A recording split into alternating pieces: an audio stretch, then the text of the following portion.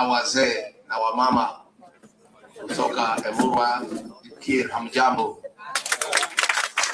Chamge Yomune, asanteni sana, karibuni hapa katika makao makuu ya chama yetu ya DCP. Mimi nimefurahi sana kupokea hii delegation kubwa ya wazee wakiwa wametumwa na wakaaji wa Emurua Kir ya kwamba wakitaka mbunge mpya wa sehemu hiyo akuwe katika chama cha DCP.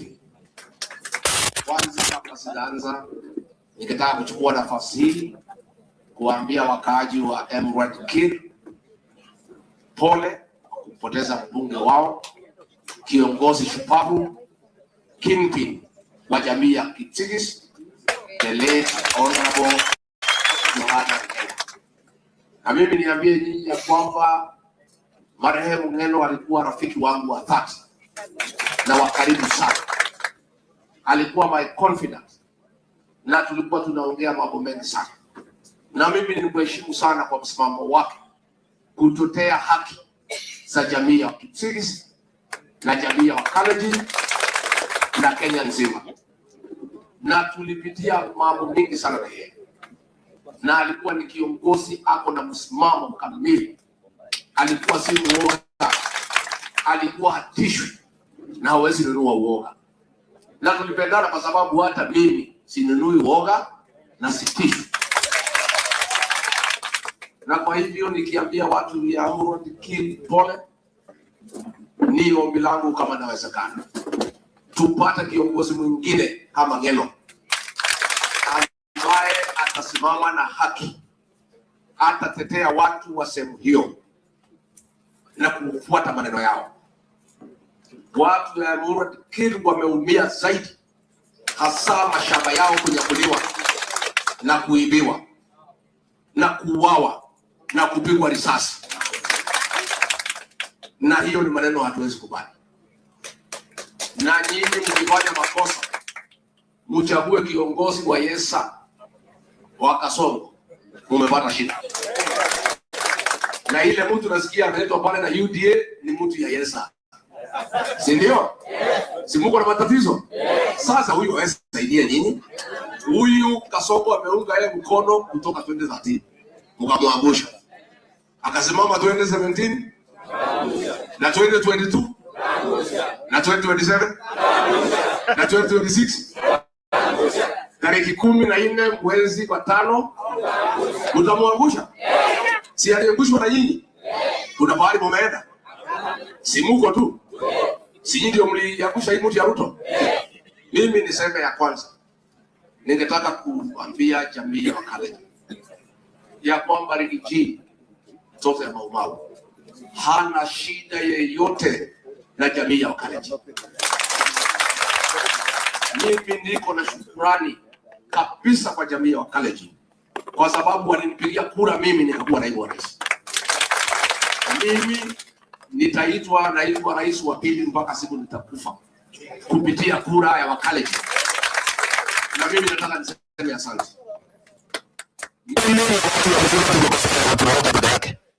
Hatujakosana na jamii ya Wakalenjin.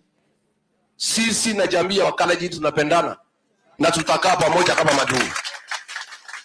Na hatutaki ibebe na jamii. Kila mtu abebe mzigo yake. Huyu Kasongo akiua watoto ya Gen Z, Wakalenjin walikuwa hapo? Hii mali ya Kenya amepora, mlikuwa hapo? Hii mali amepora ya Kenya ameletea nyinyi? Akiuza Safaricom alimugawia? Akichukua Fuliza aligawana nyinyi? Hatutaki jamii kubebeshwa shida ya mtu mmoja.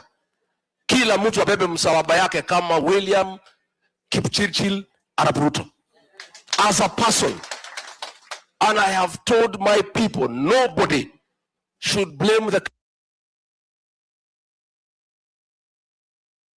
Yeah, nataka tuingie na hiyo discussion leo, and I'm really amazed and enjoyed, ama nimefurahia the speed which Gachagua is going with.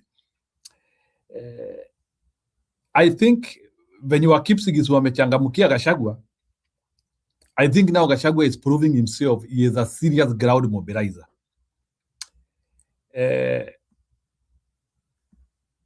I think whoever anadharau Gachagua, you don't know what you are doing. For me, I think I have come to realize that Gachagua is a campaign machine. Just like the Luo people, vile walisema Gachagua is trying to invoke emotion. Unaona amefika hapa kwa Kipsigis bwana, mpaka wanaanzia kutii. Sijui kama ni hiyo story ya kuinvoke emotion. Yani kuna vile Gachagua anaongea, unasikia ni kama you need to be in his side. Hiyo story ya kuinvoke emotions toka jana. So bwana Kipulili juu umefika. Hebu niambie Gachagua ali-invoke emotions ama? Mbaya sana. Wazito wetu ile pande ingine walisema Gachagua is invoking emotions. Na sisi tunataka kuongeleshwa hivyo. Sisi tunataka kukaa pande ya Ruto, lakini huyu jamaa analeta emotions. So can you explain to me the emotions of Gachagua to the Kipsigis people, because he seems like to have delivered. But this was the last day, by the way. I don't know how fast he did this. Because for weeks tumekuwa tukilia. You remember we've been crying on this show that from the time he went to Bomet we needed Kipsigis, and we specifically said Kipsigis community that we need him to come up there. So niliona hata alipata DCP candidate lakini alikuwa na wasiwasi na alikuwa anasema na usijaribu kununuliwa na Kasongo. I think ni kama huyo DCP candidate it's Ngeno's constituency. Inakaa tu hiyo jamaa, inakaa tu ni kama Gachagua aliangukia hiyo candidate ama ni aje. He's a good chief. The guy is a chief. Yeah, na nilisikia he is 37 years old by the way. Si ati ni kijana mzee. Yeah. So the thing is, wacha tu niseme ukweli, ulisikia hata mpaka ile pesa Ruto alikuwa na Gachagua alitupa hapo 100 million 200 million and let me tell you something, even if Ruto can afford $1 billion, he would not pay it. You know why? It is going to be what you call the precedent. President? NATO president. Precedent. Is that the word? So it would mean that if this guy is paid that much money, president, it will be a president. You said a president.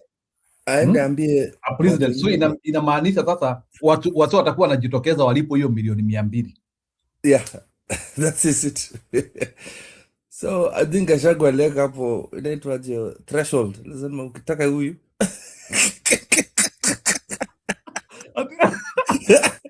Lakini si alisema Blue alipewa 100 million.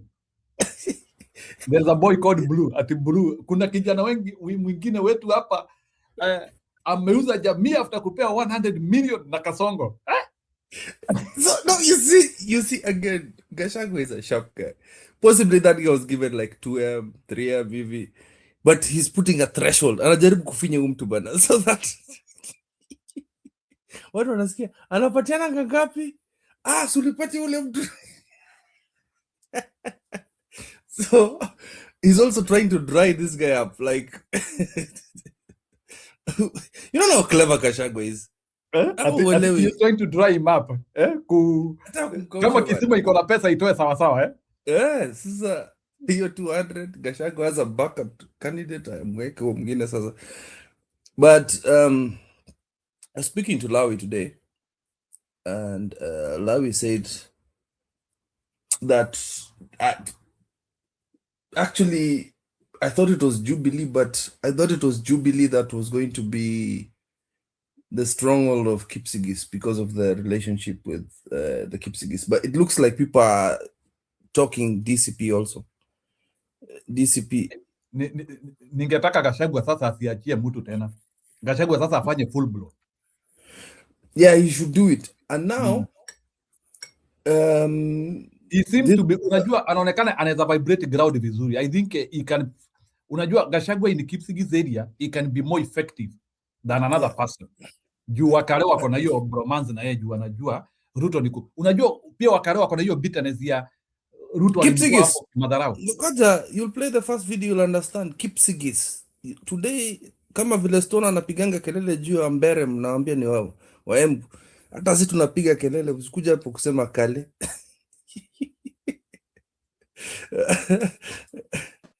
Weka hiyo. Mimi ni mlango kutoka jamii ya Kipsigis 3,600,000 na hatuna uhusiano sahi na Ruto.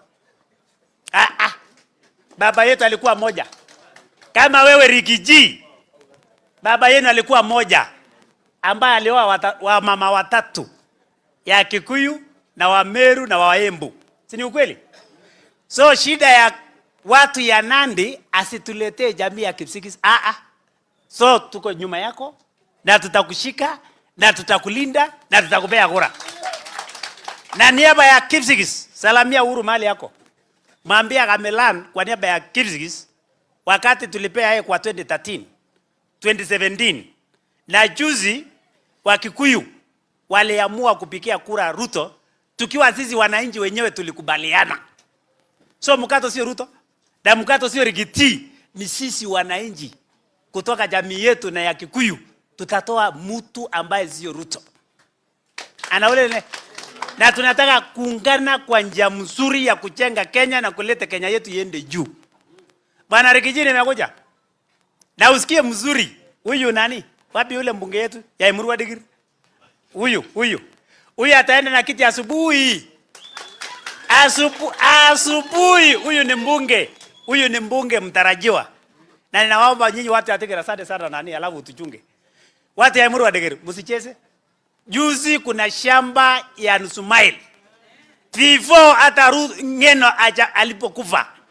Juma Wednesday kuna watu alitumwa ya kwamba apime hiyo shamba, na hiyo shamba ni 23,000 acres. Nilisema jana hata akuje na helicopter, hata akuje na jeshi, tutakufia sisi wote kwa hiyo shamba. Mnakubali ende? Na hiyo ni dawa. Saa hii mali huko kwa shamba ukiwa Kikuyu, Murturkana, kabila kani, linda mali umepewa. Usiame. Na Rigiji wakati utafaulu. Rigiji wakati utalafaulu. Lazimisha mpaka magistrate, principal magistrate, wale watu wanafanya kotimi. Orders ya kupeana watu operation na watoto yao sio mzuri. Na tukubaliane kabisa. Number 3, watu asipore watu kwa hii mambo ya factory. Na saa hii nakwambia, saa hii kwa jamii ya Kipsigis. Kwa jamii ya Kipsigis vile tunaungana na hawa. Utushike. Na tukae fraud based government, sio kama hii ya Ruto. Hapana. Tukae sisi, nimekuja kwa sura ya Kalenjin versus Kipsigis. Anaule ne? Uneo. So bwana Gachagua, una wasiwasi? Na huyu niliongelesha huyu. Huyu kijana anaitwa Cheruiyot. Na ninashukuru ulikubali ya kwamba uunge Vinze. Na kesho itakuwa Emurua Dikir. Na utakuja. Na nyinyi mtusaidie kuletea hata sisi majirani. Ukuje uone uhusiano yetu, hatuna fujo kabisa. Kabisa hatuna shida. Na bwana Rigiji, kifo ya Ngeno. Na kila mtu asikie kifo ya Ngeno. Tunataka Ngeno.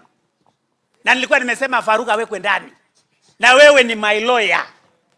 Kalonzo ni my lawyer. Ninaringa. Kwani Faruka kwa na gani? Niko na Rigiji. Asaidie Kipsigis. Niko na Kalonzo. Asaidie Kipsigis. Aka lakeja. Mato ngemete njiji. Mato ngemete. Shamba ya Kericho eka milioni 2. Paka saa hii mtu anataka kupatilisha title deed ya Kipsigis. Eka milioni 2. Eti saa hii Kericho T amekuwa ya binafsi. Hiyo tutachoma hiyo chai. Na tutaenda na mtu paka waje viatu. Wale watu ambao walikuja kushika wakati wa ubeberu. Bwana Rigiji ukiwa my lawyer. Hiyo wasungu, family ya Queen Elizabeth, asungumuze na sisi. Sio Wanandi. Na tumekuletea shida yetu. Na hatuna shortcut.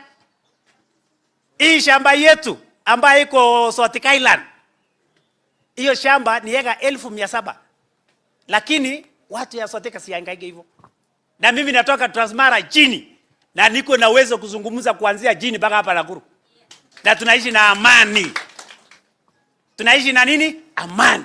Au ngeja mimi napicha mbana Nakuru. Asike mwechi mbichu. Asiwa na meja Mungu ongelele. Arab Ruto. So Ruto one time.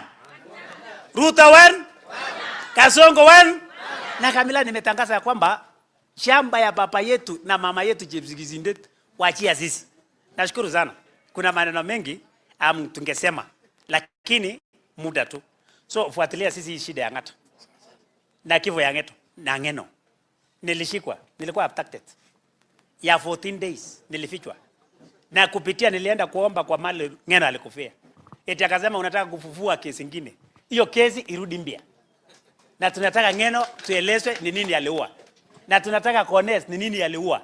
Ng'eno ni Kipsigis, Kones ni Kipsigis, Lona na ni Kipsigis. Hatujaisikia Kipsigis Munandi amechomwa na ndege, au umesikia? That is the cases. So maana ninasema ya kwamba mimi sio Mkale, mimi ni Kipsigis, na watu yetu lazima alindwe na apate haki yao, na mambo ya uboraji ikome. Asanteni sana asanteni sana. Njeru. Asante. Wapi makofi hao viongozi? Njeru, ni kama hii show yenu wanasikianga. Ni kama wanakusikianga, yani wanasikia sisi bana. Everything we are saying. Wait, ati mimi si Mkale. Wewe nini bana boss? Hata kipu sasa hivi wewe si Mkale. Cannot be with Nandis bana. Kwenda huko. It is freezing well.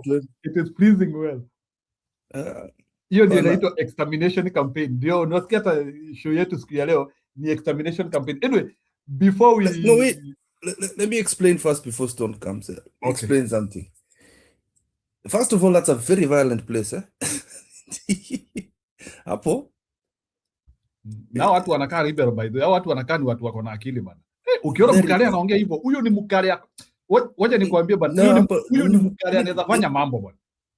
Any place, I was talking to Lawe, akasema hiyo ni place ya mshale bana. You don't joke with those people. Alisema hata police. Ukisikia Mkale anaongea hivyo bwana, huyo ni You'll hear what the lady is saying. These people are not jokers, They don't fuck around. Sorry, don't mess around. The other thing Lawe was telling me today was that first of all, Rigiji is doing something that Ruto was doing, was selling fear. And he did that to chama ya Isaac Ruto. Akatoa KANU, akatoa chama cha mashinani.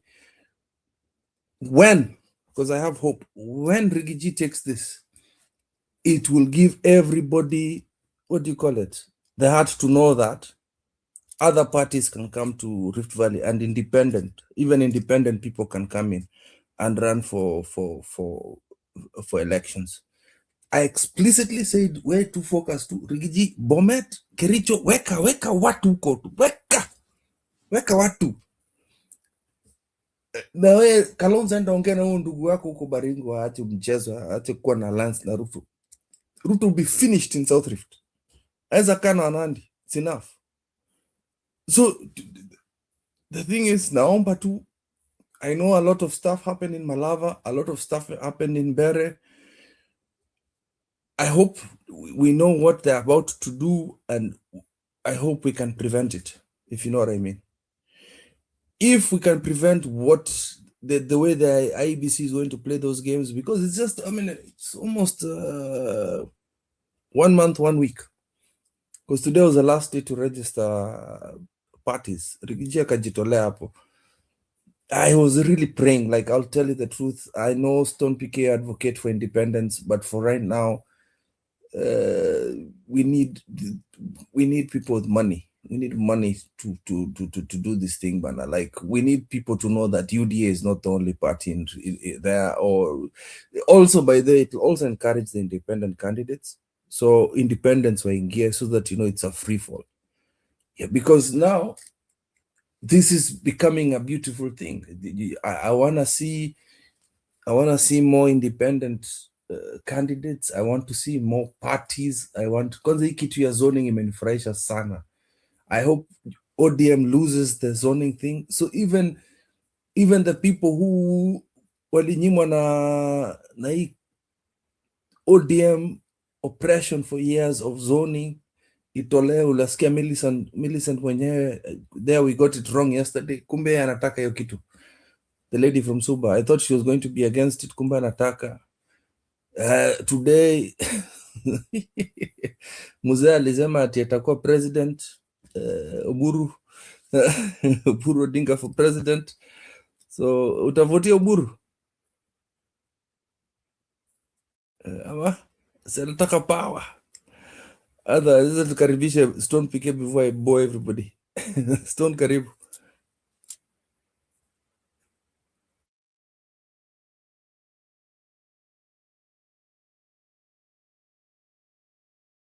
Kioran, go ahead. Do your initial reaction.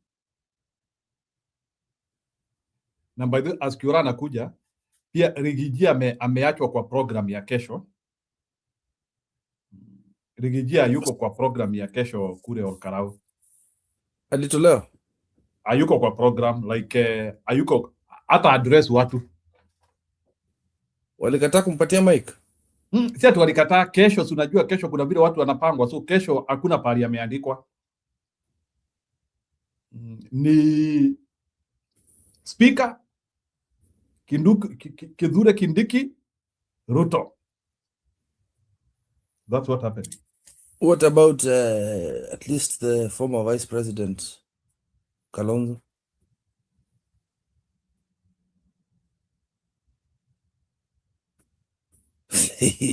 That would be very awkward, eh? That would be very awkward. How is that possible? Jero, how is that possible? What? Ask again? How is that possible? Can Rigathi Gachagua not be allowed to talk? Hivyo ndivyo iko. So sasa but unajua sasa ile kitu iko, unajua kutakuwa na reaction. Watu ni vile sasa hivyo wamefanya, watafanya sasa. Ruto will be booed kama kitu kingine. It will now be worse. Rigiji will not speak, lakini there will be a lot of mamas. Trust me. Yeah, but you see also, there's going to be the fact that people will be selected to go to that burial. People will be screened. They will try to moderate, lakini sauti itafika. That is weird. Now, hii ndugu yako nini bana yaongee? Yeah, kama as we wait for Stone si tuchapa. Chezeo mama. Uliniita saa ngapi? Habari gani? Mara tatu. Jema kabisa, go ahead. Mara tatu hata na. That's good.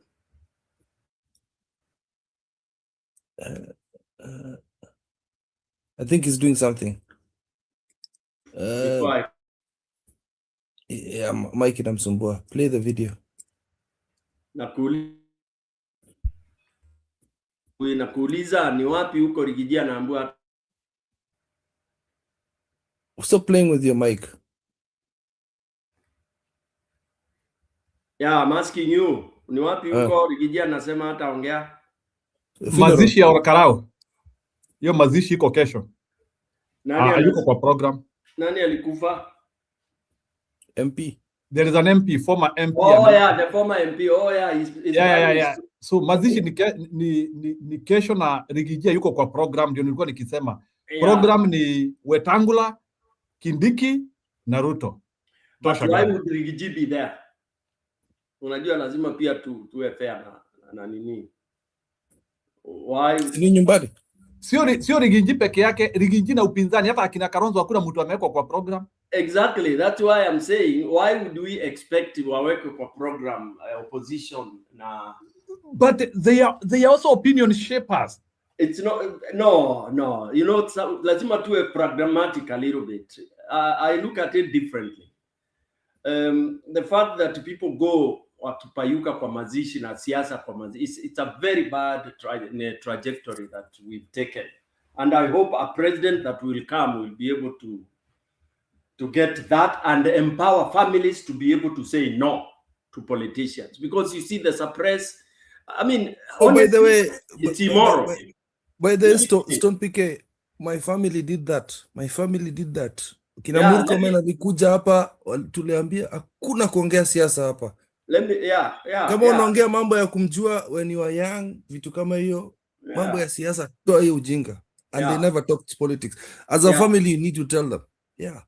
That nonsense, I even did it for my daughter, although they took a little advantage. Alijaribu kupenya, I almost nyang'anya the mic, you know, and people booed him. He could not talk. You know, the area MP, yeah, because I even wrote to the DCI. I wrote everything, you know, as a family. We wrote and said, I am a politician. I'll facilitate meetings for people to come and talk politics. And I do that. And that's how I explained it. As a family, we are a political family. We facilitate forums for people to come and payuka about politics. But for Barrio, we said no. And it was a no. You know? Because, you know, it is garbage. It is nonsense for people to come, wanajidai, wanamon, and then all of a sudden they digress into... In fact, if I were opposition, I would start that good manners. I would stop it, and if it's politics, we go and organize the rallies for that purpose. It is sad. It's unfortunate. That's my opinion, and that's how I strongly feel. So for me, whether people deny Gachagua, Gachagua has the mic. Even Gachagua can even, okay, it will be rude for him to hold a rally, but he can even go back there now. Kufanya, there is a Kimbere word we talk, kugiria method. He can go back there to panguza those people machozi. That would even be more impacting, you know, kuambia family pole and all this. And then now they can talk as much as they want. I wish Gachagua hears me and he does that. It will even be more impacting than this nonsense that the politicians of UDA are trying to wherever, you know, trying to do. They can do the very minimum because he has been an MP. Yes, they do it at that basic period. Si kuja hapo kuanza siasa, sijui itakuwa nini, because that's what they will do. But they will find very, very huge resistance from the people because they are not wanted anyway. And that is a very hot zone. It will be even be worse than the Kipsigis area of Ngeno. Anyway, that's my opinion. So Njiru and Kip, for me, if I were Gachagua, I would not even make hulabaloo about it. I would not even, I would just organize something very unique a week later, you know, and go and murder in tunaitanga kukaua in that area. Anything else I need to comment about the Kipsigis? Njiru, you want me to comment about that? You can comment about Kipsigis. Ebu tuambie, do you think now Gachagua is doing the real mobilization for those people and he is actually proving some good opposition to Ruto? For me, yes, it's a good job. And what you need to do at this time, the underlying, the embedded issue here, and the biggest opportunity here is that watu, not that watu wamekasirika, wamechoka. People are angered. So if you are good enough and smart enough, you strike now when people are ready to hold on anything. In Kenya today, Njiru, whether Gachagua or anybody else, if you touch this button of Ruto must go, you are there, home and dry. Actually, Kenyans don't need mobilization. And that's why I support you. The fear is it's what we call IBC. Today, Kenyans are wahitaji at mobilization at kujeni tuende like we needed in 2022. No. You see, the journey which was eliminated or terminated at Parliament building, that did it. Upon you, the camel back broke. The pain that people went into silence with is what is now erupting. And the eruption that is here in Kenya today, ni mtu tu, mjinga tu atakuwa akijicomfort. In fact, I want to share a clip of what the issue, the pain that is in Nigeria right now. And the people are so painful that they are doing mass burials of their president, Tinubu. It is equivalent to exactly how Kenyans are feeling.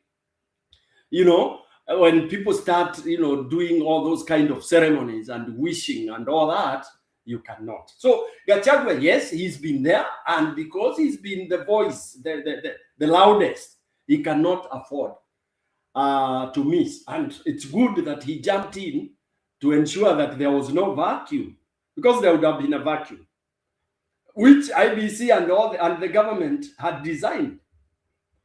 For example, why is it that they are giving deadline for mass registration? Why? Can somebody give me a good reason, maybe even from comment section? Why would there be a deadline? Why would it not go for another month or two? What's so scientific with the people registering? And even when people register, if the system is very correct, you don't need more than a month or two to be able to whatever they call cleaning up or auditing the register. Why would we say that it's a month of mass whatever, and they are stealing money left, right, and center? Is it the budget they are talking about? Those guys are paid peanuts. Those people who go and those clerks are paid peanuts. And this is something that IBC should, the opposition should really be fighting for. Why? Why do we want to limit people? What are these deadlines for? Deadlines kumaanisha nini? They are deadlines to do what? Deadlines to where? Jesus is coming tomorrow? What is it? Why would there be that kind of terrible kind of cutting off people that lazima ikuwe nini? So those are some of the issues that we need to look at. Now, Gachagua stepping in Kericho, this is wonderful, because again, as much as we think Kipsigis are warriors, ask yourself why they have been subdued for this long by the Munandi, and yet Kipsigis are the majority. You see, sometimes the warriors, kama there is such an English word, is not what determines, okay? There could be other powers that, have subdued them. It is so sad that Kipsigis have been subdued since independence. Yet they've had the most talk of intelligent, the most political, the most upright politicians. And Kipsigis as a tribe does not have that nonsense that hapa mtoke hapa si kwenyu. I lived in Kipsigis land for I think 6 years. And anytime I go back there, a cow is slaughtered. I know Njiru utashangaa ninachinjua ng'ombe kwani mimi ni nani. Kalenjins don't chinja mbuzi for respected people. Okay? Unachinjua ng'ombe. And you are a respected person. Not Kalenjin, sorry, Kipsigis. Okay? Wamekatatu wamesema wao si wakale. No. Hapo pia nataka kukufunza kidogo na Wakenya wengine. Who wrote this nonsense about what is Kalenjin? Njiru, do you know what is Kalenjin? Na wale wako kwa comment section. People have never taken time to know. Okay? Kalenjin is a term to collectively or put together people, tribes in a set called Kalenjin. Gema. They are Gema. not tribes. No, Gema is. Wachana na Gema. Gema hiyo ni. No, I'm saying it's similar to that. You guys did not adopt it. You refused. Gema was a bit. It was it was business. It's Karume who changed pesa kaiba na kaenda nazo. But see the same as Kalenjin. Kalenjin was a few of these people. Kikuyu, the one that has failed. Let me educate you here. The one narrative that has failed is whereby now what you are calling Gema was being forced ndio iitwe Kikuyu. Yeah. Now you get it. Okay? Yeah. So that same as Luya. Yeah, Mwembu ni Mukikuyu, Mumeru ni, which is a lie and a nonsense, and it cannot be. That's the sad part of it for those who have been pushing that narrative. So equally, Kalenjins are 5. I think you are 5 or 6 tribes in that. Like in Kenya, almost 7. 7. Yeah, they are 7. Okay. Now, the same thing with something called Miji Kenda. Yeah, Okay. that is what is his name? Msimamo. Simamo was saying that today. Yeah, so Luhya. Miji Kenda hiyo iko Luhya. na watu, kuna kabila Kauma, Giriama, Mdigo, Mchonyi, they are there. Those are tribes, my friend. It is some nonsensical people or historians or those who are, you know, history depends on who is writing. You write it according to suit you. Even in research, even in science, people research things bent towards their thinking. All right. Now, the same thing with this thing called, when you go to, you know, tribes like Embu, Mbere, the Raka, because if you are Kikuyu, why would you have a name Mbere?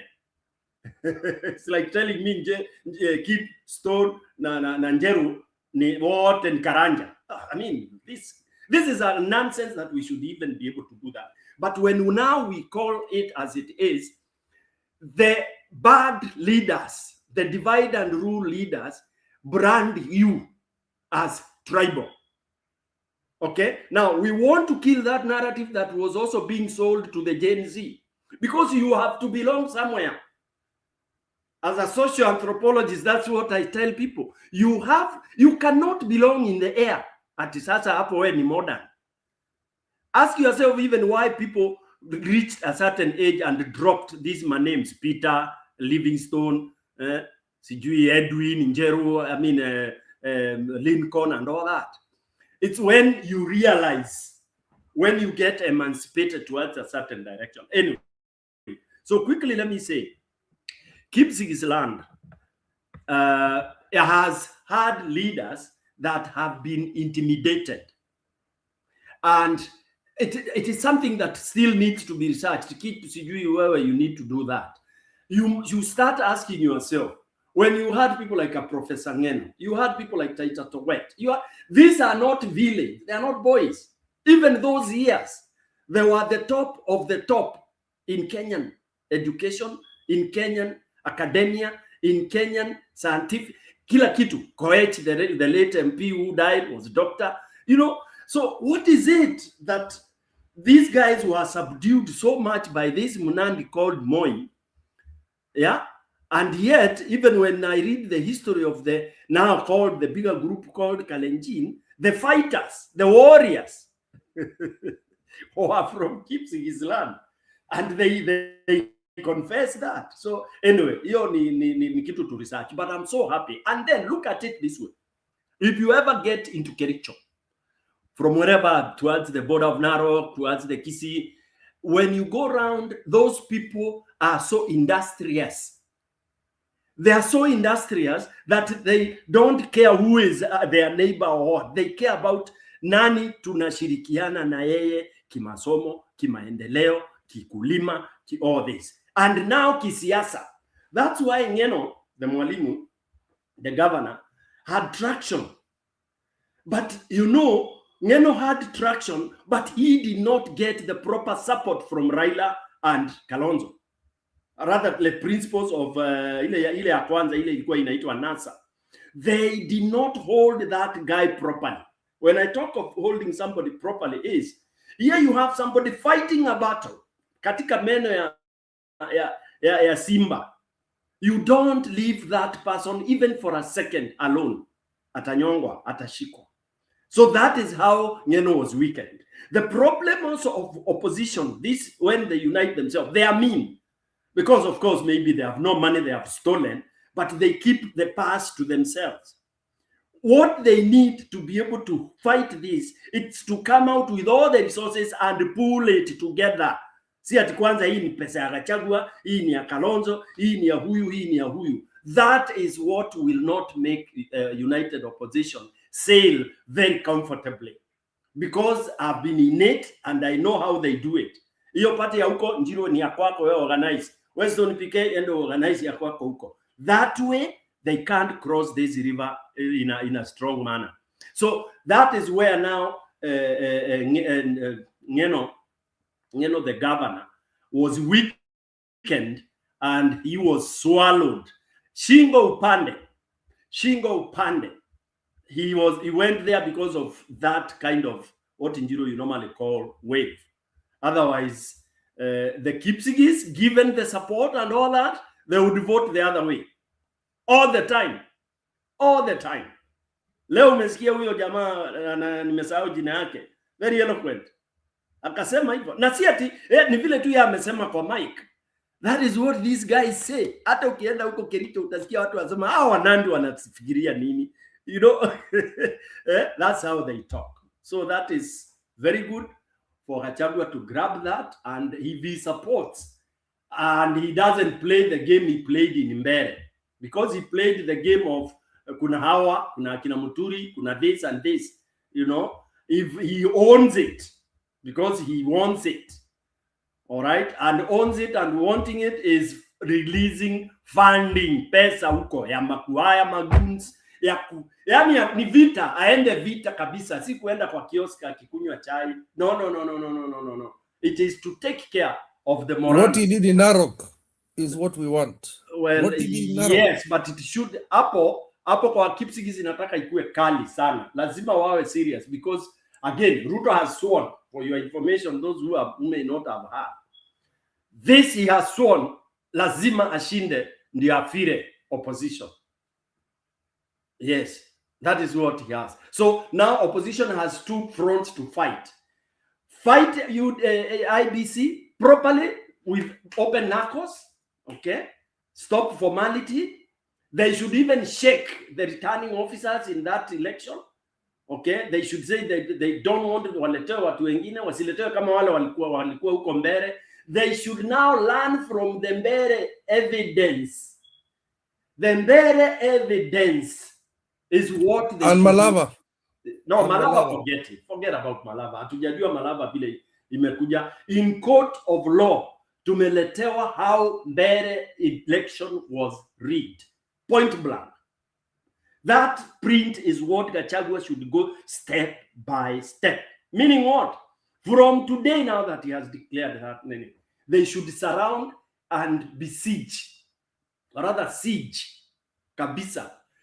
Funga all loopholes, okay? Including ballot papers, include kila kitu. They should know. They should even ask for a committee to be set to work hand in hand with IBC. There is nothing wrong with demanding that. You are a player. You can decide how you want the game to be played for openness and fairness. They can even decide in that constituency no stories are Kim's kit, because Kim's kit is Kamagod. Yes, they can say we don't want Kim's kit. We want mtu atokelezee hapa kwa polling center, asomwe jina yake kwa register, watu wakiona, and then apewe ballot, apige kura watu wakiona, na hizo kura zihesabiwe kwa polling center, hakuna kupeleka tallying center. Zipigiwe hapo kwa class, na hiyo ikuwe hivyo. They can do that.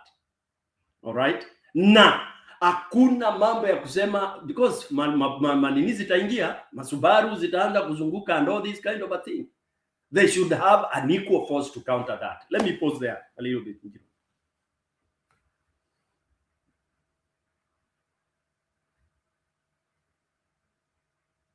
Aya, tuendelee na mavideo kidogo ama? Kama ndio zinaleta uhondo, si ndio ni poa ama? Maybe before to nicheze hizi, have you heard Gachagua family has come out, by the way, kuongea ile story ya Ruto alikuwa amekuja kuleta no, they said the oldest of them said hakuna hiyo mchezo, tunaacha. Sorry? The patron of the family has said waache hiyo mchezo. Yeah. Kuna jamaa ametokezea na amesema na huo ni mzee. Yeah. Huo ni mzee wa familia. Story gani hiyo? Story ya Gachagua ati ali Dr. Will. Kuna mzee ametokezea na akasema is a Gachagua. Yeah, everybody is satisfied. No. You guys on this channel, there is a small advice I would share. Of course, I don't have authority on these kind of things. There are things that, for the sake of what is happening, you can't start discussing. when you hear of Ruto is not the one who began that. He's not. Yeah, that story. Anyway, let me conclude this way. Your story ya Gachagua na familia yake, it's bad. It's a can of worms. So the best is, for the sake of where we are headed, tusiende kwa hiyo, because it's bad. Take it to any bank. It is bad. It's not good. It's not nice. It smells. It is rotten. It's family issues. No. It's bad. Whether it's family issues, keep such things should never happen. Unajua huwezi kuja kuua ndugu yako alafu nikikuuliza naambiwa achana na hii, ni mambo hiyo, ni ya family hiyo. Hapana. Moral has to be and stand upright. Yeah. So there are things that our big man who we want to alifanya, which he regrets in life. Anyway, you know, there are things we know that we are mablanda, matama, manini. Then you realize along the way they become really a burden, or even you realize, because Gachagua is emotional, for your information. You know that, you guys, is very emotional. Juicy made a blunder, and I know when I point to these blunders, people, when this issue of this Wakalenjin wanini walishikwa, these thugs, he came out defending them. In akungoja hiyo information, if he had waited for another sorry, he'll come by. Even the way he stated it just means that you see why in general I always tell you I cannot have that guy as president. He already states what they've been doing. Let me finish, Kip. You know, when you hear something, even like now, don't be excited, because even if you say it today or tomorrow, in fact, if you say it tomorrow, you will have gathered more material. Other than you saying it today, then you start correcting it tomorrow. That's a serious thing in integrity measure and whatever you want to call it. I don't want to call it politics, but any public delivery, you have to really, really, really make 2 steps back to be able to, so that whatever you say is final. Unaona, in a stand test of time. As I said, human beings is to error is to human beings. These are, we just wait to angalia what is it that we need in this war, okay? But tujue, and I keep on saying, sijui kwa nini akina nania wasikii, mbona akina hao watu wengine wadogo wanasikiza vile tunasema. Akina Malala, they are drunk. There's something they drink ambayo inafanya they are not listening. Hiyo kusikiza ground is kusikiza ground na kusikiza comments after you talk, after you do your speeches. What is it trending? TikTok zinasema nini? That's how you grow. That's how wanafikiria washafika kilele. Because why would you say these guys who are protecting wananchi, and I even don't want to dwell with that in that, and then all of a sudden you realize kumbe ni waizi wanaibiana wenyewe kwa wenyewe. Tuache hapo. Enda Njiru. Mike yako iko off. Njiru, you're off. No, I didn't want. So is a comment I wanted to. Kuna mtu ati anasema kuna polls zinatokezea ati Kagidi ati anasema keep Njiru Stone PK. Have you guys seen the new polling numbers?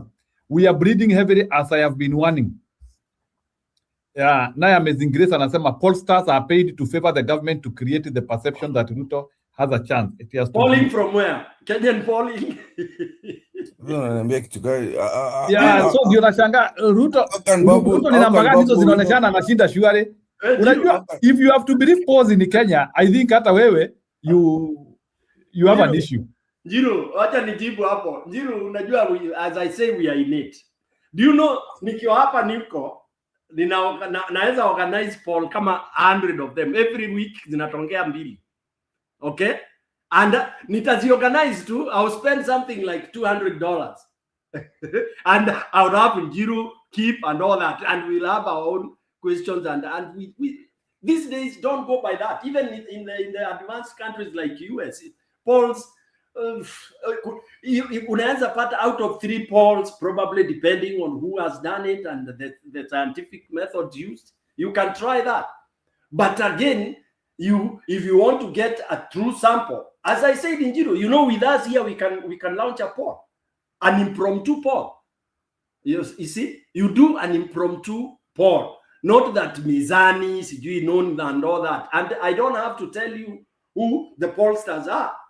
We can do a random one and get it. And I would want us to even think and do that to try and make sure Kagiri doesn't get swapped into the Kenyan poll. Ni kama zile zinakuanga kwa Facebook.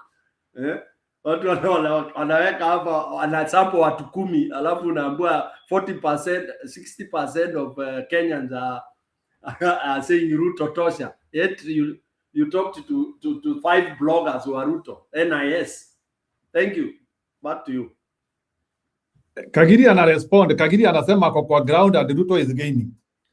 That is what Kagiri is saying. No, that I would not even listen to those kind of a thing. Wow. How ni ground gani hiyo? You should tell us which ground. Which ground? And is there anybody who is normal in his right head and brain would think and imagine that Ruto should be a president? Anybody who is normal, and I'm using that deliberately. Mtu yote tu ana akili timamu in Kenya.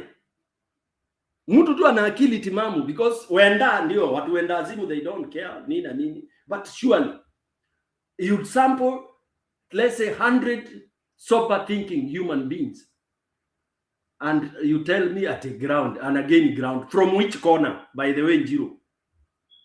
And hii mambo ya kusema uko ground, hata si tuko ground ba. This is a global village. Some of us are even ground mbaya mbovu. Meetings zinafanywa day and night. Life. So ni ground gani hiyo?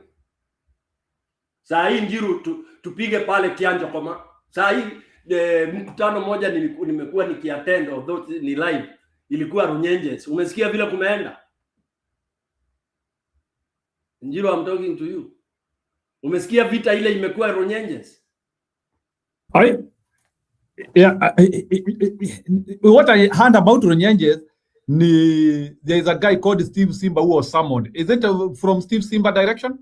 No. Karinda alitoka, Karinda wametolewa mbio. Runyenjes, it was battlefield today. Yeah. Na mbona si ungekuja na hizo video utuambie bana, ona hii bana. No, so, brief us tuambie Karinda amefukuzwa na nani? No, si Kagiri hawakuambia si yako ground. Anakuambia Ruto ana gay. The hostility that Karinda ameona leo. Amegongo agenda kuongea ujinga za Ruto huko. Oh my God. What are we talking about? Hata kesho wanaweza shika Mkonji because wanasema ni Mkonji ameinsight. You know, mtu akishindwa kuenda choo anasema ni Mkonji.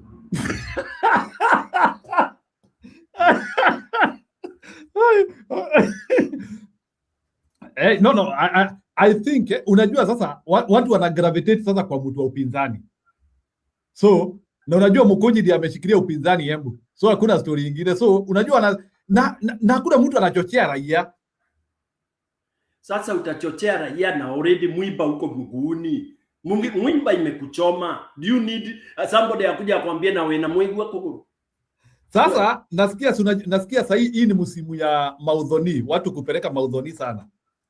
Sasa kuna udhoni nasikia ilikuwa Kibogo weekend. Akina Mkonji wako hapo na kila mtu. Imagine watu wa Ruto walizuiliwa hata kuingia kwa gate. Waliambiwa hapa amkuji, muende mtafute udhoni yenu.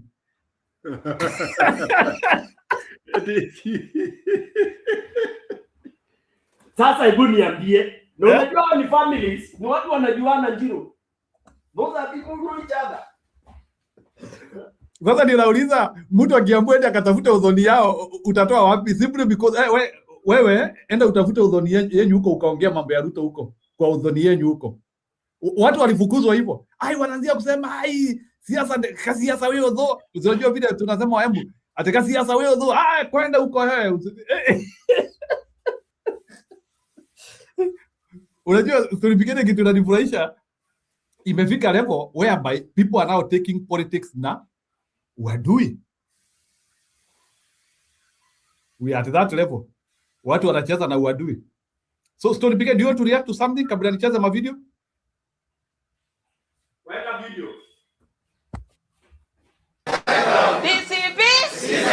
Wacha nimshukuru Mungu kwa nafasi hii nimepata. Wacha niseme asante, umetukaribisha hapa. Tumesema asante, tumekushukuru sana. Hey, sisi tuko chama ya DCP indani. Sisi ni wanasiasa wa mama. Hata sisi wa mama ni security. Tuna mchunga mkubwa. Hatuwezi waachia watu. Hawa watu wako kando hata mtu asikuishi. Tarehe 14 tutapo ila hakuna. Watu watashangaa siku hizi. Sisi tuko na Mungu. Na hatuwezi weka kando Mungu. Wako mbele wetu na nyuma. Na tutatandika UDA vibaya sana. Okay, chore.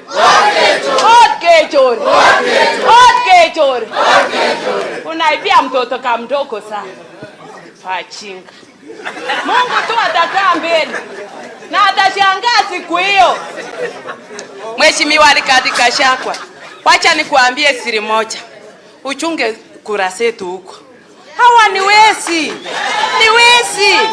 Lakini upange kabisa.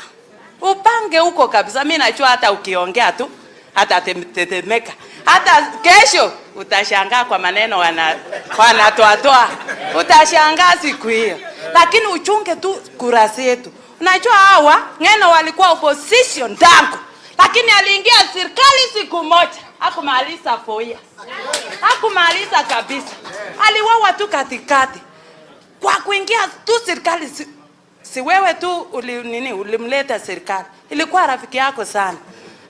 Alikupenda wewe. Sasa akaingia serikali because of you. Sasa hawa tu walikuchocha kwa serikali. Akakutoa wewe kwa serikali. Sasa siku chache tu ngeno alimaliza tu hivyo. Lakini chunga kura zetu. Sisi tunapika kura. Wamama wako mbele. Hata siku ya ngeno, si unaona wamama walifikia kura kabisa? Hawa wamama wa huko. Hataki maneno mingi. Tena wanakaa nyumbani, hatoki ovyo, asikii siasa. Kenda tu naongelesha tu nyumbani. Nani? Si ni mheshimiwa mweno. Tunapata mkuu ya ngeno. Hatuwezi wacha kabisa. Huyu Kibet ni mtu mzuri, ni mtu wa siasa. Tunajua hata akiongea ni kama mzee ile ameseeka kabisa kwa maneno mazuri anatoa. Sasa watu wanapenda mtu yenye anachunga hawa. Hataki mtu yenye anakaa kimya. Hata Kiswahili ni afadhali yangu, Kiingereza hakuna hata moja. Anaongea kama mtu ambaye hakuingia hata darasa la 8. Hili ndio acha darasa. Tunataka watu kama huyu. Akiingia kwa serikali anaamka kwa bunge na kuongea maneno zetu. Hatutaki mtu, sisi hatupiki mtu. Tunapika mtu yenye ako na matendo. Hatutaki maneno mingi ya nini. TCP kwa serikali. Tutaingia kwa serikali. Tutabomoa hiyo Ruto mpaka ashanga. Mimi sitaki serikali ya nini. Sisi tulikaa opposition 10 years. Na tulikuwa na lami, alikiross everywhere. Lami, hata mashule tulipata huko. Kwani tuliingia serikali tumepata nini? Wewe brother yetu Ruto, imunyi nenga aliyeti. Akimacha konyorgalia, kimacha agechege birtengo uye kibirtangen. Wale kigaski ngwangen. Hata siku ya matanga yake, hata watu wake walipata shida. Nini? Nege mene. Otachege mene mali wanda.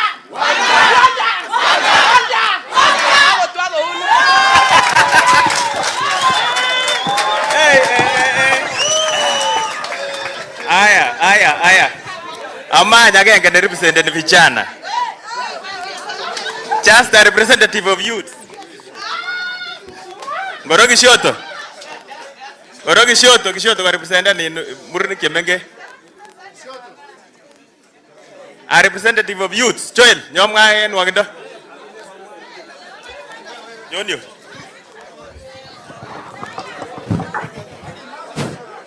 Aleni nabatamo nabasi nagata ko luamune oboiboy amacho nabasi ne amwangi psikisi wacha niombe nikiongea kwa kilugha kwa sababu leo nimekuona kwa macho yangu na nimefurahi sana. Amache asomo iko mingine tapke kemwa kine noton kou ye kangalal mheshimiwa kakas kit nengwan nekamwa kole kiwonan lakini maochi kikiwone kosor biik chemi endabu kikiwone ndakami serikali nguni kosorungo sobonwekab biik kosorungo so kikimando kumondo kamuktoindet inendet asikwa kotoret biik chenyalildos ndakami serikali nguni kotokityeche serikali amami chi netoreti chi age tugul kimwoe kongoi kinimong'u sitoreti kimwoe kongoi kimong sikosor sobonwekab biik kongoi amu manyokor inendet.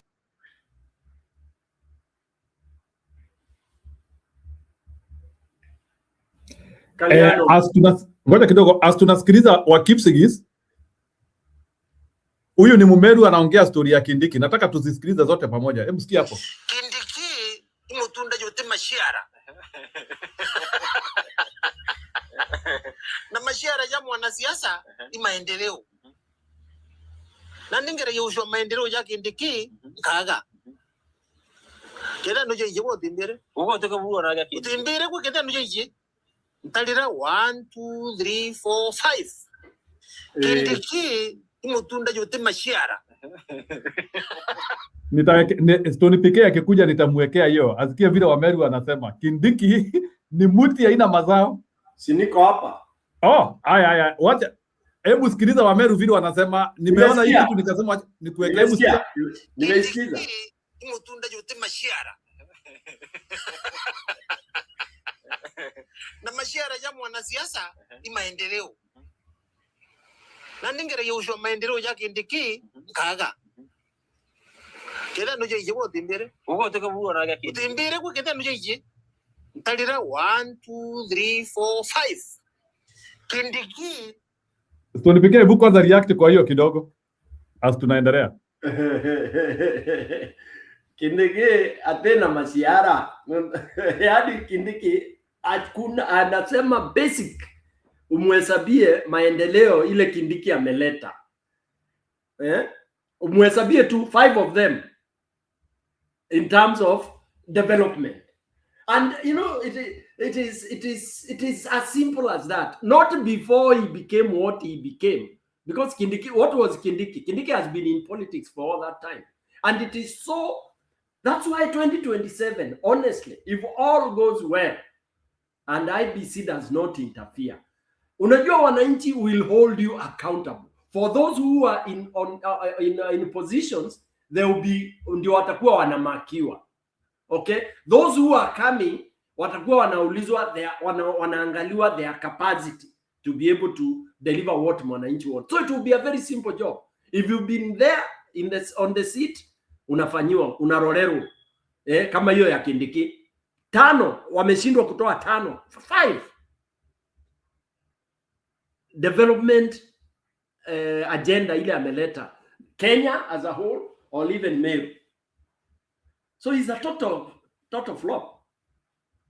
Na hiyo ni kukuonyesha Kindiki amekuwa rejected nyumbani. I mean, people don't even care that he... Can you imagine Njiru how sad it is that wewe ni vice president, I mean deputy, alafu wewe mtu kureject. Yaani atuoni hiyo deputy ni kama itatuletea manufaa, atuoni ni kama chochote kikitokea unaweza kuwa president. Let me give you an example of somebody else who was treated like Kindiki. You remember Jeremiah Nyaga? Nobody cared about his ministerial, his position or anything. Because Jeremiah Nyaga is copyright of Kindiki family. And there is something very wrong with these old missionary, these old people who embraced Christianity and conned people for their children to go to school. Actually, there is something serious. Because what they did, they denied other people opportunity and took the opportunity themselves. Like Jeremiah Nyaga, there is no way you would get, if you get scholarships, because they used to be free. You know, and the MP had to always, append a signature. Like if you get a scholarship to Canada to go anywhere else, He kind of curtailed that and he was only giving to his people. Anyway, what I'm trying to say is that those are the kind of people like Kindiki. They have never been oriented into community progress, community development. No, they are selfish. So Kindiki hata akakuwa president, it's as good as nothing. You go to his village, utashangaa. So Meru, they are right. Na wamemkataa kabisa, by the way, all over wamesema kwende mpaka Ampuru hataki kuona Kindiki. Waambie hiyo maneno yote, fire si fire, ni ya kwake nyumbani. Back to you. Huyo mama Mkipsigis, kuna mahali umesikia mama akiongea hivyo Kenya mzima, kwa siasa zote, kwa rally zote, umesikia hiyo moto? Hakuna. That tells you these people are fire. They are fire. And honestly, only that election has to come next year, but I wish it could have been tomorrow. And the worry is the IBC and all that. I'll keep on saying that. I don't know.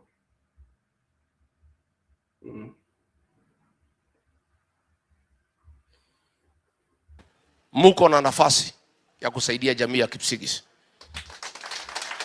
Vile wabunge wenu wote wamenunuliwa, Mungu ametoa nafasi.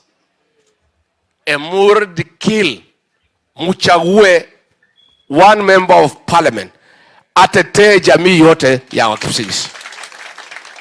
Kwa hivyo mjue the whole Kipsigis community inaangalia nyinyi, kwa sababu wale wote wako wamenunuliwa. Hawa kina Aaron Cheriot ni biashara tu wanafanya na Ruto. Si umeona vile amenona siku hizi? Mumeona? Mumeona vile amenona? Ni kukula mali. Sasa nyinyi kuna kitu mmekula?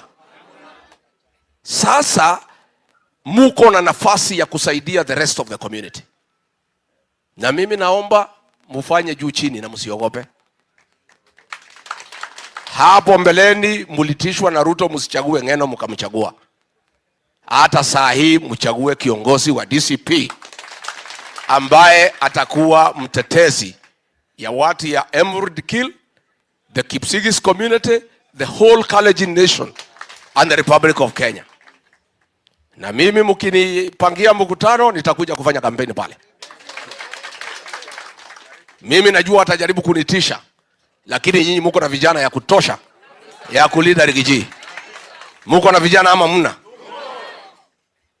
Vile mlikuwa mnalida Ng'eno wakitishwa, mimi nitakuja pia nikuje kutafuta kura.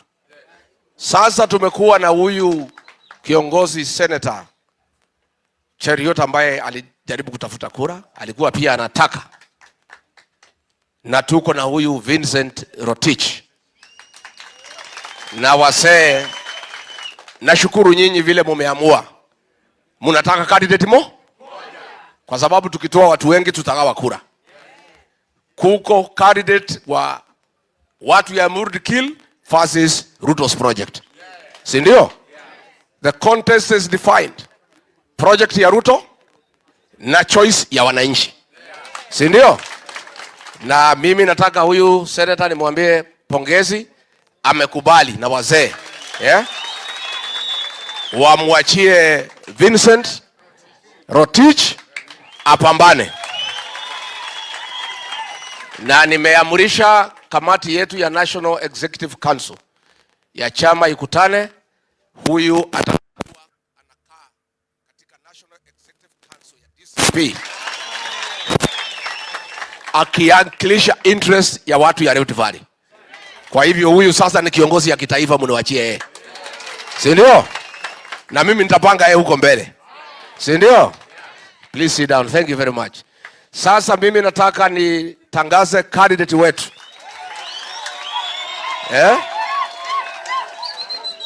Candidate wetu, kaeni chini.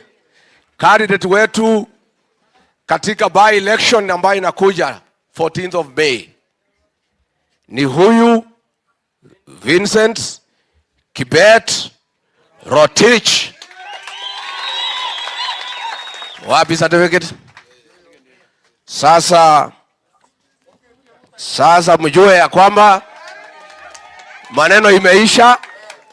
Unajua walitisha watu hivi ya madogo ndogo, lakini chama hawezi tishwa na Ruto ni ya DCP. Si mnajua? Kwa hivyo tunajua ambaye huyu, na nimemwambia huyu kijana ako na 37 years, alikuwa chief, anapendwa na watu. Nimemsikiza huyu ako na damu ya marehemu Ng'eno.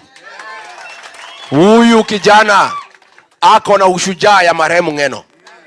Na huyu kijana nimemwambia atatishwa, asiogope. Atajaribu kupewa pesa, usichukue pesa kuuza jamii. Si ndio? Na ameniambia hawezi chukua pesa. Si amesema mbele ya wazee? Utatafutwa saa hii, Murkomen wataanza kutafuta wewe.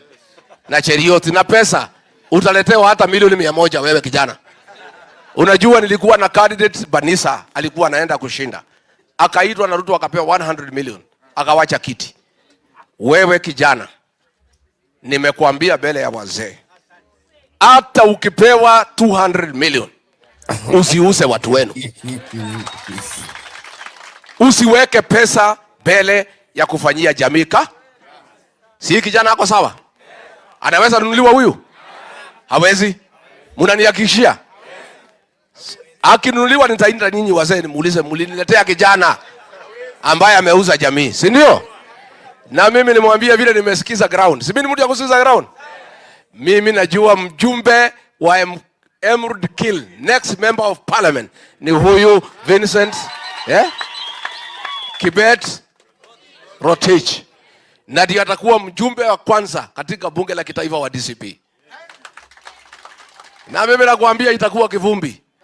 Si ndio? Na mimi nimwambie na nyinyi msilale.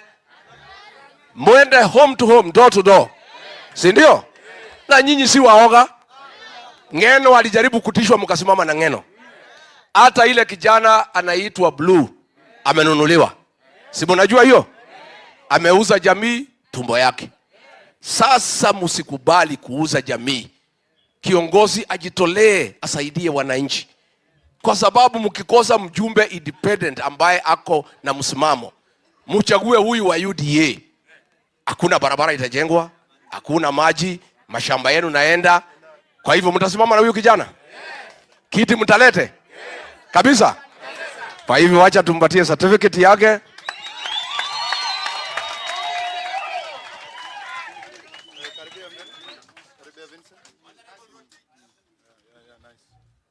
Ndio hiyo sasa.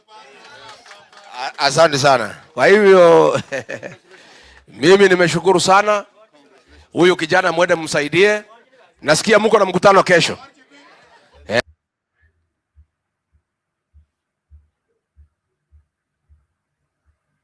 Ya wakaleji. Sisi tulipiga kura pamoja. Na mimi naomba kwa mapenzi ya Mwenyezi Mungu, hata hii uchaguzi ijayo, jamii ya wakaleji mkubali munipigie kura nikuwe rais wa Jamhuri ya Kenya. Si mtanisaidia pia? Na mimi si mbaya. Kama kiwa deputy na nikiwa rais, si mtapata haki yenu? Saa hiyo hata hakuna kutetea na kumbatia. Nilikuwa nateta kwa sababu mwenye kupeana ni yule. Nasema hii wewe Ruto patia hii watu haki yao. Anasema bana hii mtu ni anasema chef fukuza. Na ile watu naitishia haki yao ni watu about by elections when Kiarao has not been buried.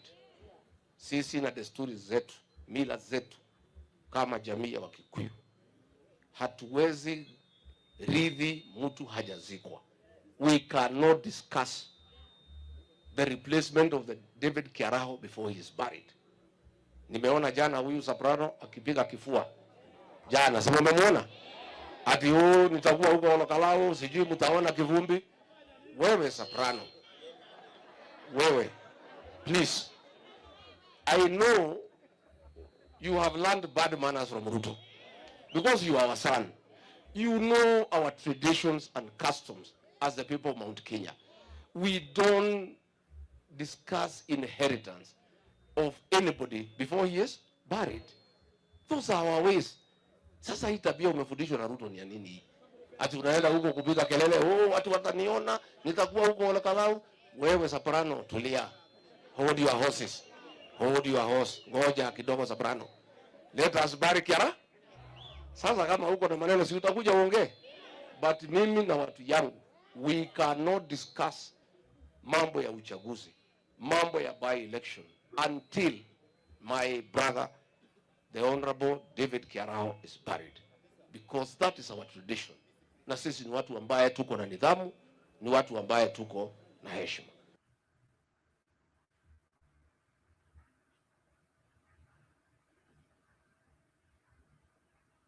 Sawa, kabla niweke hawa Kipriru uko hapa, nataka kukuwekea ka video kidogo hapa. Wewe Njiru, mbona usemi Gachagua ametusikia? No, we will react to that. That one I agree, and he is doing well. That's why he listens to this show. No, this show is being listened to. Me, nimeona everything we say. No, Njiru as a moderator, talk about that. Njiru as a moderator, when you play such a clip, you should actually accolade him for that. I mean, because this is what we were implying, and we didn't hear him say. But it was our feeling. So we are not weird. We are not, we are within the right trajectory. It's a very good thing that he has put it that way. It is bad, which is true, and that's what I like. Yeah. So it's watu wajue kwamba yes, and I think he's getting. So people should not feel like ati wakimtoa, especially Kasongo, ati asipowekwa kwa hizo nonsense. It's like they are doing Gachagua a big blow. Oh, you're talking about something else. Yeah, kuna kitu nataka I want you to react to this. Both Kipril. Send the clip to me. I'll upload it. We don't want to watch it from your phone, bana. Haya ni sawa na kutumia. To carry credible elections, nomination. If you have credible nomination, you don't have to worry about zoning, because ODM is still a popular party in the Republic of Kenya. So if you do credible nomination, the ODM candidate will still win the election. So I think those who are worried that want direct tickets are the one talking about zoning. I think zoning is another name for direct ticket. And if indeed you have done your work as a member of parliament and a legislator, you should not worry about competing for nomination. So my position on the issue of zoning, as a party we have fought for multi-party democracy. Our late leader was popular in this country because he stood for multi-party democracy.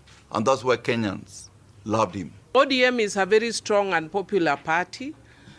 And ODM has always managed to successfully front candidates without any formal form of zoning. Perhaps there may be silent agreements in urban areas like Nairobi, but there has never been a need for zoning for ODM. And let us also be honest, none of us is Raila Amolo Odinga. And because none of us is Raila Amolo Odinga, we need to listen to the public. And the public is keen that we show what we have done to the public. When we start pushing an agenda strongly of zoning, it means that we are actually putting our personal interests ahead of that of our constituents. If I have worked for my constituency, I should not fear meeting any opponent. So when we are talking about zoning, it actually seemed to suggest that we want favorable treatment, which I don't think any of us wants. So really, I would want us to reconsider the issue of zoning. And I think it's unfortunate when we start giving ultimatums on the issues of zoning. I wish we would be giving ultimatums on issues that benefit our constituents. Maybe we should be giving ultimatums that we can leave the broad-based government if, or not government, broad-based arrangement, if this and this is not done to the public. But when we are looking at giving ultimatums, when I don't get my seat, it's very selfish.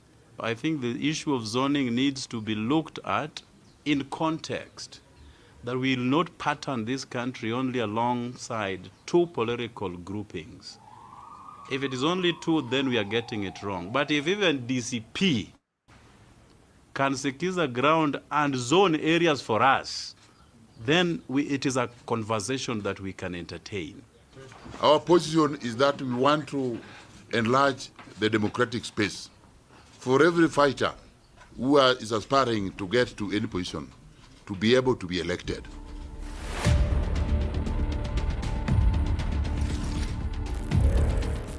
Huyo besti ametaja DCP.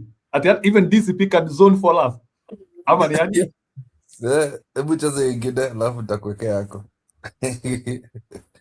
ODM party leader Dr. Oburu Oginga now says he will face off with President William Ruto at the ballot in the 2027 presidential election should the party decide to field a candidate for the top seat. Speaking in Diani, Dr. Oburu told potential candidates eyeing the ODM ticket to look elsewhere as the decision on the flag bearer is settled. And as Emmanuel Tona reports, the ODM leader has dismissed talk of selling the party to President Ruto. His New Year message issued in Diani, Kilifi County elaborated ODM's plans for the high-octane political year 2026.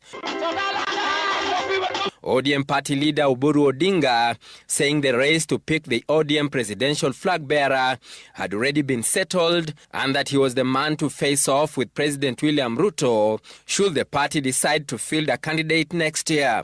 I want to make it absolutely clear that our constitution already has a presidential candidate for our party. And that presidential candidate is clearly stated in the constitution of our party. And it is the party leader. And it is the party leader speaking. I am the presidential candidate for ODM if ODM decides that it goes it alone.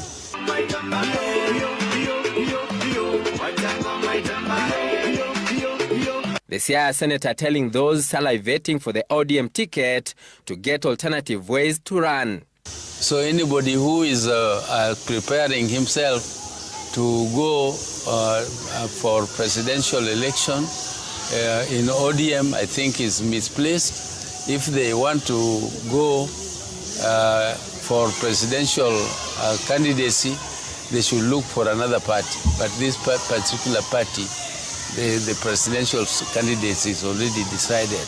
Oburu added that the party will this year make a decision on whether or not it will join forces with UDA in the 2027 polls. Before the end of the year, our party shall have known whether we are going it alone or we are going to go into coalition with other parties, and we shall have by that time known whom we are going with into the political coalition, if any.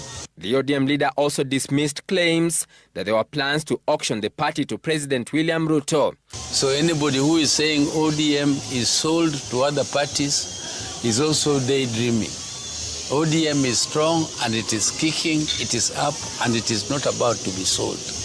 And it will never be sold. And if it is to be sold, I don't know at what price. This party is too big to be sold to anybody. So this party is not on sale.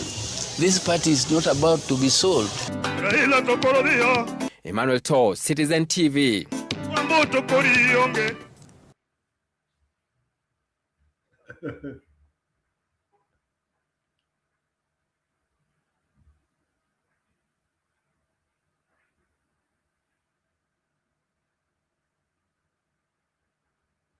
Vote for Ruto. I can tell you that. They will not vote for him. The Kikuyus will not vote for That Ruto. you know. I know that as a fact.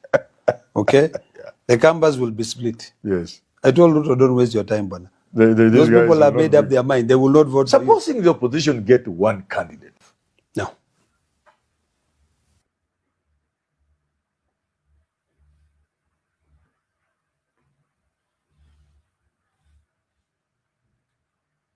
Will not vote for Ruto. I can tell you that. They as will a not fact. vote for him. The Kikuyus will not vote for That Ruto. you know. I know that as a fact. Okay? Yeah. The Kambas will be split. Yes. I told Ruto, don't waste your time, Bana. These Those guys people will have not made be- up their mind. They will not vote for you. Supposing the opposition get one candidate. No.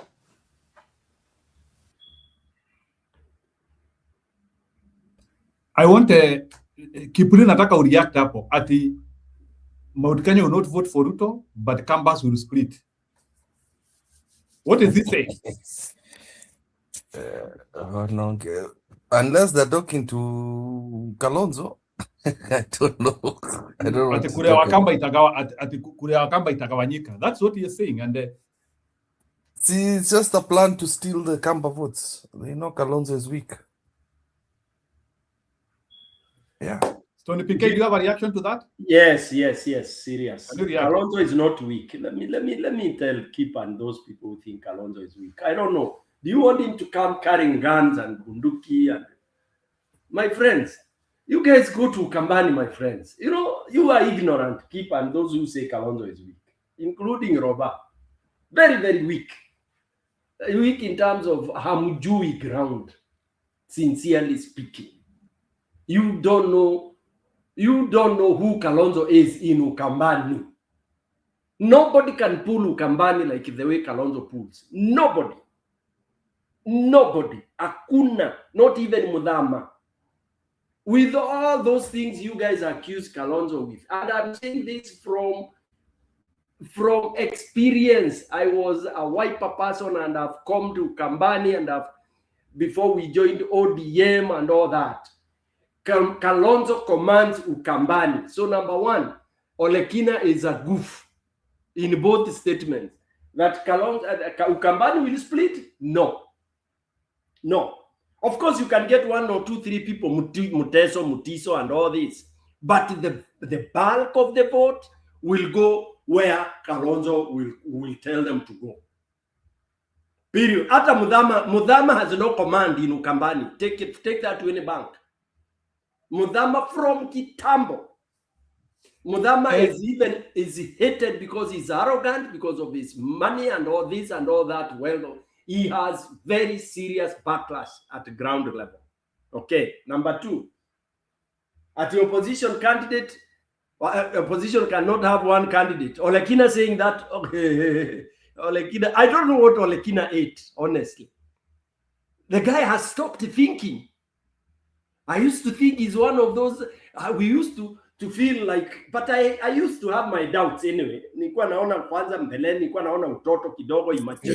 He's a rich spoiled kid. He's a rich spoiled kid. Well, yeah, but in terms of intelligence, I realized kumbe it's not really there. You know, critical thinking, ni ile tu vizungu, watu wakija US, unatoka na kavizungu kidogo, unarudi nyumbani thinking you are. Yeah, I realized he's not critical. All right, because if you ask him why is he with Ruto, did you hear all the conferences he's holding? It's because of Narok Airport. How stupid can a leader be? Yani Narok itapata airport because of Ruto. That's garbage. I would dump him to, you can't have those kind of leaders. You can't have a community saying that they are in this to get this because of an individual. That is nonsensical. I wish I would talk to Masais and never even give him whatever seat he will be looking for. This is Anjona Matina. Yeah? Whatever that means, keep najua hiyo sharing with you. I mean, it's a boot leaker, ass leaker. I'm ashamed to have even associated with him in ODM. It's terrible. Anyway, those 2 statements of his are a goof. Thank you.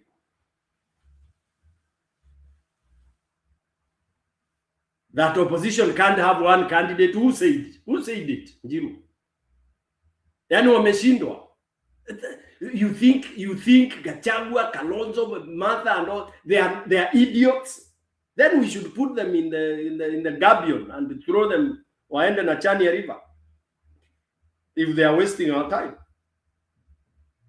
Back to you, Njiru. Aya, sawa, naona Joseph amefika. So I don't know why these people reason for us.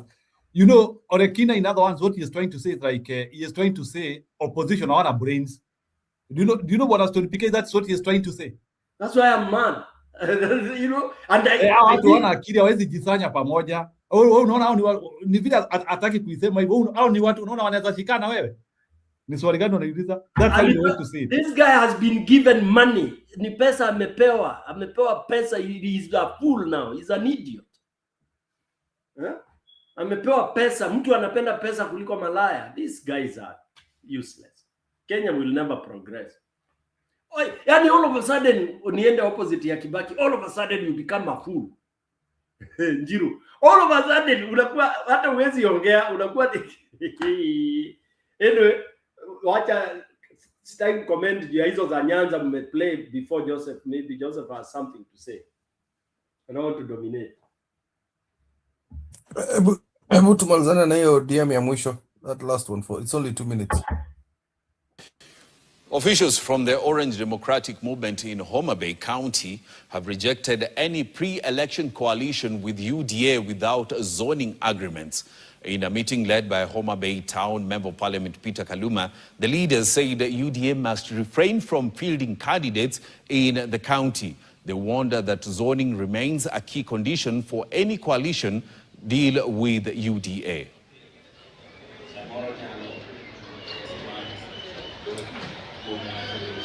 We have resolved that all the branch officers must be active, more active than they have been beginning now.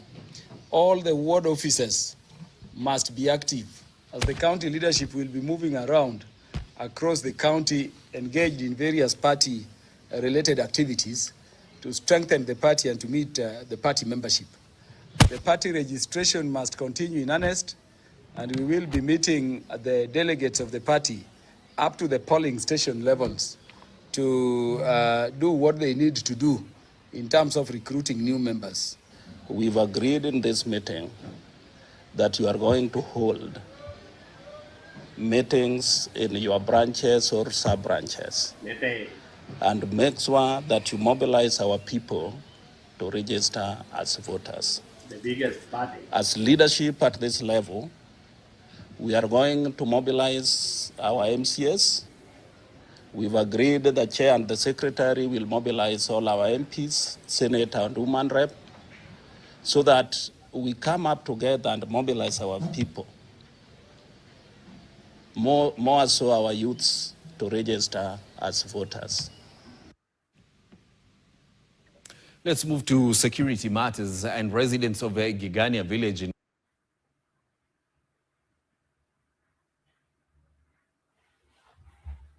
Haya ni sawa, people can react. Yusufu. Joseph, karibu bana.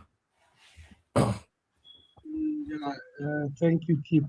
Sijajua hiyo mambo ingine ya Olekina, nimepata mmesha songa, but I can comment on this one for. They will not vote for Ruto. The I can largest tell you party that. They will not vote for you. The Kikuyus will not vote for That Ruto. you know. I know that as a fact. Okay? The Kambas will be split. Yes. I told Ruto, don't waste your time, bana. These Those guys people will have not made up be- their mind. They will not vote for you. Supposing the opposition get one candidate. No. Endelea sasa. It No, was a this small is Ole Mjinga. When have we ever seen Kamba vote split in the history of Kenya from 2013? Even not 2013, from 2007. They were still together. They voted for Kalonzo to a man to become the president. Right now is when he has seen they are going to split. You know, this guy is using his brain like that rungu he always carries. But I've never seen him very with the wisdom. You know, you can be having all this quite knowledge. You have umeenda umesomea US or whatever in the universities, but your brain, but you are not wise. You know, wisdom bestow even people who have not even touched to school and gone for those higher degrees and masters, but they have wisdom within them. This guy, let him just concern himself with his people's matters. The matter of Kamba, and maybe I've had his touching on Mount Kenya. Let him leave it for the people who are there, because he understands nothing. If he's thinking, I think that's why even in 2022 he was shocked because he knows nothing. I think he's a guy who always goes to sleep in mass and comes in the morning. If he thinks that is what will happen. I've also heard Stone PK saying that They cannot have one candidate to be able to go for the presidential seat. The question is, those guys who are in the united opposition or the alternative government, they have been in most of the deals for I think around 15 years. The likes of Akina Kalonzo, and now you can see even the Akina Matiang'i, they have been in deals even for the last pact, which was 2022. So what is it trying to tell us? That they cannot be able to talk and have one candidate. Sometimes it is very shameful if you have nothing to say. Just shut up. If you have nothing to say, just continue with the usual rhetorics of how you are going to form your blood-based government and leave the other side alone because you know nothing. You don't know what they are planning. You are just an outsider there. To speak on what they call the greatest party in Liver Limpopo, and I don't know north of the Sahara. It seems the party is now becoming regional. Even they are saying that they cannot be able to go and fight out for their party seats. If you cannot be able to go and fight for your party seat, that party seems now it is becoming. It has become an inferior party and a regional party, because you cannot tell me that the ODM that was being commanded by Raila Odinga, which was getting support from across board, maybe in some around 3/4 of the country, is now talking about them being able to be zoned. But I think these people were carried too much by the former, the late Raila Odinga, that even they forgot themselves. Right now, the chicken are coming to roost, home to roost, and most of them, they are going home because they have done nothing for their communities and their constituencies.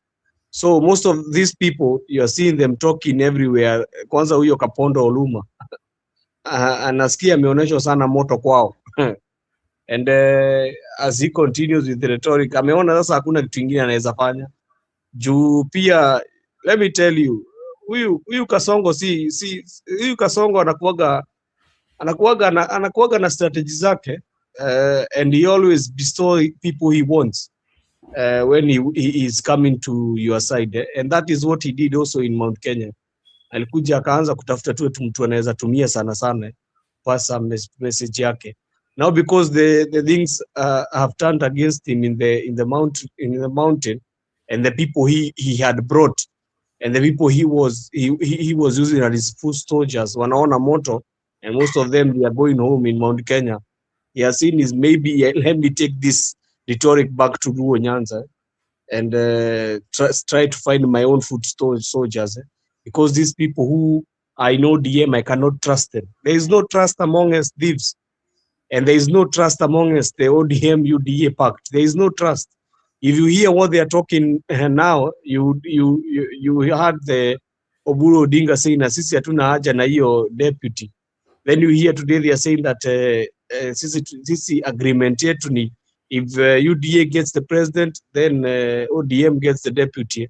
You see there is no trust among us the thieves. So when Olekina comes and tell us that the united opposition alternative government, which is waiting, the government in waiting, cannot be able to bring any candidate to be able to, or they cannot have one candidate, I even laugh at him, because themselves, they are very confused that even they are asking for zonings in different areas. And let me tell you, ODM is about to be edged out in politics of places like Nairobi, mostly places like Kakamega and Western. In the coast, they are about to be edged out very badly, and it will be very violently. And even in Luo Nyanza, I can tell you categorically, some of those people you see, they pretend to be bigwigs. They are going to be edged out completely. And that's why you saw even most of the MPs, some of the MPs are saying that, no, you are saying that we go zoning. We don't want zoning. We are going to go at it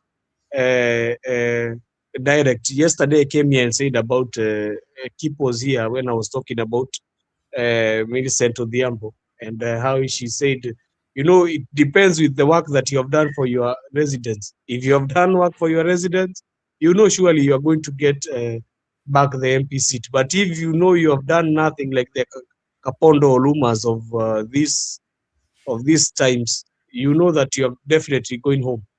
So ODM is in a deathbed, and I don't think anybody will resuscitate it. It will not now be the biggest party in north of Limpopo. It will be the regional in the what do we call Nyando River. So thank you, Njiru. No, you know, Jose, what I believe is there are two calibers of leaders in ODM. They're the ones that are greedy and all they're anticipating or require, very cunning people, is money. Their life is run and circulating through money. And they can absolutely lose everything. They don't care about leadership. They don't care about being MP. Because they know for a fact, in terms of their financial gains, these are the ones who are clever in terms of the corrupt clever one. In terms of financial gain, this is the time to eat. These are the guys like Kina Millicent, Millie. Millie knows that hata ikikuja siku za after elections, she will not be put in the committees that would be cash cows for corruption for them. You know, it's not all MPs make money, by the way. Your pesa CDF unaendanga kwa wananchi ya kubribe watu and all that stuff. It's not enough. A lot of these people are in debts. So there are those ones, like the Sudis, the Akina Ichungwas. Those are the ones that, you know, they're powerful enough to get into chairmanships and committees that will make them money. These ones like Millicent know, you know, this is the time to eat. This is the time Ruto can be sending them money, whatever it is. So she knows, she doesn't care, I'll tell you. She can, you know, even if she misses 5 years, she can wait another 5 years to come back. So she has money to do her businesses while she rests or whatever it is. They're those ones who are thinking like that. Now there's a second caliber, who are the dumb ones, the stupid ones, who assumed the script is as it is, or my seat is secured. This is the Gladys Wangas and Akina Kaluma, because Naskia, they're also going for Gladys Wanga. There are people in Homa Bay that are going for her because they're saying there's not a single development thing you've done in Homa Bay. The only things we're seeing here is from national government. Some of these projects are not seen as local authority or county authority projects. These are projects from national government. The things that, if the wananchi knew the difference between what should be provided by the national government and what should be provided by the county, is very different. I think Stone can explain because he's going for an MCA seat. Shule, you know, schools, hospitals, some roads are actually county affairs, and even the economical factors of the county. So kama unaenda kuchukua mchanga ya cement ama sand or samaki, hiyo ni vitu ya county. So Homa Bay hakuna kitu wamefanya. It's nothing that they've done. So you can see the first target of Ruto after bringing some national projects into Homa Bay was Homa Bay. Tuliona za mapicha tu juzi. Offices are there. And as Millie is saying, Millie is actually saying the truth.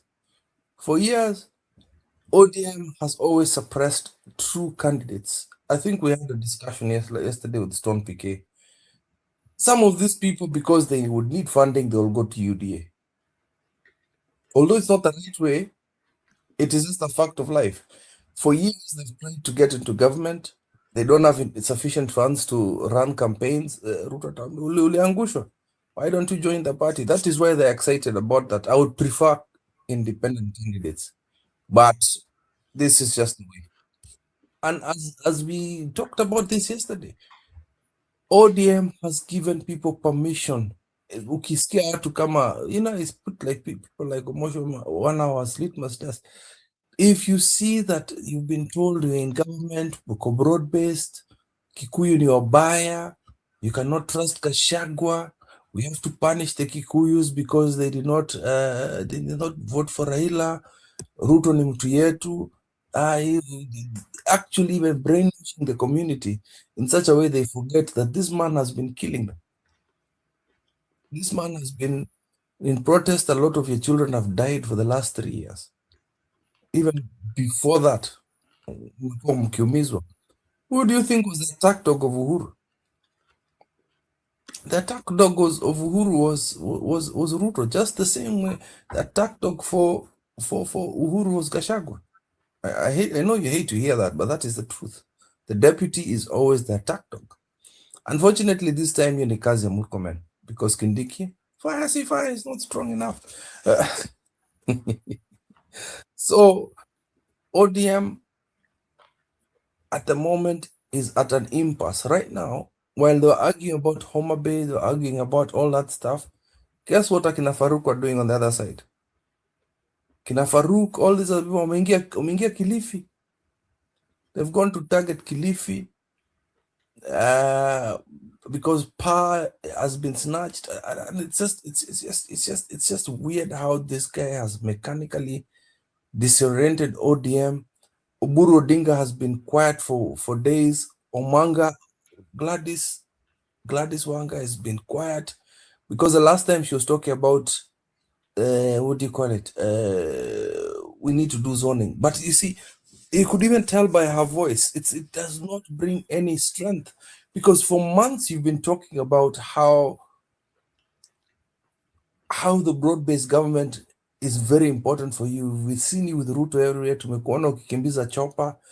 We've seen it's very visible that you're the link between Junet is the one in the background, but the face of this broad-based government has been Gladys Wanga. So she can't go against it. So who do they start sending? They start sending, because Kaluma's message, nobody's going to listen to that. It's just Kaluma is talking because he's a victim. He's a victim of this thing.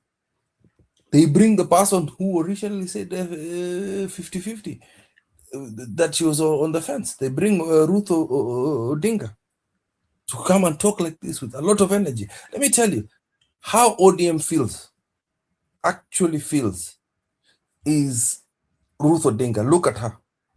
She knows. That is a message from Oburu. That's a message from Gladys. That is the message from the core, from Peter, wote. Except for Millicent. Millicent, I'll tell you. Millie amepewa pesa. Let's just be frank. Amepewa pesa. She doesn't care. So for me, hata si lazima pesa Kiprini, inaweza kuwa niingishe uoga. Unajua nakuaga na seat uko bunge. She always has a seat. Labda aliambiwa ukicheza na seat takutoa. Is she nominated? I thought she was in Suba. She was a Suba MP. No, she has a seat in, I think she's deputy what? She has a seat in parliament. So maybe she knows how people like her. Again, she might be powerful enough there. So those are also the chances. I still think it's money. You cannot talk like that if you're confident enough. Because you can see, even if I know, let's just talk as a fact. I know as a person that believes in a party, I'm saying if I was a person that believes in a party, kabisa, is the fact that I don't want my party to yanguke. So obviously I will talk about zoning. I'll definitely talk about that because it's embarrassing. The legacy of Raila, gone. Although it was created wrongly, and I will keep repeating this, ODM is a fraud. The people of Luo Nyanza have never been given the candidates they deserve. And this time, those people are bitter. It's the same thing as that happened in Bere. I'm sorry. In Bere, we had a very powerful candidate called Karis. But the person for DCP aliachwa. Imagine if those two candidates went head to head, because I know there's a lot of people who believe in zoning. I don't.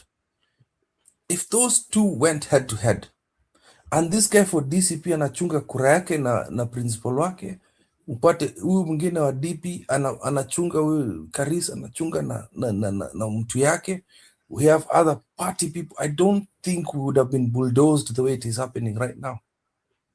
It's healthy competition. People can choose. And I'll tell you, Karis angeshinda because trust me, tungekuwa na watu wa sita hapo kwa meza wanasema pana, we are counting this.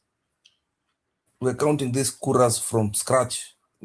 There's no things of two horses. Tuna count. Mwingine anapata yake 1,000, mwingine anapata yake hivi, like that. Those are some of the tricks they did to us in Bere. And it's the same in Malava. Zoning out. Just go straight. Let people choose. If people want to choose an idiot, by the way, this is what I believe. If people have this is what democracy is. Kama watu wa Nyanza wanataka kwenda kuchoose UDA, give them the chance to do that. Choose the idiot. And when you suffer there in parliament, you ni shida zako. When those people don't want to talk about the needs of people of Nyanza, you ni shida zenu sasa. If people want to decide to choose an idiot, that is them. That is why people of Nairobi are suffering. People of Nairobi walikuwa na votea Dimples instead of Igathe. Wanataka Dimples. Now they're like, oh, I wish we chose Igathe. Oh, Nini, oh, we want the person with the dimples. Now Nairobi is flooding. Imagine if Igathe was governor now. You know, being governor of Nairobi is just like being third most powerful person in Kenya. If that plan had worked, if Raila Amolo Odinga did not act like a child, nitamkosea hapo. If Raila Amolo Odinga did not act like a child and went, oh, because mnakataa kunipatia mtu yangu, I'm going to let Sakaja go through. Even when we were supposed to remove Sakaja, Raila blocked it. Ujinga na utoto sana. Because I remember the things that old man did. I think I blame him for how the country has gone right now. There's a lot of chances we had to get rid of garbage. Yeah, it's not good to talk about the dead. Nona, my big sister is here. Chaonge. Gogo.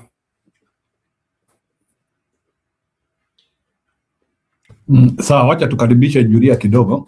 Juria, umefuatilia mambo vile iko. Umeona Emurua Digil wamepata DCP candidate?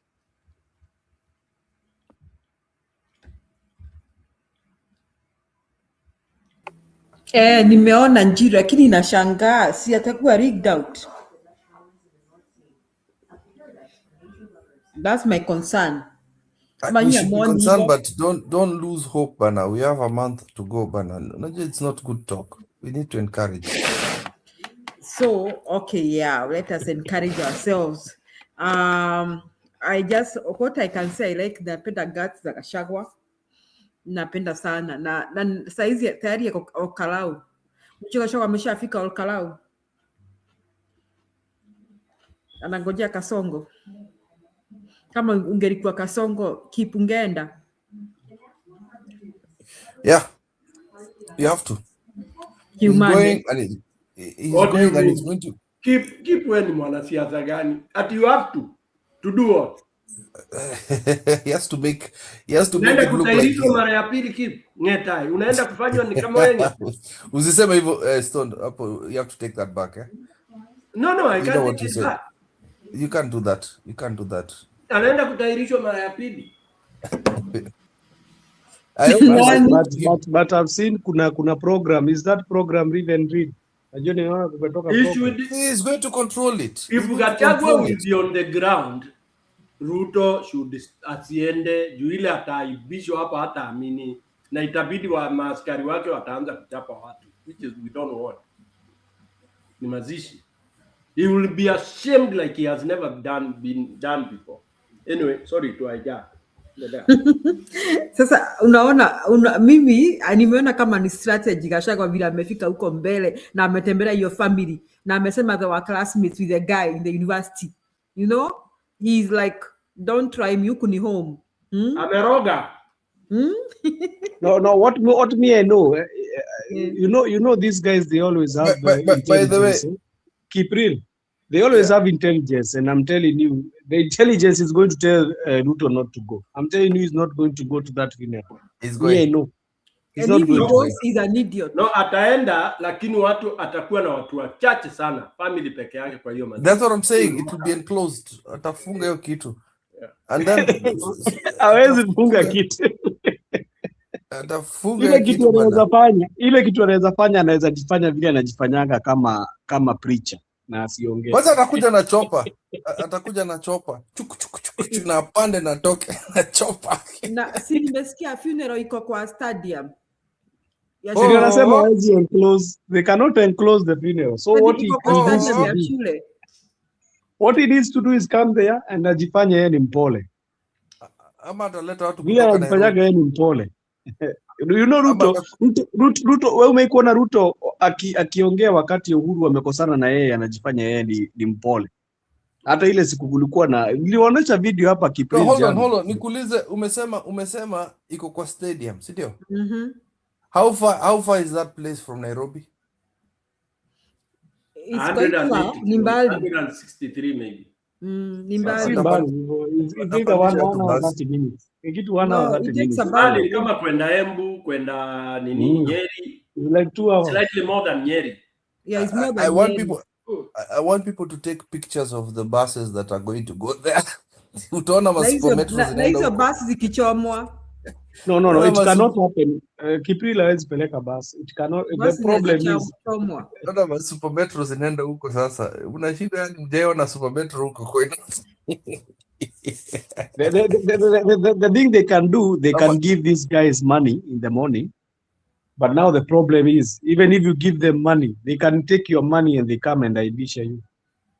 And then against you, haujaandika majina ati wewe. And let me tell you, kama kuna mistake watafanya Julia, niwapatie Ishongwa kama ni AMC. If that is what they are going to, hiyo wakifanya hivyo, it is going to be a messy affair. What Ruto should do, he should play it calm vile alifanya Embu, akakuwa shouted down, akaplay to calm. Mnakumbuka story ya Embu? Yeah.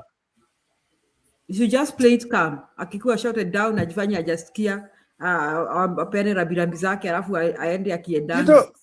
It's quite weird. Gachagua missed Raila's burial. It was not a must. Kuna watu wanaongea juu yake. But people will talk about the humiliation more.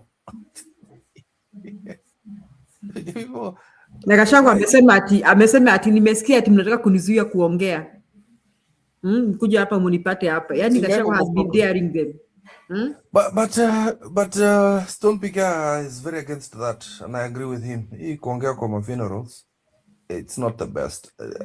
I don't think it is not the best, but that is the only way. Actually, Julian, sorry for cutting you. Actually, what I had said, maybe the family is going to come with a program and say, we are going to be in charge of this program, and anybody who is going to come and talk politics is going to be taken on my call. I think that is what they can do. They can't do that to Ruto. They can't. They can't do that to Gachagua, and they can't do that to Ruto. So what will happen is that the priest can decide. I don't know what he'll decide, by the way. What denomination? That's why I'm saying, Julia, if the priest decides, unajua atakuwa kwa request ya family. Hold on. It depends on the denomination, yeah. If it's Catholic or UAN. Is he a Catholic? Yeah, no. Any denomination can come out and say no. This is the stadium, so this is even after the funeral. Unajua hata kama ni stadium Kipril, it is a church funeral. It's a church service. It's always a church service. And I think the things that happened. You remember when Kibaki was it the Kibaki funeral? You see, there was no politics. Hata hakuna kitu ilifanyika. Uliona kulifanyika the nini was taken direct to the president. You remember? Yeah, I think the family is just going to say that we don't want any politics in this event. Anybody who is going to bring politics, the mic should be turned off. Because the problem is, keep real, the issue even is not about Gachagua or Ruto. The issue is about the people who are behind them. You know, the brigades that they have behind them. And you know they are going to try to talk because most of the MPs around there, they are going to go. The brigades that is supporting Rigathi Gachagua, they are going to be there. Obviously, Rigathi Gachagua cannot go there without his members and then MPs who are following him. And you see the side of UDA or the Ruto faction, we still be having their supporters. So those ones will be the ones who are going to ignite the fire. They're the ones who are going to ignite the fire. But we are going to see. We are going to see. Paul and Julian, you know,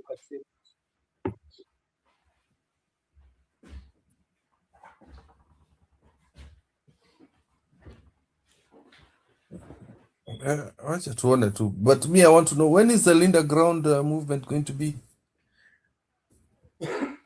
Ukumbi ni wa Julia ameenda wapi? Anatengeneza mokimo. Oh, niko sasa ati mnasema Priest atazuia. Priest anaweza zuia lakini haizuia Ruto. And Ruto may just also be so intimidated aseme tu ametuleta rambirambi zake. Maybe Priest anaweza peana direction. Maybe the priest will give some directions, maybe, probably. And then if the priest wants peace, spare akina Ishungu ama anybody to talk, he can just give too many people Gachagua na Ruto. Na Gachagua, if the priest gives some directions, I think Gachagua will not interrupt there. Atapeana tu rambirambi, I think so. And Ruto pia tajifanya mzuri tu. Lakini wakijaribu kushaburia Gachagua watakiona. So the best way wakuwe the big ones. They should be the big boys. Ruto should be the big boy and decide that I'm the only one talking and I'm not talking politics. I'm just passing my condolences. Julia, let me ask you, my dear.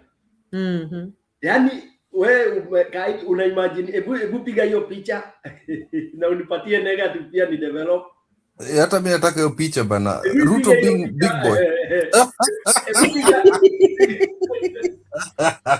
Ruto being the big boy. Ruto being in the same area with Gachagua, and then Ruto becomes the big boy. I don't know, he has to, because he'll be embarrassed. Piga hiyo picha. Yani hii picha wewe ulikuanga siku za picha unapiga unaambua iliungua, si ndio?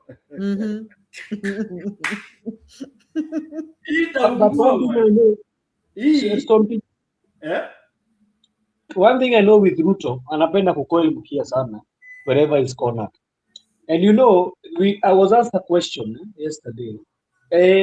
The family of ama huyu MP walikuwa wanasikizana sana na nani, and I came to realize that they were very close with Rigathi Gachagua. And Rigathi Gachagua, the family, as he met them today, it means that they have been in constant talks, and with the MP and the family, they know each other very well than the way Ruto knows them. And I think Ruto will take precautions. That's the way. Unajua kuna video niambia Kipila cheze hapa sazi alikuwa na Uhuru alikuja ameweka guns blazing Kasarani. At that time ilikuwa Korino, and Ruto alikuja mkia, and all the MPs who had come there walikuja mkia. So that is what they do. And I see a scenario where even MPs, most of them will not be given a chance to speak. Joseph nikuuliza kama Julia. Haya, nipatie sitting arrangement. Sitting arrangement is Rigathi Gachagua needs to be given a seat there in front. Hiyo ni That is ngumu. family which will be there. Unajua atapewa kiti wapi Julia? Family, friends of the family. Nani Gachagua? So friends of the family. Atakuwa mbali na Kasongo asimpatie ngumu. Atakuwa mbali na Kasongo. You see in the right side ya family, because the family always sits on the right side of the president. Unaonaga kwa funerals, hizi funerals wanafanyaga state. So Gachagua will be the family will be in the middle, then Gachagua will be on the right side. Then this other side you are going to be having is the deputy, who is he will be there in next, and then you have the other now from the function which they always praise and worship Kasongo. And then after, you know, the MPs who always follow Rigathi Gachagua watafanywa madharau sana, they be kept nyuma kabisa na huko. They not even be given. But now the problem is we need to know also the governor of Nyandarua stance yake imekuwa aje, the governor of Nyandarua. That is the question I'm asking myself. How has his stance been in accordance to 1 term or 2 term? That is what I need to know, because this is sijamjua sana huyu governor wa Nyandarua. Andikeni notes. Andikeni notes.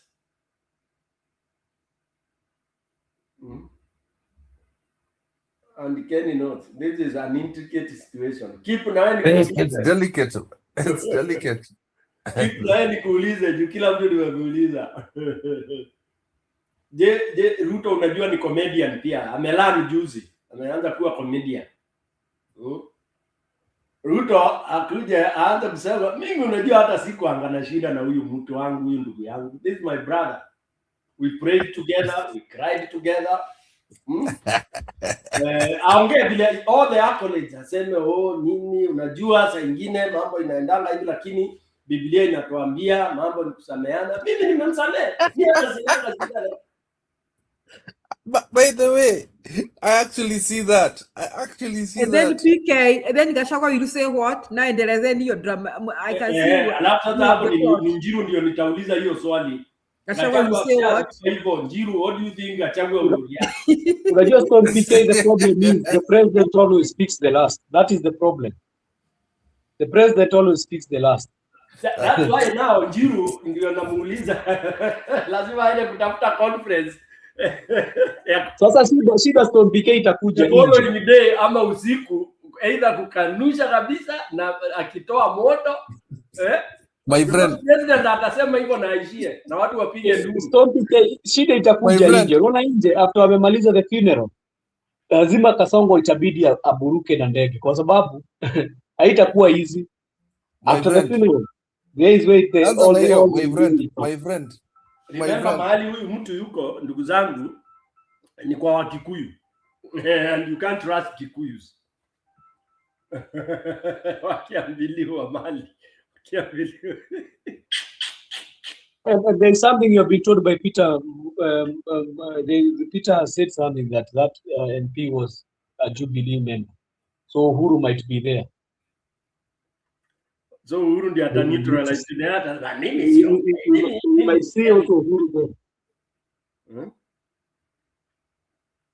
there. Uhuru unajua naye ananiboigi na hizo vitu zake ajui, sijui is never assertive.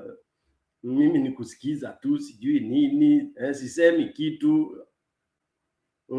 Kaanga ametuweka juu bila msimamo. Angeabadilisha jina na msimamo wetu. Uhuru will be there. PK nafikiria ndiye ana suggest, najaribu kuona. Yeah, Peter is saying he was a Jubilee member MP. Yeah, he was a Jubilee MP, but I wonder whether Uhuru will be there. If Uhuru will be there, then those people, there will be no foolishness. What watajifanya wazuri. Yeah, so. I think Gachagua got the nearest campaign and start saying 1 term. But Julian, mimi nikiwa Gachagua nitasema 1 term. Yes, mimi ile kitu na predict Julia, mimi ile kitu na predict vile naona I just see that the crowd could be very unreasonable. I'm predicting another Embu. Unakumbuka ile ya Catholic. Ile ya Catholic Embu. I'm predicting something similar to that. Unajua Jiru kwa nini ya Embu walikasirika? We know why the Embu crowd ilikasirika. Ilikasirika kwa sababu, did you see where Gachagua was placed in that your coronation ya your bishop? He was placed in the tent ya wale ya other people. Hakuweko pale kwa leadership, and I think they took the advantage. Unataka kuweka Rigathi Gachagua huku kwetu ni sawa. Si hata sisi tunaona Uhuru wako pale. Sasa Uhuru akiamka kusimama kuongea, ni yeye tuta nini, we are going to tutamsemea Nduru, alafu wewe ukikuja kuingia tutakuambia kwanza ukiongea mambo. Sasa ile kitu mbaya afanye mtu asikuje kuongea hizo mambo zake za SHA na mambo zake za hizo za nini. Those ones are going to, and you know they always, and you know Ruto always comes to a funeral to start giving roads. I don't know hii barabara ya wapi. If he's trying to do that, it's better he come and just talk whatever he's talking is apeane his own condolences, then he keeps quiet. But when he start coming and just giving the nimeongea na MP wa hapa kwenyu, because see MPs already, the MPs nimeongea na leaders wenu wa hapa kwenyu, the governor ameniambia barabara yao. That one will be now disaster for him. It will be disaster for him. So it is either we are going to see, because you know politicians, they are politicians. Joseph, he should just give condolences alafu afikishe mwisho akitaka amani. Lakini pia anasema kama kwa Gachagua Harambe want. I think Gachagua should do that. Alafu asset tempo. Ruto akitaka kuongea, yani Ruto alafu mnataka kusema Kindiki will be there. Only a foolish government can do that. The president and the deputy should not go to the same chaotic place at the same time, because chochote chaweza kutokea.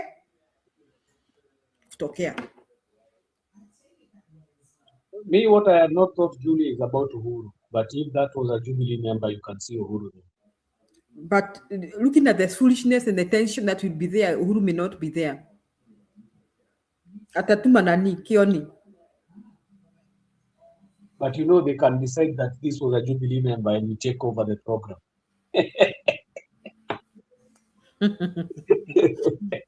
So there's so many things that can happen. He was a Jubilee member. So they can say we are going to take this as a Jubilee as a Jubilee matter. And you know who is the Jubilee like the party leader right now?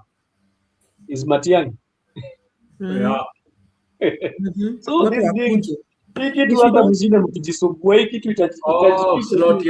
slot ya party basi itapewa. Kama Uhuru atakuwa, kama ni Matiang'i atakuwa. No, Matiang'i ama nani? Kioni. Yeah, so hii is mambo hata isiwasumbue Stone PK. Hii tutaiona, hii drama yote tutaiona Friday. Hii drama yote itaonekana Friday. But one thing you need to know, if Uhuru will be there, it means that Kindiki cannot talk before Uhuru. He needs to welcome Uhuru, and then he's going to come and welcome Ruto. So it depends with the tonnage which is going to be there, who is going to bring it down. Na hivyo Julia amesema Uhuru anaweza kuja ku bring the tonnage down ya hiyo nini. Uhuru ataongea vitu hata hazina nini tamu. Unajua mia yetu. So hii mambo ni ngumu. Si ngumu, unajua inakuanga ngumu ikiwa ni mtu una principle. You know, if you are principled, you live very, very soft life, very easy life, because it's what you believe in. Like Mandela, you go jail me for 40, 30, 60 years, I come out, I'm still a Stone PK, you know.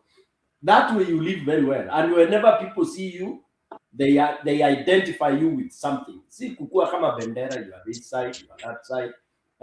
Hawa, you know, like, do you know when Uhuru stands to talk, people don't expect anything substantive. Wana expect tu ile ula hapa, mimi unajua naongeanga inakuwa sijui hivyo. You know?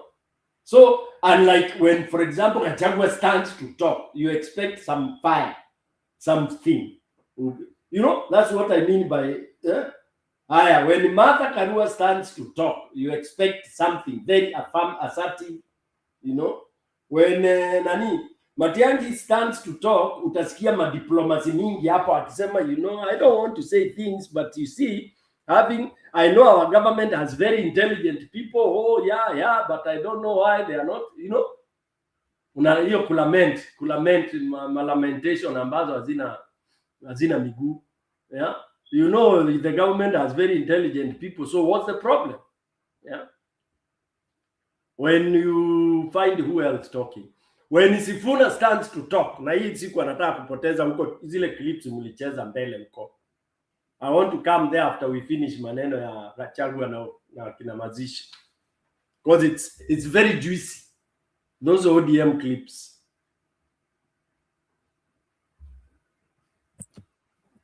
Gani hizo zile za the ones? Yeah, we've not deliberated on the ODM saga. This is a very serious issue. Hizo clips I love them. Maybe I could talk something about it kama tuachane na hii maneno ya Mazishi, tutaona.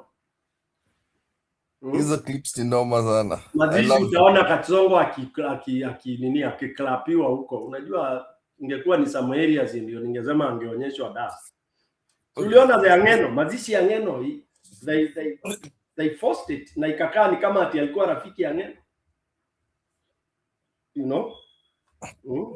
Kasongo is a warrior. My friend anasema ameniambia hivyo. Mazishi ya Moi alienda. PK ameniambia hivyo. Amenikumbusha. Unaenda mazishi ile mpaka hata mtu akikufa alikuwa amesema usije ukawahi fika mazishi yake.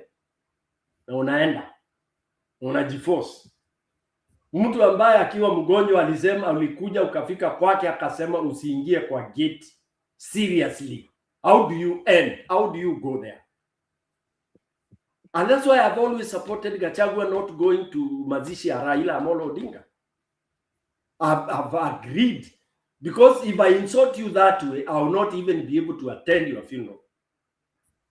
So for me, I saw it. Wacha watu wakipiga, sijui nini. Don't come to honor me in death if you didn't respect me when I'm alive.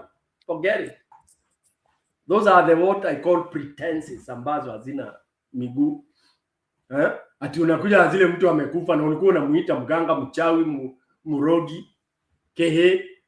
Then unakuja kuzika kehe, ati saa utainama pale how do come on. I don't understand people. Quickly, let me run on UDA ODM lamentations in Njiro, if you allow me. Unataka kuongea gani, Millicent?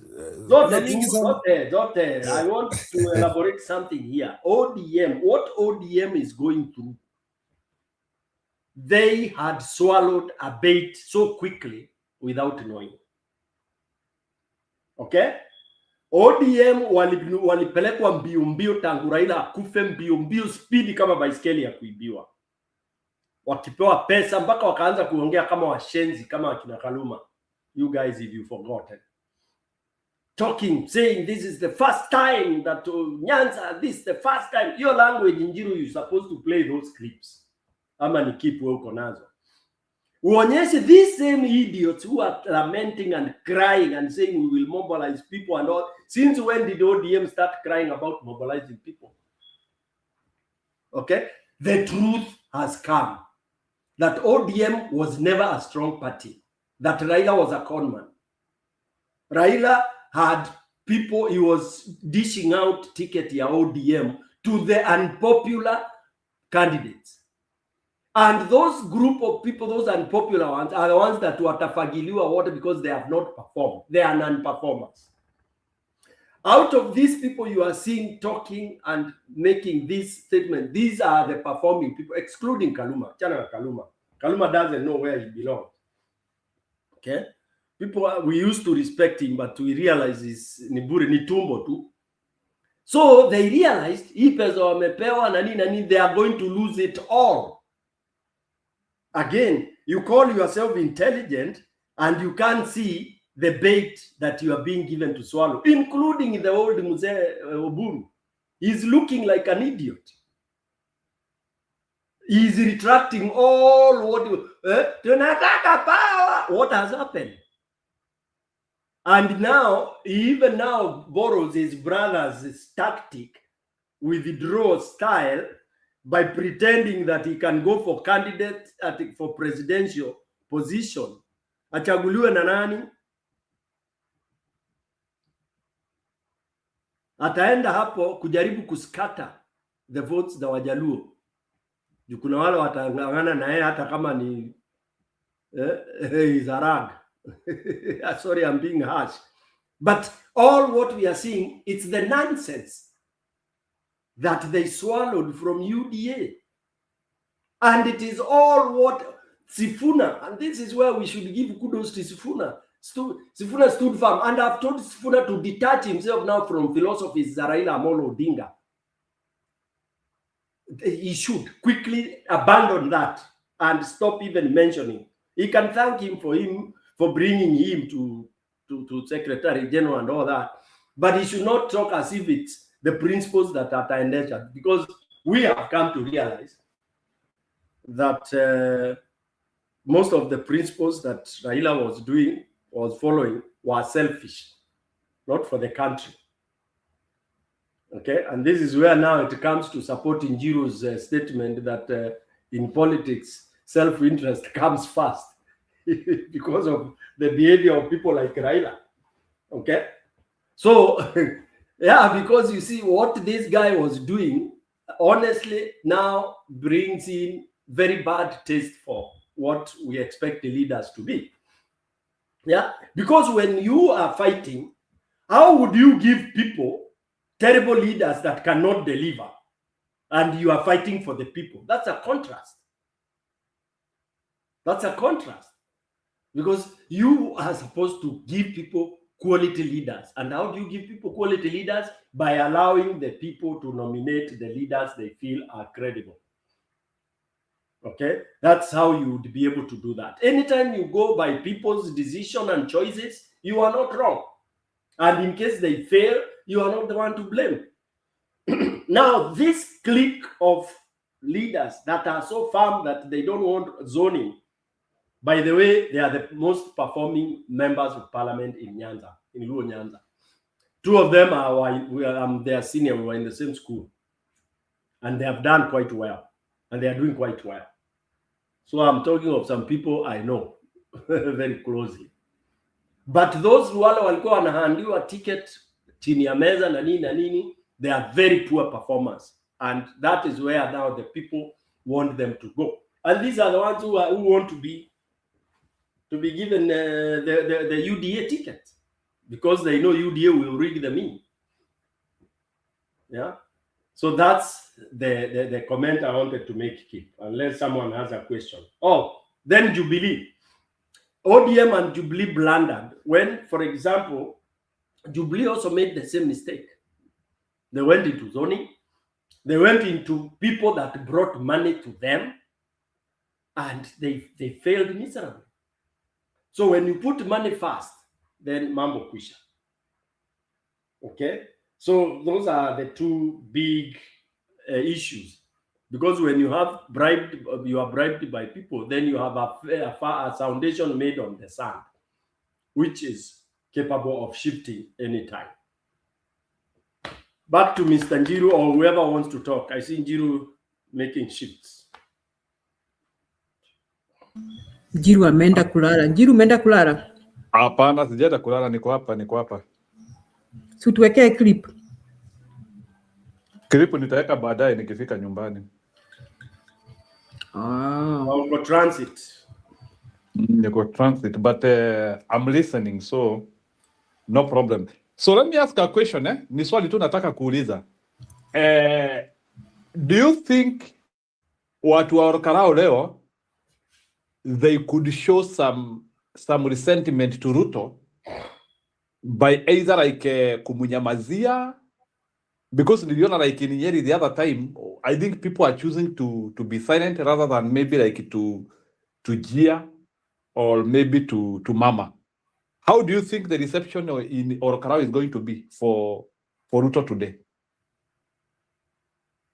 Itakuwa ya kunyamaza tu. Kikuyu people are not kama sisi.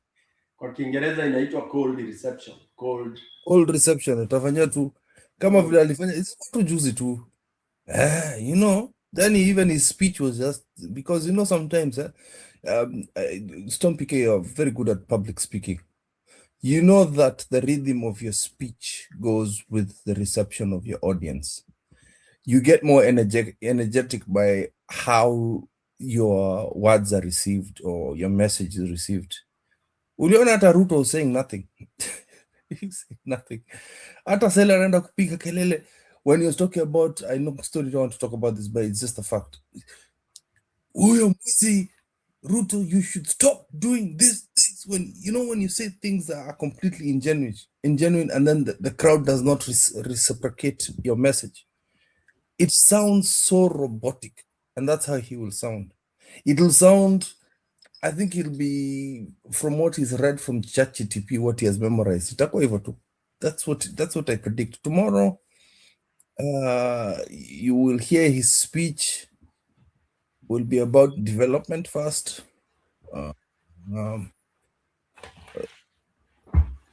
Then very quiet, Isha. It will be a very somber funeral. I'll be honest. Itakuwa tu the way a funeral is supposed to be. Atakuja aseme vitu zake, watu waende. So it's not going to be an event. That's what I predict. Itakuwa kitu kama. Do you think atasomea kina Uhuru vile alisema nyinyi mtanitenganisha na watu? I don't think so. Mimi sitaachana na watu wa mlima vile mnataka. Mnafikiria mimi ni mjinga?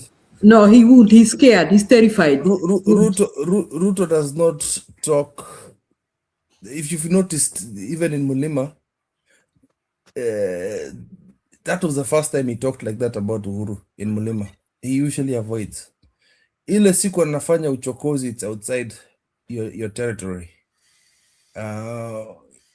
Hata ongea hivyo. That one I can predict. You can take it to the bank.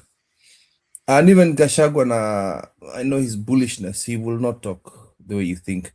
Maybe outside, but not inside. So that stadium, I really want to see, because the setting is quite awkward. It's a stadium. It's like you are talking of. It's like there will be an in-kind ceasefire. From what I'm getting from you. Yeah, there's going to be a ceasefire. There will be no. Gachagua will have a joke. Yes, Yoni, okay, to not be violent, but the war of silence. That's what I'm saying. No, the silence will be there. I'm talking about Akina Gachagua. The silence that Ruto will receive will be funny. And by the way, Gachagua will have a very good story tomorrow about the fellow, his friend. Do you know if I was Gachagua? Mutacheka. Eh? Umesema hata ongea. See, that's what Njeru is saying. Ataongea nje. You know if I was Gachagua, what I would do? Something. You know what I would do? I would speak in Kikuyu throughout. Yeah, I think he'll do that. Yeah. If he's not going to speak, he's going to speak outside. Waze kusema nimurajigwa. Ruto de mheshimu anarare gukuni akugirani na shari. I would hit him kwanza na proverbs zile similar to what Uhuru did with Wakorino 6 years ago. Yes. When he was castigating Ruto before Ruto decided to get out, when Akina Ichungwa, all these people are in the room, Mike Sonko waliko uko ndani na Wakorino. I would undress him. Ruto talked Uhuru aliongea pure Kikuyu the whole, mpaka tulitranslate kwa Citizen, iliyeko kwa translation hapo tuone alisema nini. Citizen had to actually downplay what Uhuru was saying, because some of it was really harsh on Ruto at that point. Ilikuwa ile madharau, yani ile. I wish Njeru could just fika home, because it's a bit late. Muone your speech bana, ilikuwa ya madharau. Wow. And I think that's what Gachagua should do. In Kikuyu. Hapo na naweza cheza. Kipril. Just itafute, I can put it from here. Niweke sahi. Weka hapo ni. Weka hapo nikuweke. I can do it. Ni kali hiyo ya Wakorino bana boss. Yeah, hiyo idea imenikujia saa hii. Ningesimama niambie Adoito. Hiyo yeye upenda kusema. Adoito. Ebu icheze. Mafuko madhi ile. Nitapeana story za mafuko hapo, mafuko. Na mabiti. Njeru nimeiweka hapo. Nitapeana hizo story Julia. Julia, kama unakumbuka story za maboko, mabiti, Kengani na No, Kipril, umeweka hiyo video? Iko hapo chini. I only see. The Akorino Annual National Prayer Day at the Kasarani Gymnasium. What was to be a divine assembly quickly turned to President Uhuru Kenyatta's arena to address a perceived revolt that has for months been tormenting in his central Kenya backyard. His numerous attempts to stop what he terms early 2022 campaigns by his deputy William Ruto and lawmakers allied to him hitting a snag.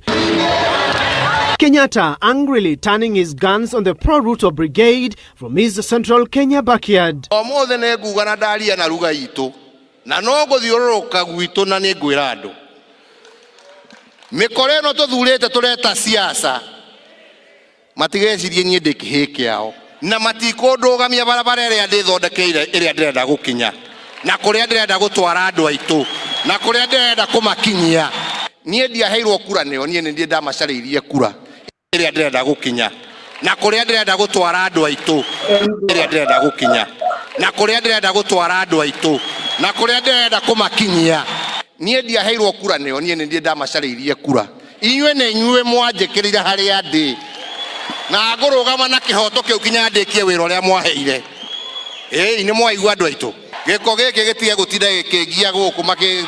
The Deputy President's wing in the Jubilee Party has voiced its displeasure with the political deal Kenyatta entered into last year with his then erstwhile rival Raila Odinga. The deal, dubbed Handshake, has been seen by the pro-Ruto brigade as a hideous plan to scuttle the 2022 succession plan in the Jubilee Party. Kenyatta, however, insisting his sole intention was to secure peace for the Mount Kenya region.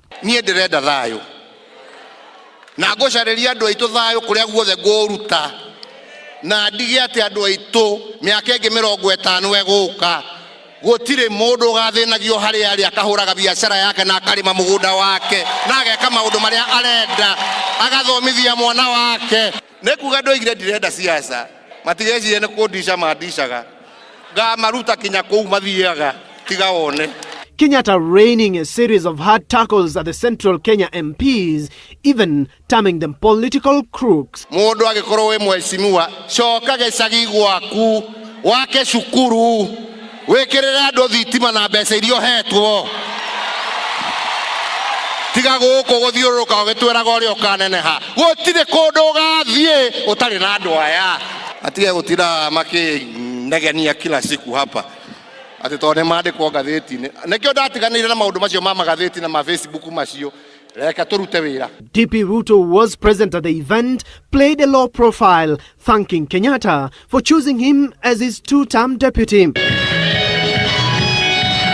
Nairobi Governor Mike Sonko, who also accompanied the president to Kasarani, reigniting the succession debate, calling for a referendum that will extend Kenyatta's term beyond 2022. His remarks coming at the backdrop of calls by ODM for the president to name his successor. Kazi ambayo ulianzisha ya kuwapatanisha Wakenya.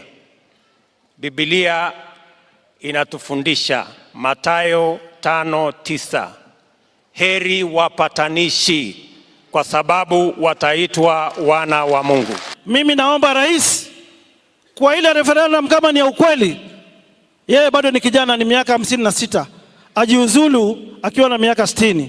Tuongezee rais mmoja nyingine, Kenya iende mbele. Hii reli iweze kuisha, ifike Kisumu, hata iende mpaka Nyeri, iende kila mahali mpaka Lamu. Lazima rais uongezewe term nyingine. Kenyatta's outburst likely to shift the country's political discussion, with high-octane politics expected to dominate in coming weeks. Stephen Leto, Citizen TV, Nairobi. This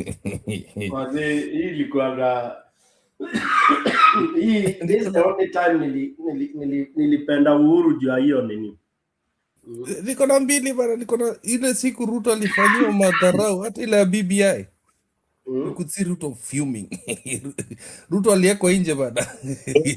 Kaka hiyo nataka tucheze tena. Na kuna ingine unakumbuka ile nayo walikuwa wanaimba pale ya akina Matiang'i walikuwa naimba hapo State House pia. Kuna ingine hapo pia alionyeshwa madharau mbaya sana. Haya, kama uko na video ingine unaweza leta niweke. Niko nayo bwana. Sasa ile ukiona Ruto sura zake unacheka bwana bro. Body language, by definition, is a type of non-verbal communication in which physical behavior, as opposed to words, are used to express or convey information. This includes facial expressions, body posture, gestures, eye movement, touch, and use of space. Now, during Wednesday's unveiling of the BBI task force recommendations, there was debate on social media platforms about the body language between President Kenyatta and his deputy Ruto, with some claiming their initial chemistry is no longer there and that DP Ruto gave a picture of a disturbed man. Or was he? Duncan Haemba has revised the images captured in trying to establish whether indeed the DP was not at ease. Take a look. Was it? It was at this juncture during the 5-hour BBI event at the Bomas of Kenya that some people began paying keen attention at what might have been going on at the main dais. The event's master of ceremony, Junet Mohammed, had responded to concerns raised by Garissa Township lawmaker Eden Duale, a comment that left the president in stitches. But for his deputy, clearly there was nothing to smile about. Shida ambayo iko kwa serikali ya Jubilee hiyo watatatua kando yao. Sisi hatuko ndani. Hiyo ni yao. Look at him. Kwani tunaendaje? It appears that was not the only time the second in command was not at ease. On numerous occasions, the DP appeared buried in court as speaker after speaker gave their remarks. Ordinarily, when in his element, William Ruto is always in jovial mood. While seated with the president, they are always seen in constant chat, but at the Bomas of Kenya on Wednesday, things appeared different. For instance, at this point, when everybody on the dais applauded, Ruto was in another world. At some point, when Kakamega Governor Ambetsa Oparanya made his remarks, while the president seemed to enjoy what was being said, his deputy was captured, asking Oparanya to wind up his talk. Earlier on, when President Uhuru Kenyatta arrived at Bomas, he was quickly ushered into a holding room for a final chit-chat with ODM leader Raila Odinga, and the door was closed. Looking out the DP as presidential security detail remained hawk-eyed. Why and how this happened still remains a mystery. Could this be what Duale was referring to? You should not allow a section of the leadership and bureaucrats to sabotage and divide this country. They are in the civil service. They are in the political class. Perhaps telltale signs that the two are now reading from different scripts was on the just concluded Kibra parliamentary by-election. Whereas the deputy president has called out ODM party over chaos that were witnessed, the president has dismissed the same. They must renounce violence. They must say no to chaos. They must refuse mayhem. Because unless and until lakini niwaulize, PK na Kip na Njiru, kwani Ruto mnaona mekonda sahi? Can someone play a recent clip? What's going on? He's not sleeping. See, the answers are loud and clear. Kuona ile clip ina trend, Julia ilikuwa inasema ati alienda akaambiwa aliwekewa nini ya mwisho. Aya, the change ya damu. Iko clip imeenda round. Alienda akashoywa mazi, alikuwa amesahau lot ya mwisho ndio hiyo. Na unaona nilikuwa naambia kina Njiru jana, you people mnaona tempo ya kina Ishungwa ni kama watu wamekunjwa. kuna kitu inaendelea chenye wanajua chenye hatuwezi kaambiwa. Kunjwa. Kama kamkeka, tule tumkeka. I'm trying to express keep I'm trying to express myself. But Kenya politics bada. See ndio stress mjama amejitaka. He wants it bana like ni kama the watu math is not mathing wamekuja because IEBC it is loud and clear. Everybody's talking about IEBC. Si hata kuna Mkenya mmoja ongea kitu. Like right now the message people don't trust it. Mtu anasema nimeingia kwa hii kitu bana. It was okay 2 weeks ago nimetolewa bana. What's this? They are really, and you know the worst thing is it's going all over social media. Now that was how people think this time the people are stupid. You know, last time, Ruto does not get it. Last time, we were split. Kulikuwa na watu wa ODM, watu wataki Ruto, wataki Uhuru. Wataki Raila kabisa. And all the time, these are the same people that have never wanted Raila. Ever. There was not a united force in the country that we need to get rid of something like Moi, you know. Sasa kutoka Kalenjin land mpaka wapi, kila mtu anasema the same thing. You think you can slip through like that? Unajua hii backfire ya nini ni deadly. Hii backfire ya Nyanza. Unajua ni deadly. Ni deadly, you guys. Because now, whatever direction it will take, hii sasa vita kwamba, no, you can't zone, we can't do this. That by itself is actually disintegration, and then a big chunk has to go back to the Linda Mwananchi.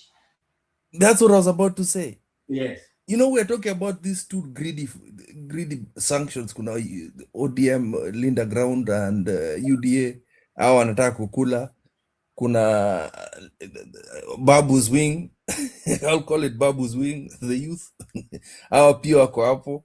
And now, keep the revelation. The latest revelation is very damning, you know, whereby now, mtu anaitwa Wandai saa hii ako na mali na pesa na kila kitu na manyumba. Okay? So it is true that they have gone there to sell the souls of Mwananchi for their own sake. And this is now where hii ndio kisu ambayo Sifuna na his group should come with. Kusweep the entire Nyanza. Wandai beat some boys up, some activist boys. I wish I could find that clip. Alichapa mjamaa bana, he sent goons. The guy is bleeding.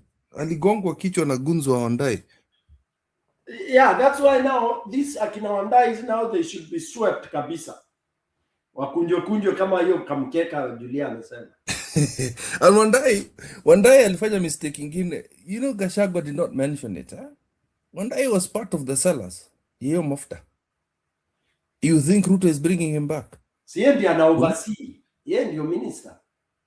Okay? Na sasa Ruto angemfanya mshike because sasa hiyo itarock the purported Nyanza support. No, there are two kuficha white, kuficha white, yani isionekane that it's favorism. Watatoa leak. He wants to remove Leak Nyanjui and Wandai waeke watu wengine, possibly from the same communities, but Wandai is done. Wandai is gone. Yes, but now the very good thing, which I keep on saying, Nani should take advantage. The opposition, the united guys, they should now hammer properly. You know, you're supposed to hit mahali unaona nyundo piga zaidi mpaka ikatike. This is the time to hammer Ruto, and even this is the time for Linda Mwananchi to vamia Nyanza. No. Yes, they should. So in engineering tunaitanga sledgehammer. Ile nyundo inagonga kabisa. Ile nyundo inaitwa sledgehammer. Unatumia sledgehammer, sio nyundo ya kawaida, sledge. Kupiga kutoanisha kabisa. Yes. Gachagua did promise he's going to Lowland. He should go. Why do no, the timing is now good. The boiling. Kwanza nzuri wamedelay. The right time is now, when now they are disgruntled elements. You understand? Yes. Yes.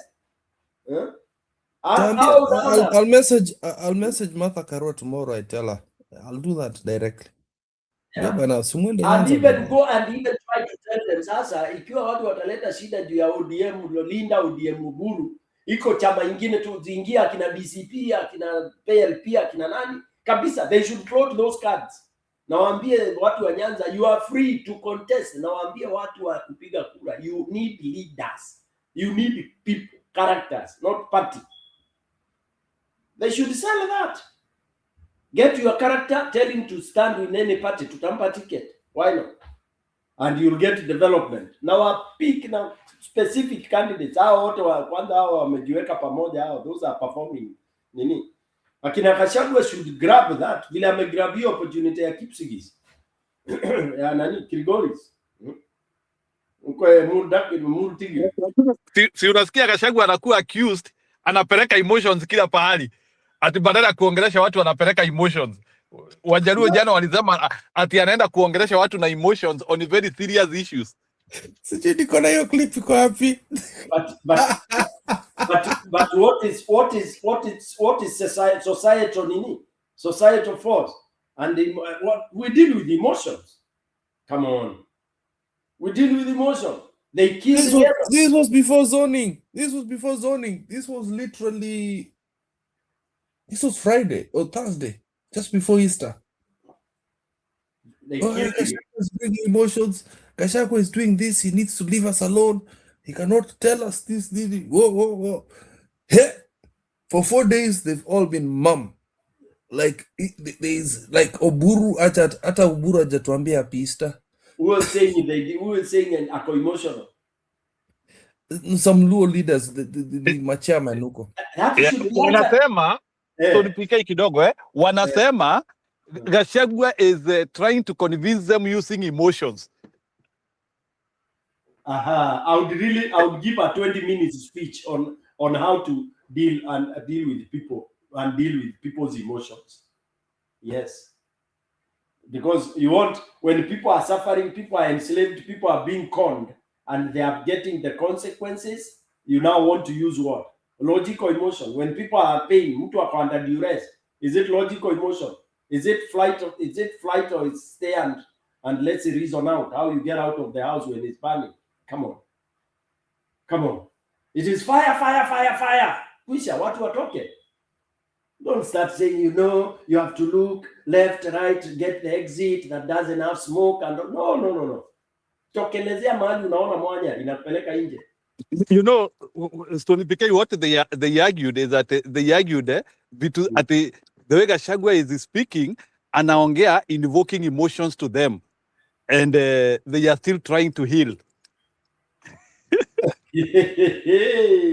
Listen. They are trying to heal. Yeah, wanna heal, and Gachagua is invoking emotions to them.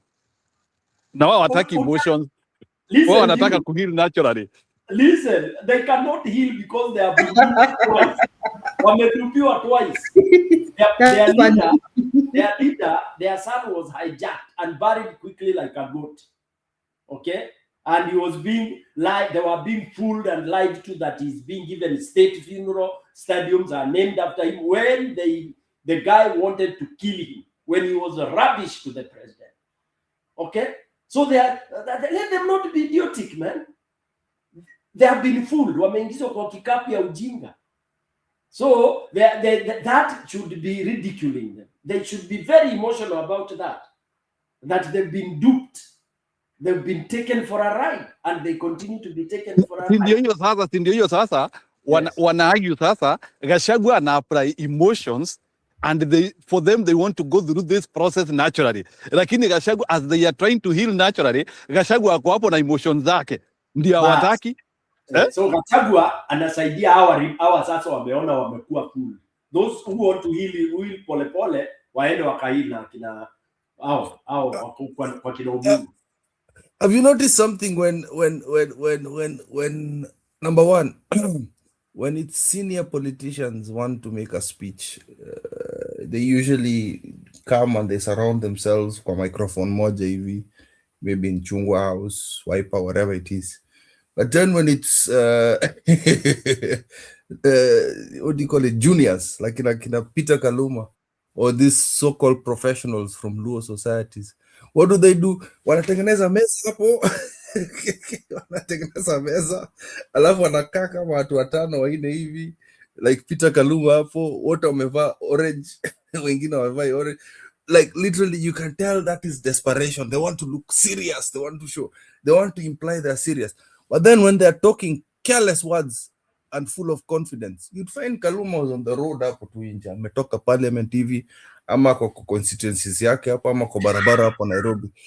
There's a big difference when there is a sense of confidence, a sense of this is the direction we're going to head. Ama iko kwa hema, inaitwaje kwa Linda, kuna inaitwaje kitu kama Linda Mama, ama a event yenye iko na mahema, you know, those are statements of they don't mean much, lakini ya kuweko kwa conference hapo you can tell these people are taking it seriously. This thing of zoning is the hottest thing. I love it because for the first time people will get what they want. Hata kama ni wa UDA, yes, pick your fool, let the people choose. Now that you are there, can I ask a question? What do you think is the science or the philosophy behind? Yani huyo mtu alileta hiyo, unafikiria alikuwa anafikiria nini? What sense? That huyo mtu alikuja na juu ni mtu amekaa chini wakakoeni hiyo atikuwe na zoning ya UDA na ODM in ODM what huyo mtu? There are two things. Yeah, I'll tell you. There are two things involved. I'll tell you. There are two things involved. The first thing is what we've been discussing this for nearly 4 days. Is the fact that the right people have never been selected in ODM. They have not been nominated. You to nimejua to learn about you. A few of your friends are actually people that are wanted by the people. You ni sawa. That one you can put it to the side. But most of ODM people are not the ones that the people want. It's just Raila bulldoze them. Pesa inako kwa mfuko hivi, kisha inaisha, bas umeingia. That is the first thing. Now they know that if there is another person, another serious party or another serious candidate coming there, they've lost their seat. That is one group of the people. The second group of people, and these are the people who are like the rest of us Kenyans. We know who William Ruto is. We know what UDA is. UDA kieko hapo wanachukua. That is a fact. UDA is put in a place, they will take it. This is a heist. Other than what we're discussing, the right thing right now, Stone Picker, the science of the right thing, let the people choose. But the second bit is that they also know it's a heist. The zoning thing. So if you're telling me that there now are two things. UDA is coming in to secure the rejects by the people. Yes. Yes. To give an opportunity to the rejects, those who will be rejected in ODM because they have for many years. Okay. So now why I'm asking you this is because now that is what opposition should bring out very clearly, and they should go like hammer on, like people opposition should not allow. They should even now go outright to defend ODM ya Sifuna, because nilisikia Sifuna ndiye ako na certificate. They go strongly to say you cannot dismantle or disorient the people who have been served so well. By who? By the people they have elected. Deconstruct UDA kabisa na waseme hesabu huyu au ndio wanatakiwa wanataka ati wakuwe zoned wapewe tiketi ya UDA, na waambiwe mtu yeyote yako UDA ni msaliti. Watu wa kabisa, they hammer that and they will have helped the ODM ya Sifuna and the others, and the wave will remain on Sifuna's side. That will The other thing, that ODM. there's a third thing, Stone PK. The third thing is, if Ruto successfully rigs the election, yeah, the backdraw for the people is actually good MPs. That is our backup. That is our backup. And what is Ruto's backup? Ruto's backup is to sweep everybody, to take all these ODM people and turn them to UDA, so that he can do two things: extend his term. Number two, there's never going to be talk of impeachment. Okay. So these Oburu people, all this, like you said, the opposition people need to know that those seats for ODM need to be protected. The Sifuna wing have to be protected. Okay. Now, again, let me write on you now on that. Why do you think Oburu comes now with those kind of pronouncements that he made? Which pronouncement? That you will be the candidate. That is going to be the party leader can be the candidate. Yes. That's a clip for What do January. you think is the thinking? Lakini Oburu, unajua Oburu anakaa hii season ya between Raila days and now, unajua Oburu anakaa ni kama ameishi miaka 100 bwana. Ile mambo amejionea. The guy is going, but anakula happy, anadance. Amepigwa na dementia ingine ya ajabu ile. Unajua dementia ya politician inakuwa mbaya. But you people, we have to acknowledge that Odinga, he was able to handle all that pressure bwana. Unaona Oburu alikuwa ana joyride in life. Unajua Oburu alikuwa mtu wa kujoyride. Sasa amejikuta kwa kisiagi imeleta shida. Did you see the speech, the interview for Alai? Ukiona Alai ana panic. Alai panic mpaka macho ina. Unajua anakuanga macho tengeza, mama imezidi. Waka akakuwa handsome bada. Ukiona Alai, yani ana sweat, ana hate ku acknowledge nani Sifuna, you know. He did wrong. You know, people should learn from this thing. I'm telling you, you stand on the right path.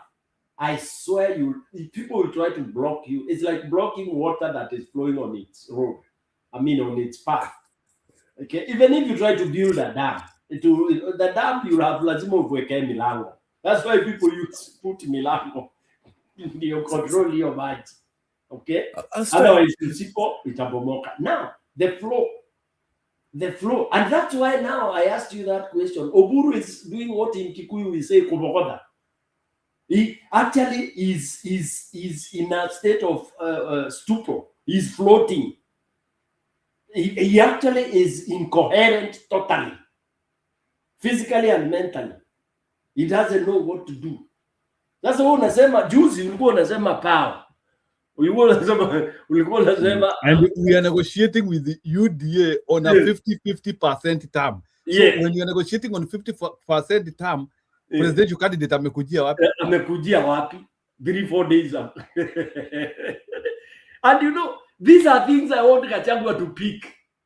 Kumaliza huyo mzee na hiyo nini. Lakini I think yani wasimuhame wamwambie tu kuja peacefully mzee. Kuja pande hii. Raila hapo amesema mtaenda na Ruto. Okay? Raila alikuwa amesema by that time hata kuna jamaa amesema hata DCP tunangojea tu negotiate na wao. Yes. There is a clip. Kipindi unakumbuka hiyo clip jamaa alitaja DCP hapa wa ODM. Yeah, they're ready. The thing is, let me tell you, the damage that Raila had done to ODM before his passing and continue to now. Unajua unafungulia fisi mlango na fisi tu inakujanga ichukui kondoo, inakuja tu umwanza kutoa one pole at a time kwa fence yako, unatoa pole unasema I don't need this fence. So you don't have enough time to build that reputation because Nyanza people believe Ruto is doing the right thing. Unfortunately, you've been preaching that for nearly 2 years. So how do you come back later on, Gladys Wanga and Kaluma and all these people, and say Ruto now is the devil? How do you start saying that? Mumepiga watu mpaka umefukuzwa wengine kutoka chama just to say that Ruto is a good guy. How do you change those people's minds? Unajua kuna wamama huko and this is what I was trying to tell Njeru. Njeru, hii utugege. Hii utugege vile tulikuwa tunaangalia hapo huko Mulima. It has infected the Luo Nyanza people. Don't put a blind eye on it. So the point of no return for kina Gladys Wanga and Peter Kaluma, they don't understand. Omepita. I think kuna watu wana dance sana saa hii. You remember kipu lazima mkiwa wadogo ukienda ushago uko kwa river. You remember when you were boys. There was the joy after umeswim. Si tulikuwa tunaita kudufu. Ukishadufu unasimama juu ya mawe and you want to stand naked, you know, dancing. And you stand naked and you're dancing. Yeah, you're dancing on top of the rock, you know. It felt very nice. You don't want to wear those clothes again, you know, because number one, mulikuwa mmecheza nazo ni chafu zina mchanga.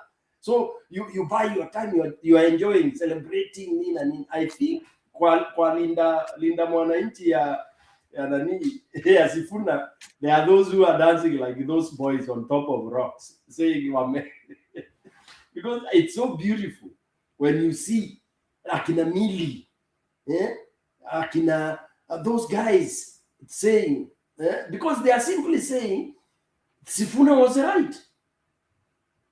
Because all that, the sum total is that Sifuna side is right. You guys, you rushed so fast to do things without consultation.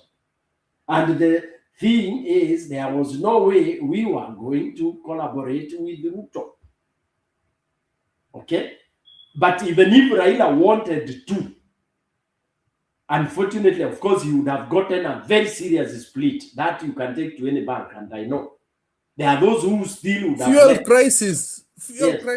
Oh, fuel crisis. Kwisha maneno. Raila would have gotten his exit. Actually, he was going to remain with a very few. It was going to split anyway. Yeah, it was going to split. And remember, he had lost touch with him. Keith, do you remember this group that went to collaborate in terms of only experts and all that? Yeah. It was revealed they went on their own. Do you know that, Keith? Yeah. And you and Njeri is there. They went on their own. They went behind Baba. But now, because of diplomacy and all this, Baba had to be twisted to bless it. They did it against Baba's wish. Did you notice that this split might have started from a long time ago? In that Akorino meeting, which face did you see that was weird? Who was out of place there? There were so many people. Gladys Wanga. Yeah, Gladys Wanga was there. Raila was Gladys there. Wanga has always been a snake. Inaonekana amekuwa nyoka for a long time. No, that was the only ODM person there. You know those nini. Na Raila was there. Sindio? No, Raila was not in that meeting. Oh, Raila was not there. I'm talking about the Mkorino meeting. Oh, Mkorino. Yeah, you know, Gladys Wanga ni wale watu wanajaribu kutaka. You know, you can be over ambitious. There's nothing wrong with being ambitious, but you can be over ambitious. And for me, over ambitious or miscalculative. Me, I see Wanga as miscalculative. It's in your over and miss. Ule unarukia what you are not supposed to get at that time. For example, you may be doing so well as an MP, yeah. You forget unataka kuangalia for how long and how much you have done. What are your deliverables? Then you weigh based against that. Are you able to go for senatorial seat or you maintain as MP for another 5 years. Wewe ukiwa overambitious unaruka mpaka kwa governor sasa, ama kwa Senate. Na Senate, remember, maybe you are in a county that has got 10 wards. I mean, in the 5 constituencies, for example. How, if you performed in one constituency, what makes you think you will win the other 4 constituencies for you to become a senator? So that's what I'm saying. Sometimes watu wengine wanarukaga juu sana, not looking at the position you've been holding, how related it is to whatever you are aspiring. So for me, Wanga, yes, you are governor. Remember, Njiru, governorship ya Wanga, she would not have been elected. She would never have made it. She was not the choice for the people. So she should not lie to herself that she's very popular in Nyanza. No, she's not. Ni yule alisukumiliwa. Maybe even Mbadi would have beaten him. Sorry. Okay. So that is what I mean. Now for her to even now start eyeing at the seat of it was the gender story, man. She got that thing because of gender. Yeah, because ODM had a problem and still has a problem. Yeah. ODM is a party full of excuse my language, Jerus in a way. It's full of dick swinging too. And this girl would have even done better than her. Na toki huko kama wange tu feed nani but the bad girl. The bad girl is so popular in Luoland that she can contest in any constituency. She's cool. Ni classmate yako huyo. Rafiki yako. Cha kutetea beshte yako kwenda huko. Umemtetea twice today. Naona Mbudi ana joke na sisi ati sitting arrangement ya Orokara imetoka ati na Riginji wanaketi na Kimani Ichung'wa. Ai, kuna mtu atapewa kofi hapo. Akia Mungu hapo kati Riginji hata inua mtu ilikuwa yaitwaje TKO. Apatiwa Jack. Unakumbuka Jack atapewa Jack. Ati Julia unasema ati atapewa kofi. Dimples zitoke. Zishe. Walai. Hiyo. Unajua kuna rumor zeni mtu wazimu tu. Tatachapwa slap akwe straight. Unajua Ichung'wa amekonda amekuwa mweusi pia vile Julia amesema. By the way, this stress inaweza huwa mtu What's going on? I mean, Stone, au watu wamekonda wamekuwa weusi, ni nini kunaendelea? Unajua Julia, labda niyo room 360 mama kwa constituency yako ile ilikuwa inapiga kura. Unajua at one time Ichung'wa aliingia almost I think unopposed. You remember? Yes. Actually Ichung'wa was not opposed, I think. Ni ya mwisho ama ni? Na saizi anaendanga kwake usiku. Ana sneaking. Na unajua pia alikuwa amehamisha family. Alihamisha family akapeleka South Africa. Yes. That is how bad it is. Hiyo Julia, other than other things, inaweza kukondesha. Unajua mwanasiasa ananonanga na siku mbili. Ile unafika unasikia watu tu wanaimba tu Stone PK, people are dancing, people. Hiyo tu unaanza kunona hata kabla hujakula. Hata unashiba. Lakini unapita unasikia hata unatukana. Look at Uhuru. Wanatema mate. Look at Uhuru. Alikuwa mkonda. So when people start loving you, unanona tu. You grow fat. Mimi nilikuwa nashangaa, ukiwa president kwani unakonda ama unanona?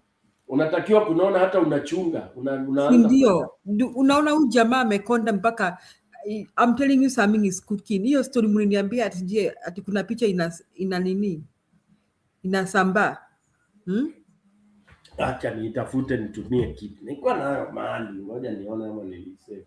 Yeye amevaa red. Ingine wana trend ni Gen Z waliunda kitu ikisema ati alienda akaambiwa la wewe tulikupatia nini ya mwisho. Ati alipewa ya mwisho sasa kwa nini? Oh my goodness. jamaa, alafu jamaa bado anajistress. Mimi nilikuwa nasema hivi, nilikuwa nasema kama ningelikuwa Ruto ningehandover, ningeambia Wakenya wacheni kujistress, sisimami. Unaona? Na ningeanza kuwarudishia mapesa where I can return, ningefunga tu police tungine hapo penye nisema watu walishoot Jay-Z. Ningeanza kufunga watu hapo. Then I just retire. Lakini atakaa wapi? Imagine Julia. Ningekuwa nimetengeneza nini pipe ya kunipitisha ocean kwenda Saudi Arabia ama somewhere. Kama Karige amewaambia opinion poll ati inaonekana yeye ndiye ako mbele, so ana wasiwasi. Opinion poll ni kitu na trust kweli. I think Karige of late has been inclined to Ruto. Nimekuwa nikiona discussion yake. I think Karige is inclined to Ruto. That ukisikia mtu saa zingine ati anasema Ruto wako mbele, they are inclining towards that direction. That's what I feel. Njiri, webu cheza hiyo clip, tukipata a break kidogo ndio tutafute hii nyingine kama utaweza. Utaweza? Iko wapi kwa comment ama? Nimetuma kwa WhatsApp yako. Wacha nitumie Kip, unajua Kip ndiye DJ hapa. Kip ndiye DJ Afro. Hujajua ama ndiye Spider. Kip anakuanga na picha zingine hapa. Kip kuna tabia mbaya, sijui natoanga wapi kwa sijui wanakuanga na majenzi Kip. Ndio. Kip kwanza anakuja channel. Haya, Kip uko nayo ishakuja. Kip anakuja channel ya Njiru mchana saa zile hatuko. Sijui ni nini ananyemelea kwa, I don't know. Hapana, usiseme. Hakuna shida, hata akinyemelea ni sawa, unajua. Sijasema kitu, sijui hiyo channel ilikuwa na sasa unanituma Western na niko mlima bana. Kipu hanyemelei kitu, alifasha Afrika. PK hauna story, hauna hiyo story. Aisha nyakuwa mtu wa mtu. Wow. Amenyang'anya mtu. Amevunja pana. Sijui. Kwa kunyang'anya sijui, lakini ni kama anataka kuvunja mbuzi mahali. Wacha kuspread rumors wewe. Lakini ya kunyang'anya sijui. Sijanyang'anya mtu bana. I'm a good guy bana. A happy good dude. Majority ya binadamu ni wale wanapokonyangwa. So Kipiriru, you not do wrong. Most of the time mwanaume anapokonyanga mtu mwingine. Hapana, I don't believe in that bana. Kwani Njiru wewe unapanga kupokonya watu? No, mimi sijasema nataka kupokonyana, but nasema the theory of life ni yule ambaye amekataliwa na mwingine ndiye gashungwa kwa mwingine. You are very right. You are very right. Mahali watu wanatupa magunyarire, kuna wale wanachukua wakizikula. That is the theory of life. Julia ile kitu utaki, kuna mtu Julia, unaona yule mtu ambaye unasikia mtu mwingine akisema toka hapa wewe, hata sitaki story yako. Kuna mtu mwingine pale nyingine anamwambia hata sijalala kwa sababu yako. Video yako iko ready because I have to sleep soon. Hiyo theory yenu is yet to be tested. Si ya mimi nikijua umekataliwa, watu wamekukataa, you are also not. Imagine hata wewe ulipenda mtu amekataliwa na mwingine. Hapana. Wewe hata utaanza discussion nyingine hapo bana. Play the video. Leftovers. Guys, don't go with leftovers. Sasa ule nilikuwa nakuletea kutoka huko kwetu. I'm just joking. Haya. Sawa kidogo. Tucheze.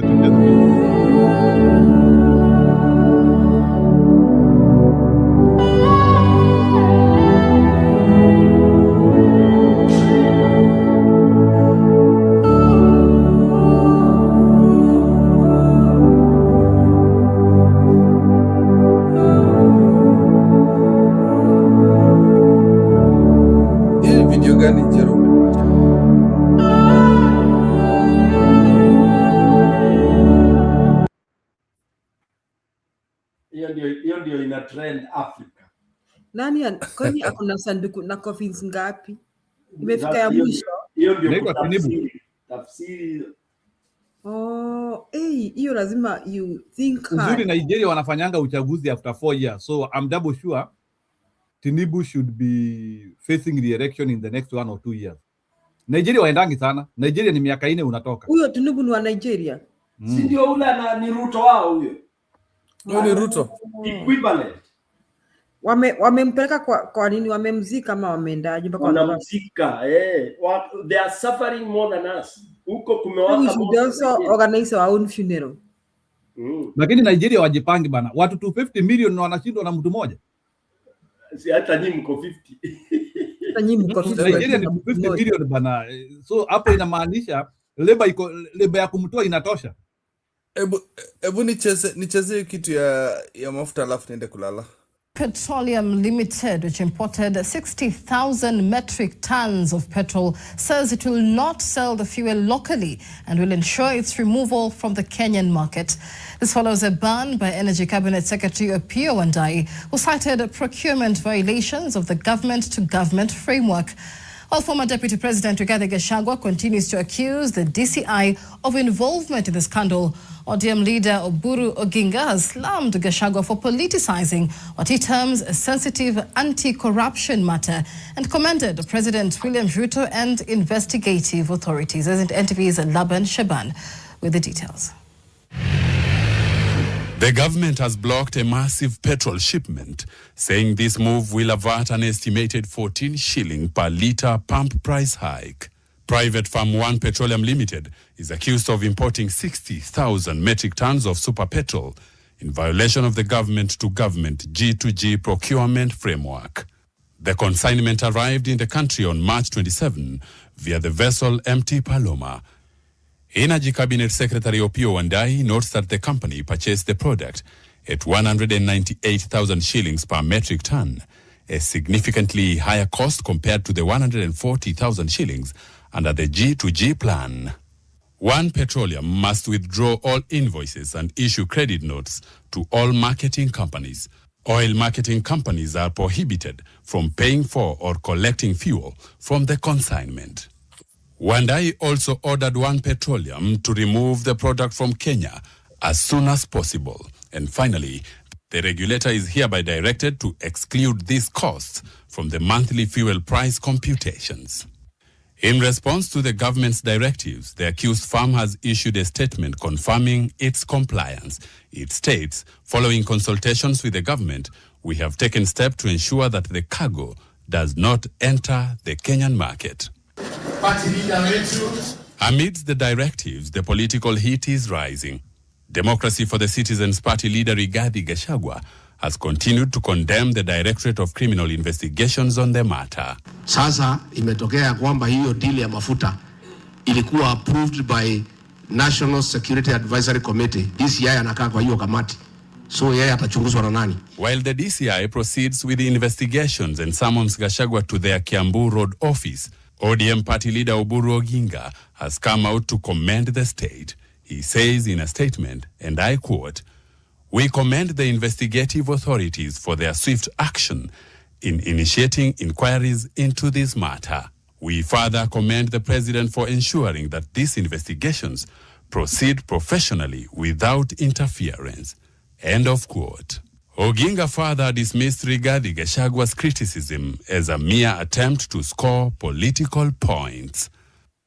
Laban Shaban, NTV. What sort of, just before niende kulala, I want Stone PK to read on to that. Why did Oburu write it? This is a trick Raila used to do. Why did Oburu write it and not come and say it in media? These are the old tricks. You know, thank God tumekuja kugundua Raila alikuwa na to take for a ride. You know, this is playing hot and cold. That Oburu now should be is showing like a state person, a leader in the country that he has noticed and he has commented about that is okay. On the other hand, he doesn't want to come loudly. Ndio asiharibu kule anapata buttered bread. Okay? And then he has to Opiyo Wandayi. Yeah, and he has to say that Gachagua is seeking political mileage. This is a statement I find very funny. When you talk about corruption, why would people term it either political mileage or not? Why?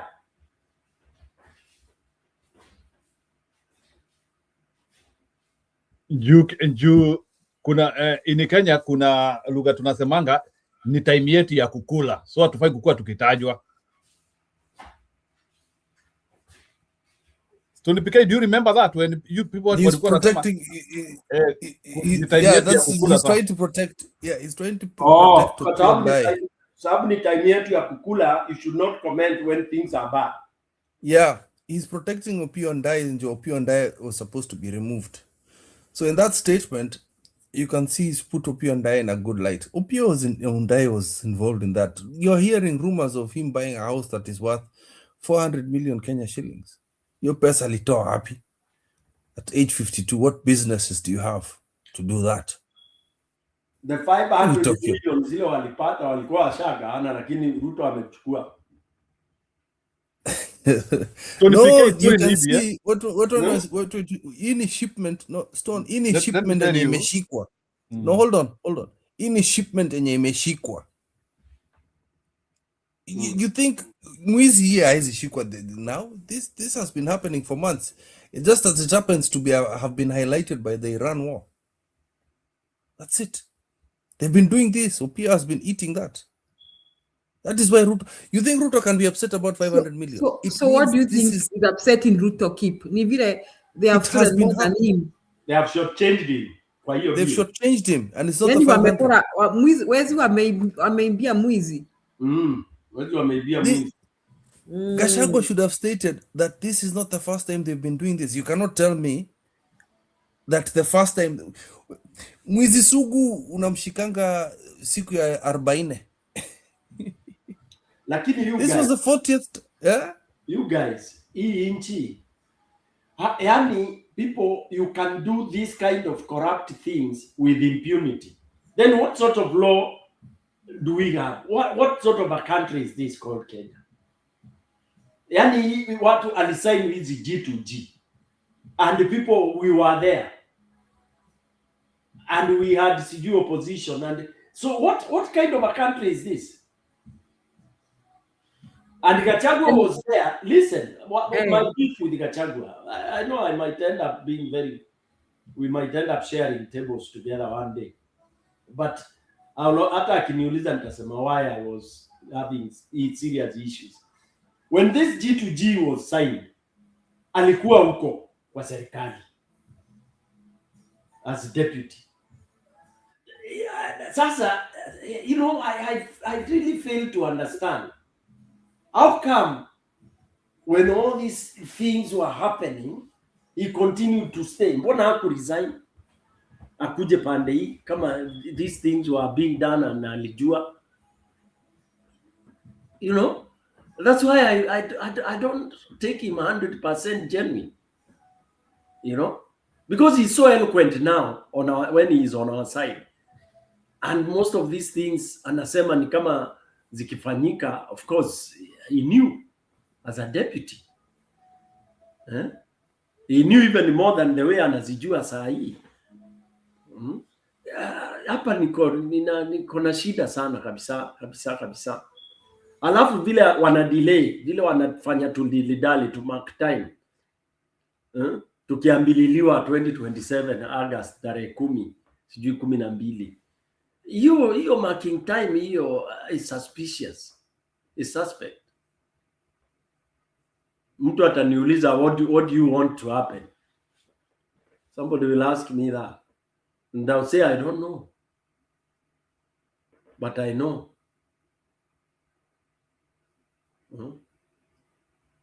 I don't know, but I know. You know, Sifuna is supposed to receive a letter tomorrow. He's supposed to. From where? Love letter? Love letter from ODM, disciplinary.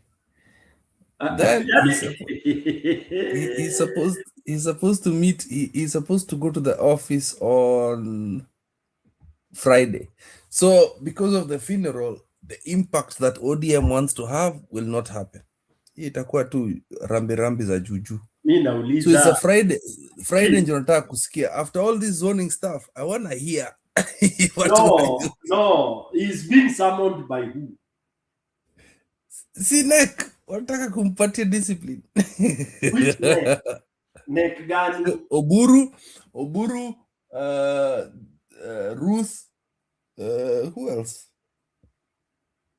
So that neck is ratified now. I want to see.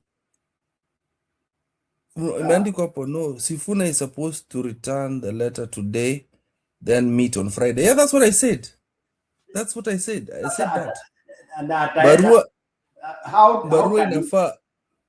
Barua inafaa kufika leo na wataandika hapo kwa magazeti na kwa news, watasema barua ndio hii imefika. So atakuwa amelegitimize hiyo ODM basi. I think he's leaving. You know, like there's a politician you really admire. Yeah? If Buhisa Kitui called him in Bungoma, it is serious. That man is running for president, even if it's not ODM. Ooh.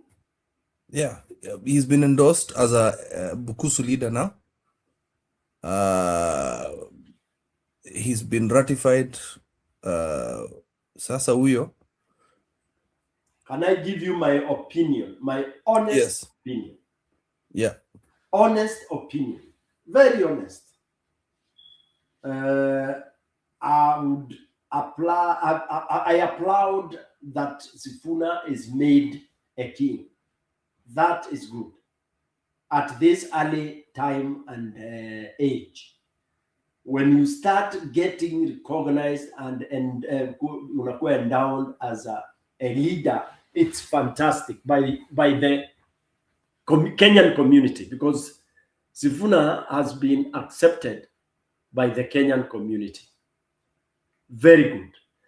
Now, the step two, of course, his own community now, the village community had to do that very quickly, because if now he's recognized nchi nzima na nyinyi hamjasema, so Nani did something very, very good. That come home kwanza tukuvishe hiyo sasa utoke kabisa. Number two, he having been accepted, acknowledged is one thing, but there is the technicality now of how you are made a leader, and then kuna different stratas that one has to. So you have to be very careful and weigh completely. Is it the presidency imeiva? Unaona? Imeiva na imeiva aje. This you have to, don't go by at emotions at umeenda umesema tunyonge tear gas hapo, unafikiria hiyo ndio kupiga kura. No. So for me, honestly, I would not rush Sifuna to presidency, whatever you think, but I would rush Sifuna to a running mate in preparation for 2032. I don't know what to say running mate to who, but if I was Sifuna myself, that is where I would carry my people.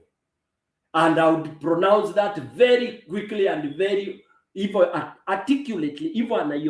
That's what I would tell people. Because unajua Kenya watu ufikiria ati ukisema ingoje watu wataona wewe si mwanaume. That's why Ruto is burning himself and blowing himself off. Ati aonyeshe ana hizo vitu tunaitanga mbili. Ati ni mwanaume kamili, he can fight every battle. You kill yourself.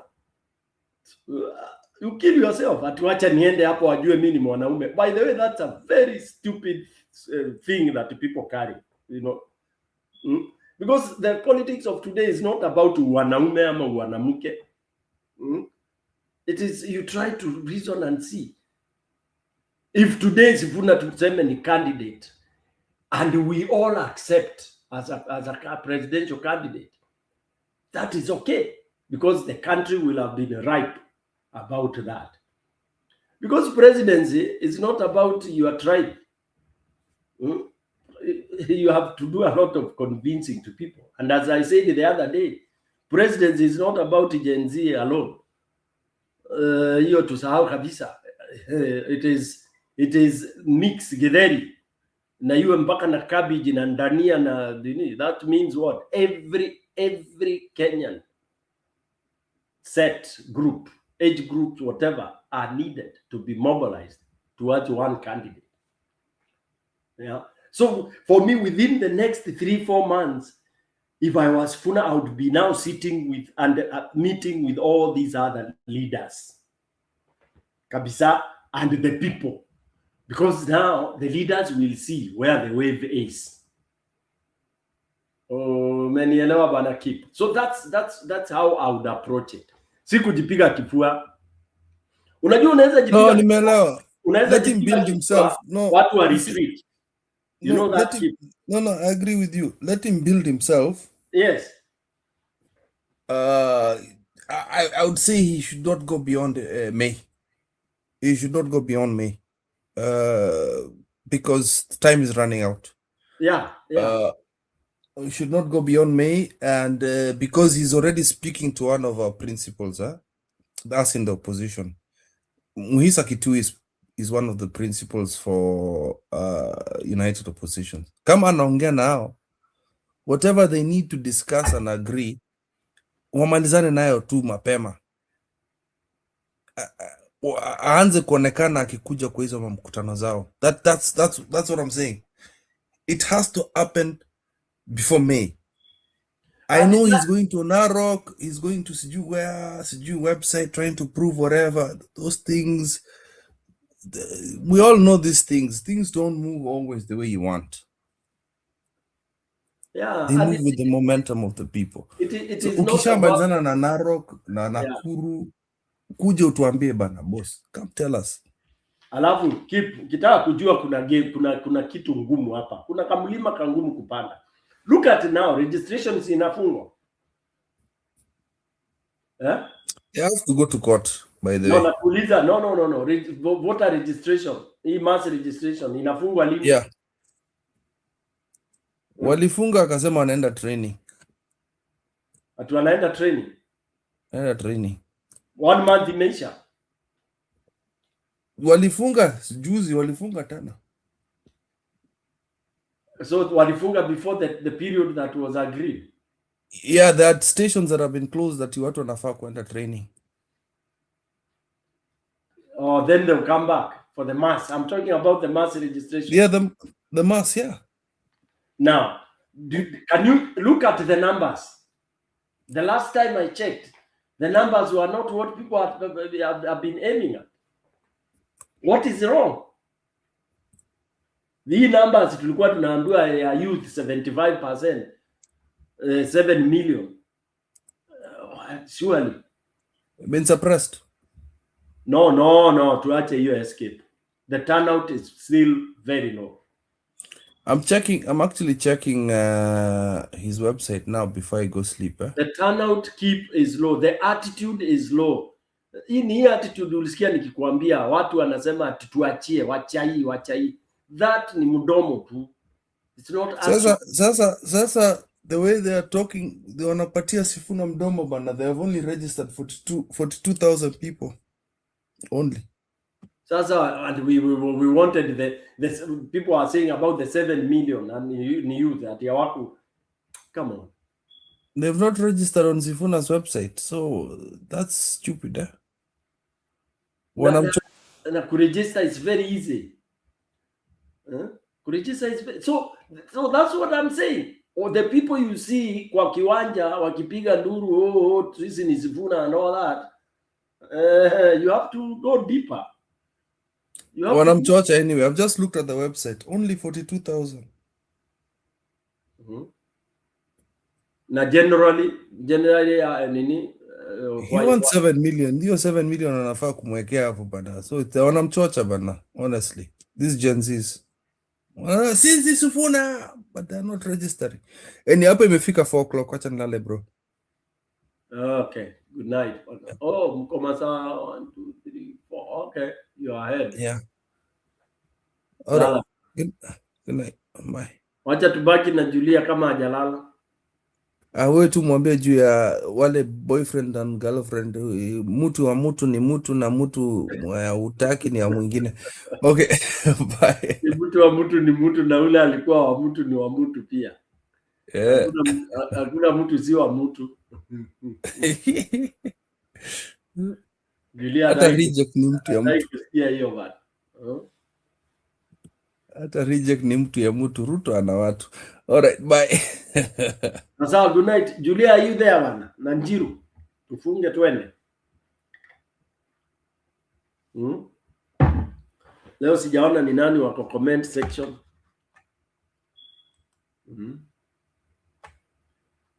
Who are there in comment section? Comment section.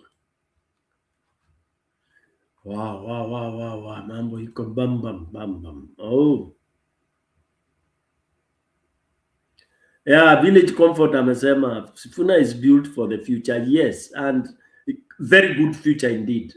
Personally, ningependa chuma ambayo inaundwa vizuri.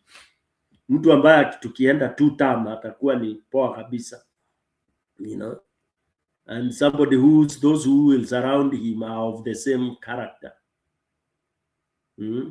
Not training. They were shocked by the regions that were registering and the expected regions. Regenerator anatupatia direction ingine. No, it's not that they were shocked by and they had predetermined set of how they wanted it to go. Oh my God. Let's see who else. Regenerate para someone. No, Sifuna is supposed to return the letter today, then meet on Friday. Okay. Gachagua alipongeza G to G when he was in. These are things, yeah, regenerate, you know, good for refreshing our memory. These are things that zinanisumbua. I feel I don't know what we're gonna do as Kenyans, because people are speaking when they are on this side. Kiruka pande hii ndio inakuwa mbaya. You hear Nyanza saying they are supporting Ruto because those who are supporting those who are not supporting Ruto are saying ni mbaya. They didn't support Baba, so now they go to the other side to punish. That, I mean, what kind of reasoning do us Kenyans have? Then you bought a house worth 400 million. Wow. I'm only in Dubai turned. Peter Mbudia. Wanga was a beneficiary of gender. Okay. We did that in Kimbimbi, dancing on the rocks. Regenerate comes from Kimbimbi, those sides. Wow. Kwarea Kanao, I think. Emburea Kanao, seating arrangement. You know, Kalau out regional. VG next to Kimani, hii ni joke too, bana. Hii ni how do you zone your stronghold? That logic is not clicking. Yeah, good guys. Comment section is really very, very, very logical and flowing with the discussions on there. To heal. You can't keep healing forever, including an idiot called Odayawidi. Village Comfort. I stopped listening to interviews za huyu mtu Odayawidi. Hata hivi karibuni nitaacha kusikiza podcast za mtu anaitwa Jagero. Village Comfort, I'm sure you know that. Not because why do I stop listening to some podcasts? It's when I realize that you are not level-minded. You are not, and especially now that there are people who blindly, because some section of Luo Nyanza has decided. Because for me, I have never in my life, I mean, I don't see what is it that would now turn me to support UDA government as Stone Piquet? Why? Because of the fundamental issues that, you know, that I believe are so critical, they are so dire, they are the mistakes, the hell, the sins that were conducted. So I don't know how that now can be changed to convince me that whoever led whatever happened, that now I can go, you know, I don't see that.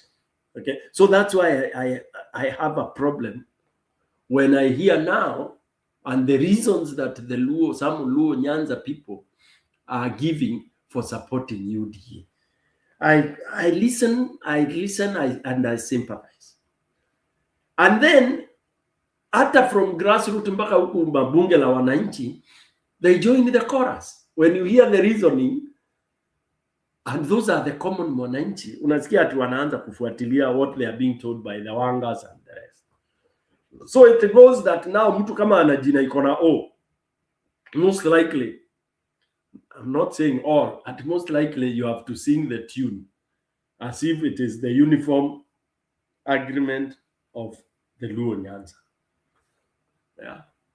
And most likely, for those in the comment section, I would want you to challenge me. Go listen to podcasts that are hosted by some of these people, these journalists from Nyanza. Out of 5, you'll find 3 or 4 are siding with the Ruto blindly. There's one guy who claims to be, I'm told that he was Mama Ida's presser man. I've forgotten his name. And he's being floated around like a very intelligent analyst and all that. You listen, the analysis, it's about how successful Ruto is. Surely. And hii nimeshindwa kushika kabisa. Maybe sijui ni mature lock. How successful UDA government is after what happened in 2024. Surely. Yani, life has become so useless that I come in as Tony Piquet today, I can massacre people left, right, and center. And then the following day, I say I'll compensate. And then I say I'll build a tarmac road in the area where I massacred them. And say I'll bury them. And say all these things. Then all of a sudden, people start ululating and clapping for me. Is that where we have reached? Yes, I think that is where we are. Because we were at it. 2007 after, people, mothers and children being, burnt in church, trying to escape, wanashikwa wanatupwa tena ndani. And then we are told hiyo tuachane nayo. Let's not open old wounds. So when you are told not to open the old wound, what are you supposed to do? Forget and move on. And then start, oh my God, it is sad. We can't go that way. It's impossible. I don't. So for me, any logic ya kuambiwa sijui ni support. Ni support. Alafu unaulizwa ati unasema mtu ni mwizi. Alikuibia, ulienda kwa akaunti yako ukakuta ameiba pesa yako. Gaiwawa. Sasa huyo ni Mkenya mwenzako anakuambia hivyo.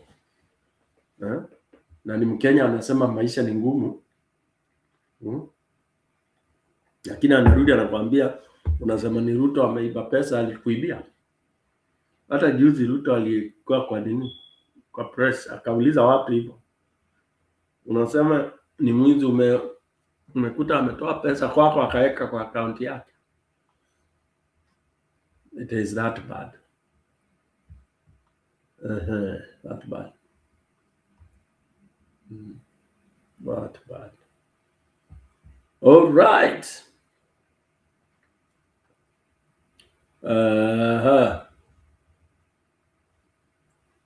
I think there is also a known guy as there is Lee McQueen. Lee McQueen, when he started that podcast, I was one of his writers in what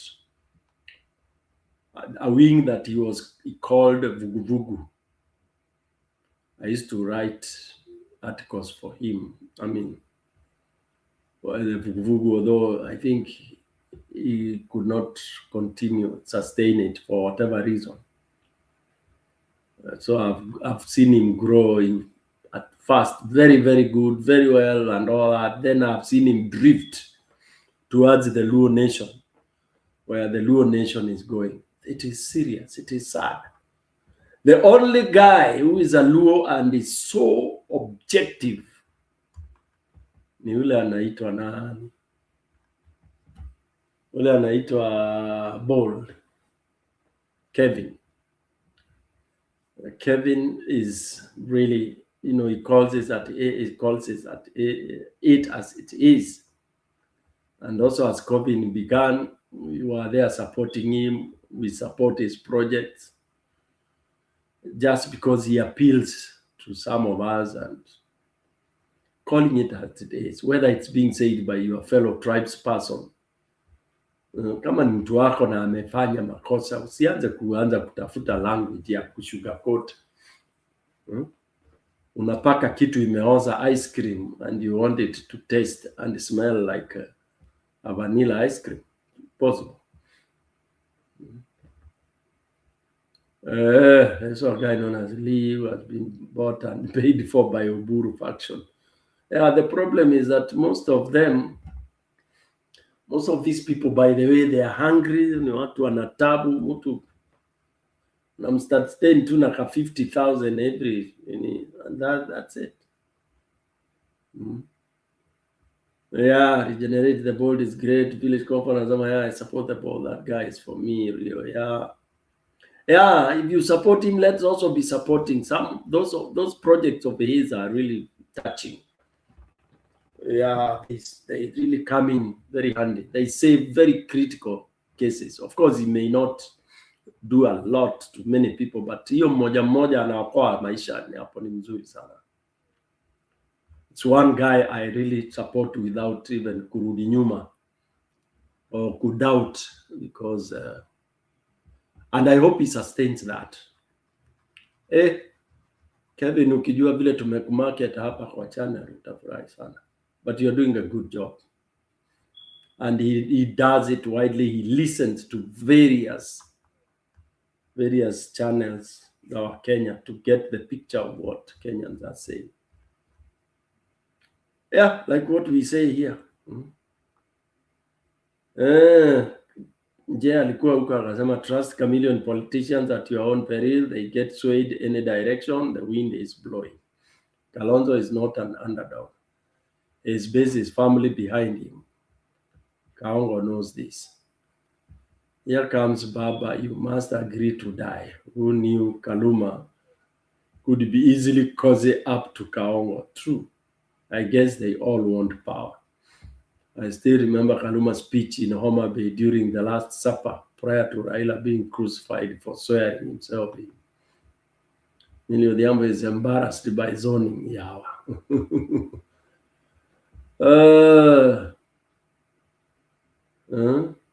Olekina is a sellout. Hey, Olekina ako ni kama yani kitu imenyeshewa bana. I can't believe it. If that is what politics would do to me, I'd rather never even start. Wallahi. Hey. If it would make me akianga hiyo staki afadhali kaya. The guy is delusional since then. No, the Kamba vote split. No, during all that was about the Olekina. Wamendo wanajaribu kabla kufinya akina Sifuna nje, ndio Kasongo apitie katikati. Wasting Kenyans time as ODM takes people in circles, knowing very well behind Kaongo for presidential. Yeah, I agree with Nje. I think we should black out siasa ya ODM hapa, wanatuzungusha tu kama Raila tu, wanatuzungusha tu hapa tukimark time na time inaenda tukidiscuss za ODM. Na wanajua wako ndani.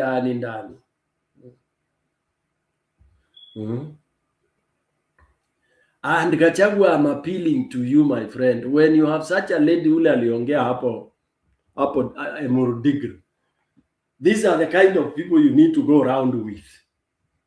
Ordinary mwananchi anaongea, anacharaza kitu kabisa, anatandika inalala. I would carry that lady to most of those rallies and give her 3, 4, 5 minutes. Because those are the people to really. Ndiki was in Senate for 10 years and as majority leader. Yes. Alikuwa tu uko meneketel sijui. All right, ladies and gentlemen, I think mimi nitaaga. Njiru sijui ako wapi. We will leave the studio as it is. Julia, uko karibu? Useme neno moja tu na roho. Ala, Njiru amesikia. Ni sawa kwa sorry, watu wamefanya. Unajua wewe Stone PK umeniambukiza kiembu wewe. Nitaanzia kukupea monto. Wewe ndio umeniambukiza kiembu. Kwa nini? Si ndio mzuri bwana. Kila mtu aongea lugha yao. Hata nakuja hapa tu the first word nataka kusema tovinge ile. Saa nyingine unaongea kikwenyu bwana. Hata unajua mi hata kwa meeting na hao wazungu nikijamu na watukananga na kimbere. Hakuna mtu atani accuse. Ndire ndo vira. Na ndikwenda mavira mayano wa muthi kuria mukwenda. I know you feel fulfilled. Yeah, because you know sometimes they are so annoying. Unashindwa lakini ukiwaambia hizo ma-FS na hizo sasa unajua wataanza kukuletea issue. Alafu mtu anasema what did you say? No, I was just man, I'm feeling, you know, I need a break. Unatoka unaenda na huko kukunywa makahawa, kumbe umetete ile chio. Aya, ni sawa. I think we should conclude nugo ili hata tuweze kufunga tuweze kukuja kwa the other show. Na show yetu ya after kesho haitakuwa because the girl who is doing the show will not be available tomorrow. So nitakuja tu masaa ya jioni kama kawaida for tomorrow. So just to let people know, we have been doing our show at starting from 9 for the few days. So kesho hatutaanza 9. So kesho, but nikipata nguvu tunaweza fuatilia hiyo mazishi na nyinyi, but itakuwa asubuhi. I don't know. So sini mazishi huko inaanzanga masaa 6. So the only thing which I'm trying to ask myself ni what will happen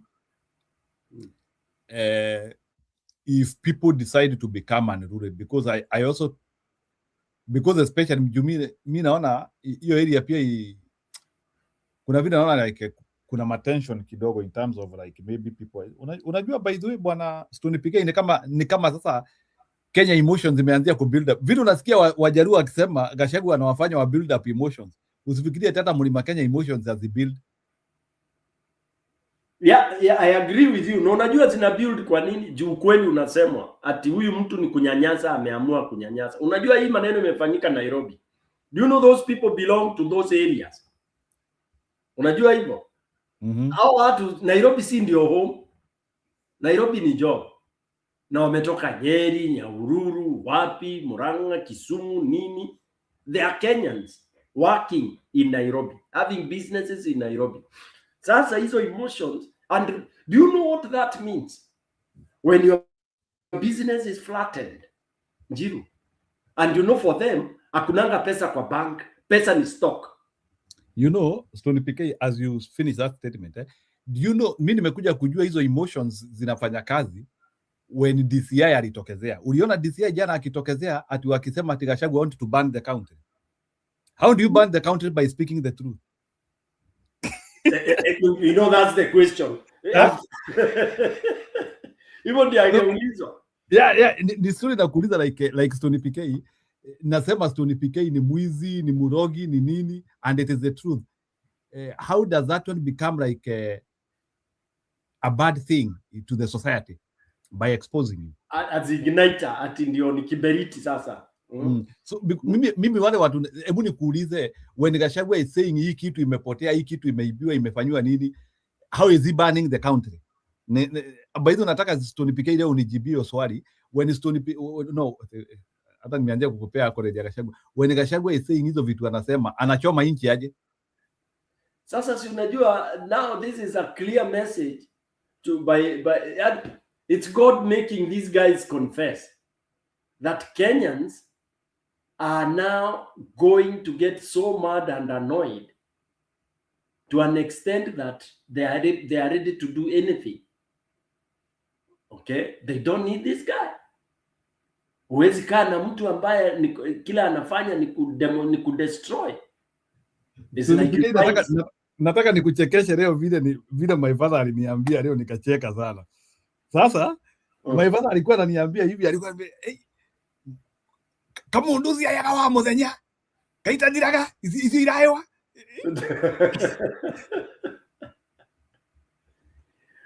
za nchi ya zishagi, yani wa muthenya wanginya twewe wa muthenya wanginya twewe peruga turaiwa tha ino ruga turaiwa.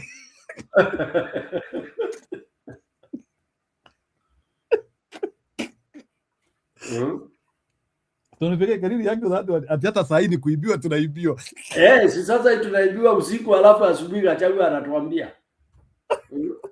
Which tells you that we are not supposed to have the kind of poverty and the development that we have in countries. By the way, I don't believe there is any country that is poor. Njiru, hakuna. Which one? In Africa? It is design. It is by design. It is by design. Go to Burundi. Go to it. They have hakuna nchi haina minerals. And God helped us when we were alive. We have seen what a serious leader can do. What Traore has done. That's a case study. And unaona watu waliacha kuhighlight Traore because he has shamed the world. Hata watu walikuwa nasema huyo jamaa ata collapse soon, walimpea mwaka mmoja. A collapse juu ya nini? Hakuna. By the way, unajua Jiro, who collapsed by doing good job? Hakuna, nakwambia no one expected Traore to last for a year by being killed but not collapsing because he's happy. No, because of ile presidency ilikuwa hapo, sababu unajua kabla ya Traore achukue kulikuwa na wengine watatu hapo walikuwa wanakuja wakipinduliwa, unakuja unapinduliwa, unakaa miezi mbili unapinduliwa. Yes. Oh yeah, that's collapse unasema. Yes, you are right. But nilikuwa nafikiria ati ni pressure ya kazi ati apate hata sio hivyo, ni ile like people never like even America walikuwa nasema it is a temporary thing. I think sasa hivi wenye wameona jamani kama amemea, hata wameachana na jamaa ile style yako nayo atamea ile mpaka kumtoa itakuwa ni story nyingine. Wewe unasema nini bana? Na raia wenyewe, raia walisema wataki siasa tena huko. Imagine wanapatia live. Alikuja kwa kiwanja tu wakaitika mkutano, wakamwambia thank you for inviting us, lakini sisi hatutaki hiyo kitu unatuambia wewe ndio wewe ndio rais wetu. Nimekuja kujua by the Stone PK, kumbe sio vile ati raia wanapenda uchaguzi, ni vile watu wanaanga viongozi ndio watu wanaenda kwa uchaguzi. But if a country can get the right leader, you know, we were discussing that thing, tulikuwa tunasema unaona ma countries kama akina China, zile ambazo hazifanyangi uchaguzi, ni vile watu wanaangalia wanaona huyu mtu wako hapa tushafika, so why should we want an election and already this guy is giving us what we want. Kumbe hata watu wapendi, kumbe Stone PK watu wapendi uongozi. Si watu, unajua the people go for election to change from somebody bad, kutoa kitu mbaya. Lakini actually if you are a good person, hata watu ndio watasema hakuna haja ya uchaguzi. Exactly. Watarudisha hiyo maneno ya bila kupingwa. What for? Meaning that watu wana haja na power. So in other words, unataka kuniambia saa hii Kenya tukapata kiongozi mzuri kabisa, unataka kuniambia hata kuna majamaa wanaanza kusema katiba ibadilishwe? Jamaa kae. Exactly.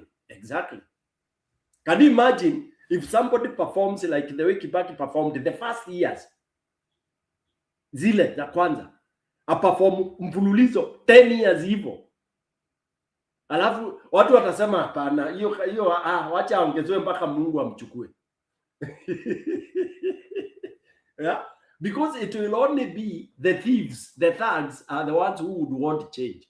Kama sahi, yeah, for a year, yes. Unaona for a year they don't care. Unaona Rwanda, Njiru, talk to Kenyans in Rwanda, wakupatie the truth.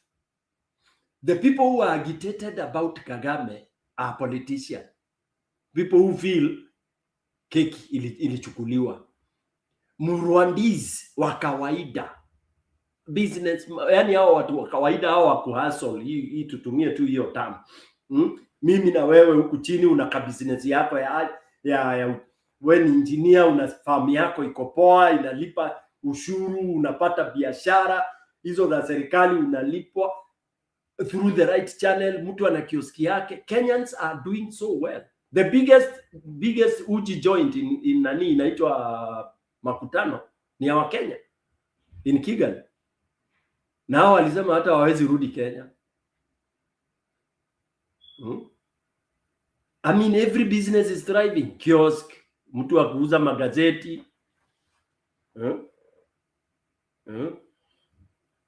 So it is regenerate kwanza haraka sana. Yeah, so basically I think if people have a good leader,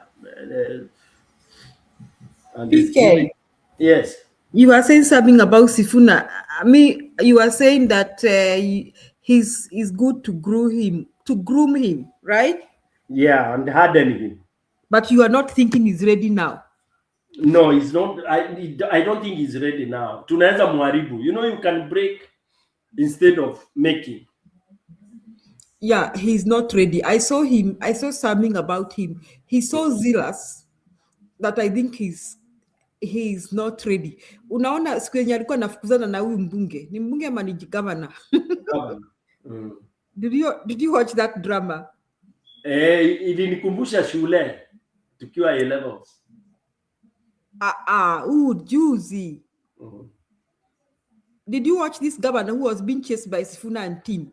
Yes. I'm telling you now, that scenario reminded me of how we were behaving at A level. Yes. Now you saw him behave like that you are behaving in school, right? Yes. And you thought he shouldn't do that. Yeah. Me too. I thought he shouldn't do that. We are expecting him now to go beyond that. He shouldn't do that. We know he's zealous, but he shouldn't do that. That is Baboino who should do that. Yeah. Like in Sifuna. So that tells me he needs to be groomed. And if he's working with Akina Mukisa, he's in the right company. He'll get somewhere. He needs to be groomed to become a national leader. He needs to look at himself right now like he can be a national leader, and he should know that the expectations of Kenyans are very high. And that is why a lot of these guys, they are tough, they are brave, but they don't reach. He looks like Uhuru when Uhuru was vying for presidency, although Uhuru was not zealous. You remember Moya Kiweka Uhuru ati asimame president? That was the wrong time also. That was the wrong time. But then right now, Uhuru people even think Uhuru should vie for presidency again. Yes. Juu inakaa kama saa hii ndio Uhuru amekoma. Unajua kuna ile kuiva, hardening. Kuiva. Yeah. That is what Sifuna needs. Sifuna needs hajaiva kabisa. So, and I think someone was also saying that as Patricia May, he needs to make up his mind what he wants. Saizi ni kama hajaamua kabisa ama ameamua. Hajaamua, you can tell. Some of us who know how to read body language and also when you are talking, and you see in public speech, ukisimama, it takes those who are experts, it takes them 30 seconds to know exactly what you are talking and your trajectory. Na wataweza kukuambia hiyo speech yako vile utamaliza. Sasa ukikuta, because it's like you start describing a journey of, let's say you are moving from Nairobi to Kisumu. You see how you start your journey and your discussion. I'll quickly tell, oh, we amechukua njia ya Westland, anaenda Western. But when you start and you are there zungukaring in the city center, nikikuangalia nasikia tu uko city center tu unasema tu one time, nitajua huyu mtu haja decide ni Nyeri, ni Kisumu ama ni Mombasa. All right. So Sifuna, one thing is confused because he's being misled by the wave of the so-called wave, Gen Z. When they are saying they don't want to be old, they don't want this. So, and I hesitate not to be to associate, because why would you hesitate to associate with the united opposition, Julia? For example, if you are the one, why would you hesitate to even sit and start associating with them because you have one goal? Yeah, that's my first goof for Sifuna. Yes. That is my first goof, because it doesn't mean you're associating na wazee ama nini na nini. You are associating with an objective, with a goal. That goal. And this Gen Z PK, Nikukate, this Gen Z, they are kind of very ignorant. You know, somebody, when people come here telling me that Gen Z have this number of votes, I'm yet to see those votes. I'm yet to see those numbers translating into votes, because me, what I know, watu wenye wanapiganga kura ni watu wenye wako hapa 35, 40, 50 up to 60. Au ni watu wanapiganga kura Kenya hata saa hii. Now what to see Gen Z, they are not Gen Z. Gen Z, I'm yet to see their numbers translate into votes. History kwamba they think they can change Kenya alone. Somebody needs to speak to them, and they're PK. Yes, and you see, this is where now leadership comes in, Julia. Leadership. Mimi sahi nikipewa mic as Stone PK, I'll talk to Gen Z ama to the youth. I don't. By the way, nilikuja nikaanza kusema hii Gen Z, you know, imekuwa ni kama that small group of people, whatever you calling percentage, it's like they are our kids. I know, and that doesn't demean them or vilify them. Yeah. But for me, I was saying the way they had, you know, it was supposed to be generation zote towards this. So I would turn and speak and say, this is a war. It's not at Nivita, sijui hawa ndio hawa hapana. In an army, you have all ages. Of course, the younger people are always in the forefront. The generals are behind. Strategists. And then in the middle, we have the backup. Then you proceed for war. There are normally 3 different, or you can do 3, 4 different formations. Okay? Ndio muweze kushinda vita. So equally, now the Gen Zs or the youth, they should be so hot kabisa. Because if you look at Bangladesh, that's how they did it. They came out, then the old, then the other, and the entire country was out. That's how you do it. You know, Egypt, the same. That's how they did it. Tunisia, the same. In Tunisia, it's only the press that comes and says, oh, you know, the young people are... No, it is the nation has come out. Of course, the young people are fast. They'll come. They'll start, mandamano shouting, nini, and then the older people will come in and all that. So if I was Sifuna, now I would start including through messaging that jameni, si tumesema linda mwananchi, hatujasema linda youth, linda mzee, linda mama, ni linda Mkenya. Okay? In fact, wangesema sasa linda Mkenya. Waendelea na hiyo linda mnini, na hii linda Mkenya is the same as the united opposition. Sasa wana separate, wanaanza kusema united opposition is fighting for seats. Kwani what is Sifuna fighting for? Alafu wanaanza kusema ati wataki maneno ya wazee. Sasa so they think they can take over Kenya themselves. Well, they don't even have the finances and the capital to do so. What is wrong with these youngsters? In fact, some of those who are talking on their behalf are misleading them. Yeah. Today, let me give you an example. Today, you give Babu Owino, Nairobi City, governor.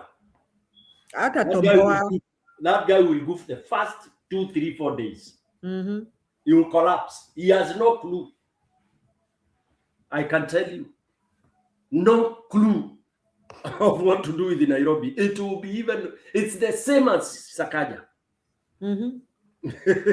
Because number one, it requires some proper thinking, and it is neededly it requires some thinking and some sobriety in terms of somebody who has handled management and finances. Yes.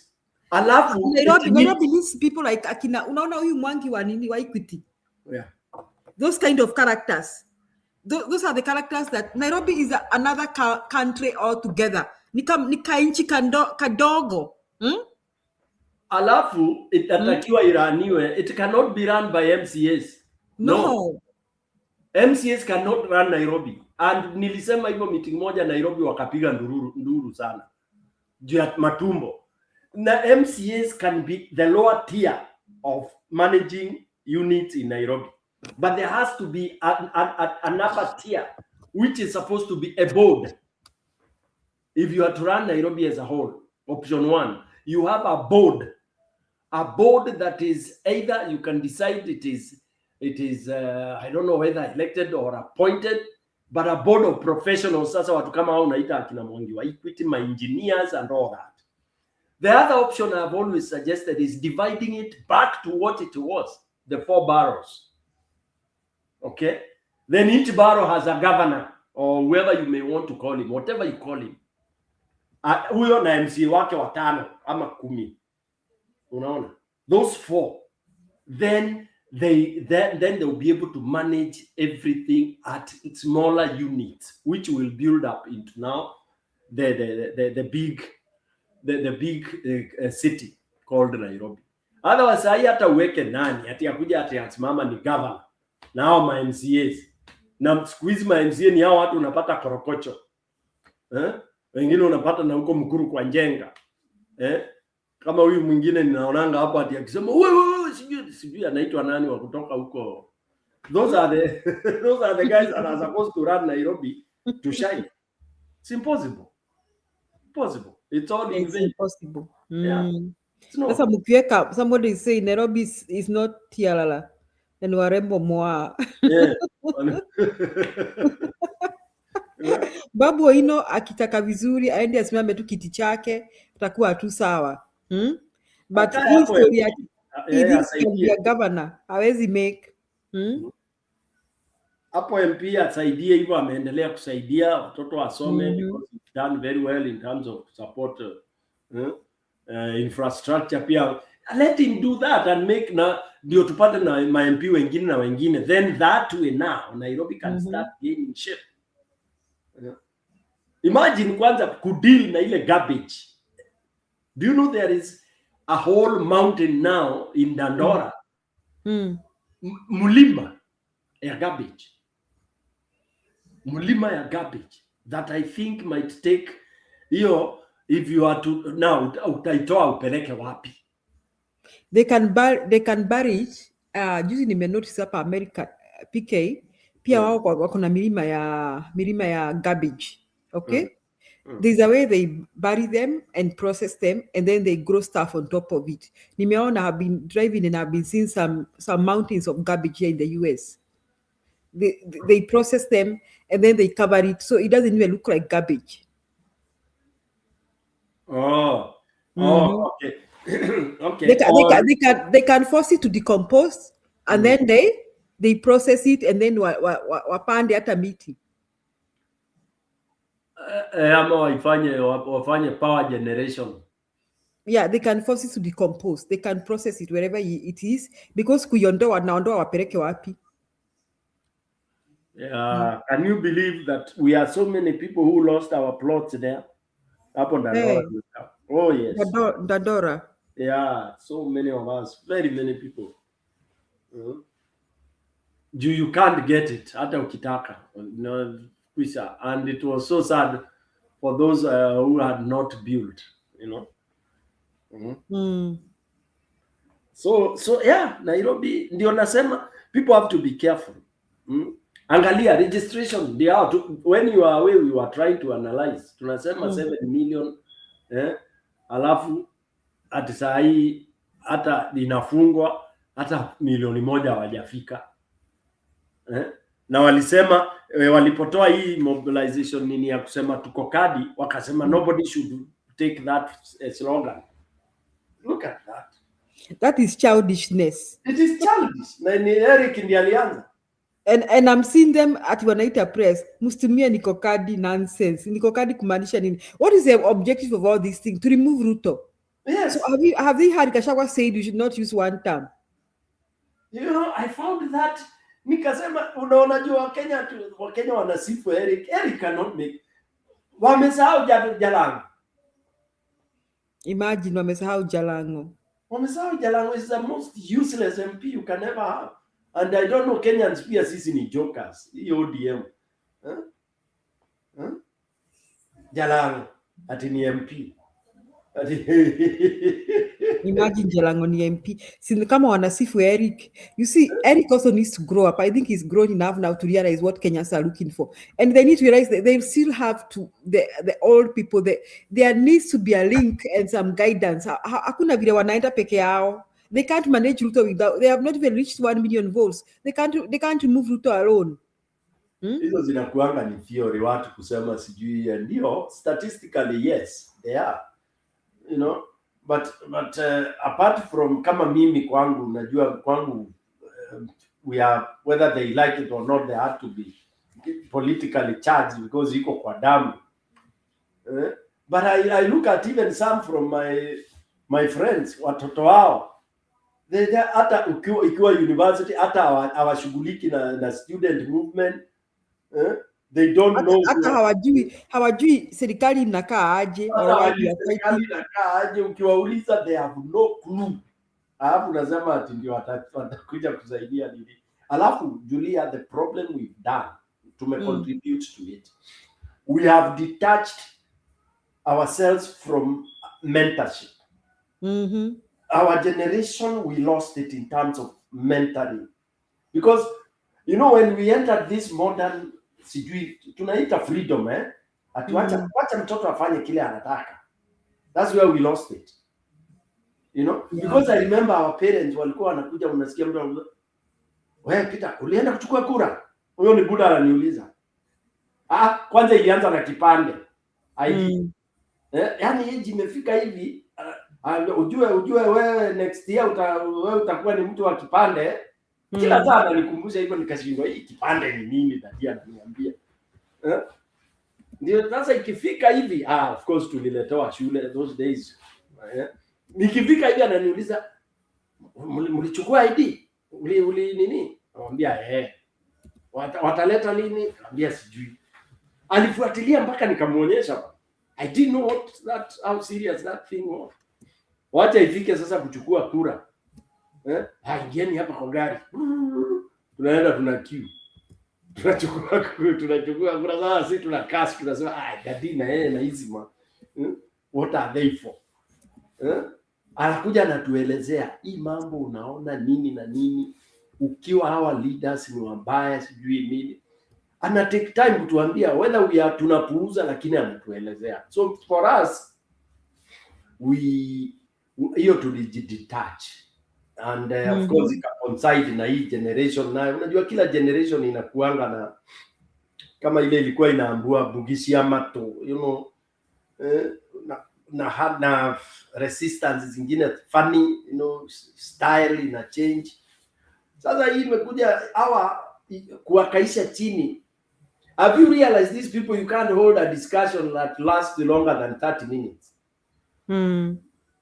Ati wanakusikiza. Okay, wewe ni mwalimu sasa uko nao labda wanasikiza, but they are worse than adult education because our skizzy you have to keep coercing them. Yeah, nilikuwa na compare before I stopped teaching, nikakuja nikaanza huku kwa training za adults. Training za adults ndio tunaambiwa you keep it very very short and engaging. Najua adults wengine wanaanza kushonga nini. Sasa nikakuta tena hawa Gen Z ndio wako kama adults sasa. You have to make it very interesting, engage them.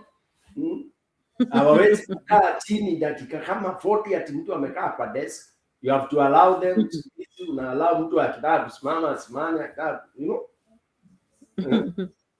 Yeah, just to make sure that you catch their attention, you know. So politics is very boring to young people. This I tell people. Very boring. Juu mtu young anaona ni nini kila kitu inafanyika. For example, kama anaishi na family, who will bear the burden? It's my dad, my mom. Sasa ana take time kabla ajue itamuhit directly. Yeah. And the only way to motivate, kama sasa sisi, me and some other people, what we are doing in our village is we are making them get to know that the situation they are in, for example, the graduates who are tamaking for the last 3 years, mtu aligraduate na miaka 3 ako kwa village, we emphasize and hammer that the reason si yeye, kuna mahali hiyo reason iko na ni mahali haoni, you know, like unamlink na MCA wake, unamwambia for government resources wewe huwezi zifikia as an individual. There is nowhere you will be told enda ukachukue mshahara kwa serikali unless you are employed. Okay, now employment haiko because you have very poor governor, very poor MCA, very poor president. That's why jobs are not created. So utakaa nyumbani. Kiongea hivyo sasa ndio anaanza kushika. And you remain like that for so long. Ulimaliza wewe ni mwalimu, hujakuwa posted, why? Do you know why? Schools ziko, watu wanapewa barua kimenyano. Why? Because corruption, leaders are bad. Wewe unataka kwenda jeshi, ulisikia watu wanatoa pesa ngapi? 700,000. Why should people bribe? You know, sasa they need that. Even in meetings, campaign meetings, wanaambiwa, na it will continue like that. Anaambiwa uko miaka ngapi? 25. Can you imagine you at 35 ukiwa hivi? Then they will get scared. They will get scared and get serious. That's why akina Gachagua, that's the job they should start. Yeah, they should just talk into those youngsters. Those youngsters need civic education. Yeah, they need. Na wenye wako kwa nyumba waforsiwe kwenda kupiga kura by force by fire. Yeah. They should not be told that they know what they are doing. No, make sure they vote. Make sure they vote for the right person, and tell them why they need to vote for the right person. Yeah, yeah. Kama sasa, actually for me, Kenya turning point should have been June 24th, but since it stopped here, now the turning point should be the 2027 or before, because now I think we have gone through the cycle and the boiling, the magma should erupt now, the volcano should erupt, because hakuna kitu ingine tunangojea kuona. Okay, ama youth wangojea kitu ingine. Wewe unaweza imagine umetama miaka 3, miaka 4, miaka 5 na miaka irudi na nyuma. Yeah. If you have parents, miaka irudi nyuma. Yes. Yeah. So it's either we fix it now or we perish. Yeah. So either we fix it or we perish. That's right. Yeah. And they should know. And the fixing is not that they are not fixing it because the old people are there. You see, they should know it's not being fixed because we have bad people there. We can have young people, and you give them example. Osoros, okay, Jalangos, who else? All those young people, and they are mediocre MPs. You can imagine an MP wasting 70 million shillings worth of support for youth, women, and all this kind of a thing in a constituency. You know, that is a year gone.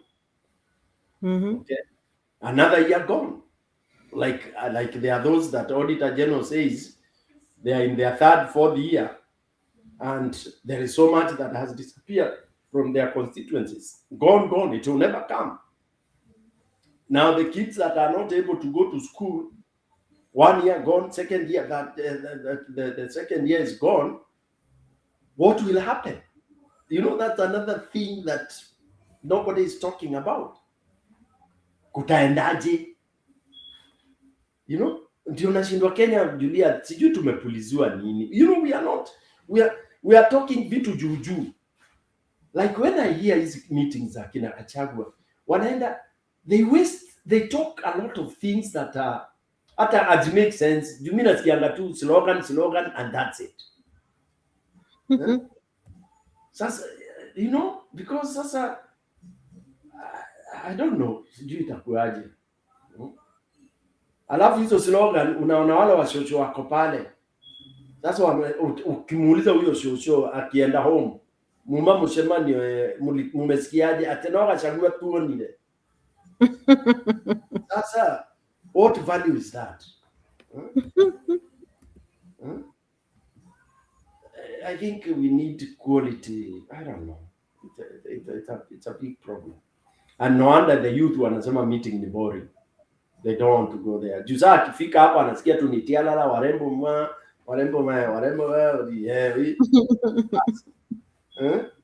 alafu meeting inaisha ama wanatupiwa tear gas, mtoto anakohoa, ataenda meeting nyingine. Yeah, that's why for me Julia, I would think meetings nyingi mimi ningekuwa na watu hapo local, watu watatu. Every meeting iko na 3 people, a lady, mwanaume mzee na youth, waongee tu juu ya real suffering. Alafu out of that now I build my, kama Gachagua sasa na build my speech of 15 minutes. You know, because sasa hapo utaingiza exactly because huyo mama labda atakuja aseme mimi hapa tangu bwana wangu afanye XYZ nilikuwa na kioski, nilikuwa na katakata hii, hata kuna sasa hata mimi ulala njaa. There you have it.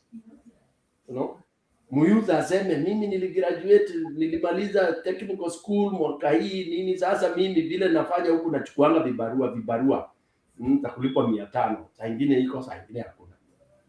You know, huko wasichana na huko waseme sisi huku tuna shida mpaka hata when we are having our issues monthly hata you cannot afford because this costs this much. Mimi sina kazi, my mom has real issues.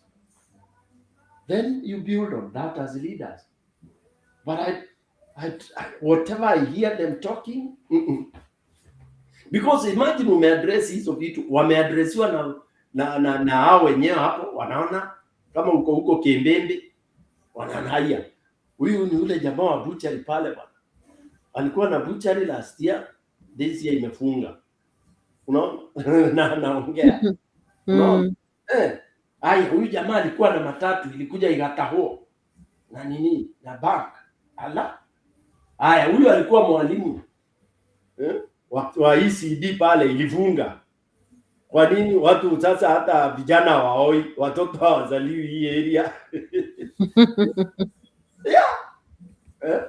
Why? Vijana kwa nini waoi? Hawataoaje mtu hana kazi? Hawataoaje? Seriously. You know?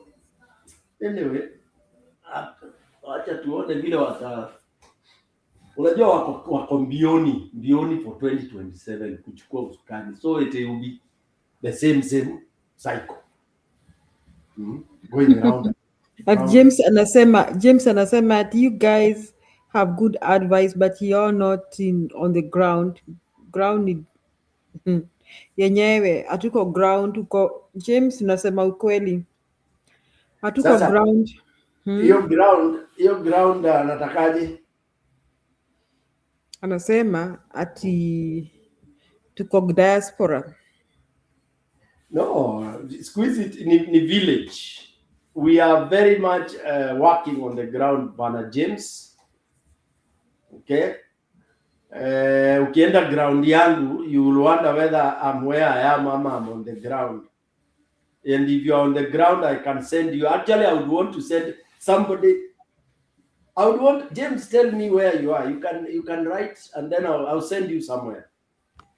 You go and hear and try to follow up and see whether what we say here is actually what we practice. I would really want to do that, Julia. I would want somebody to go to Mbere specifically. Aende asikize hiyo ground ya Gachagua, asikie hapa kuna mahali Stone PK ana contribute what he talks, he yaps around in this channel. Yeah. Only that we cannot all be on that ground, otherwise we will suffocate. They need us here because wanatutegemea. Kibarua pia lazima tufanye. Yeah. Because all those ground activities are funded, Mr. James. They are heavy funding. Eh? If I show you my budget every month, you'll be shocked. Funding what we are yapping here. Meetings, people talking, community discussions and all that. Only that what we talk here, we wish it could be duplicated or replicated. Or whether we could be in some venues with akina Gachagua na akina Martha Karua. Pengine we would make an impact. Yeah. You know, I don't like saying this a lot. You know, like me, I was one of those that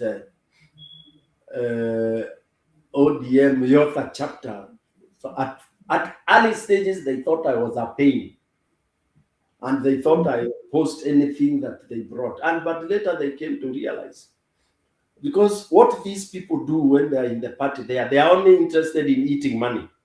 And you know, Julia, these parties have money. People contribute. But now, when that money is contributed, yeah.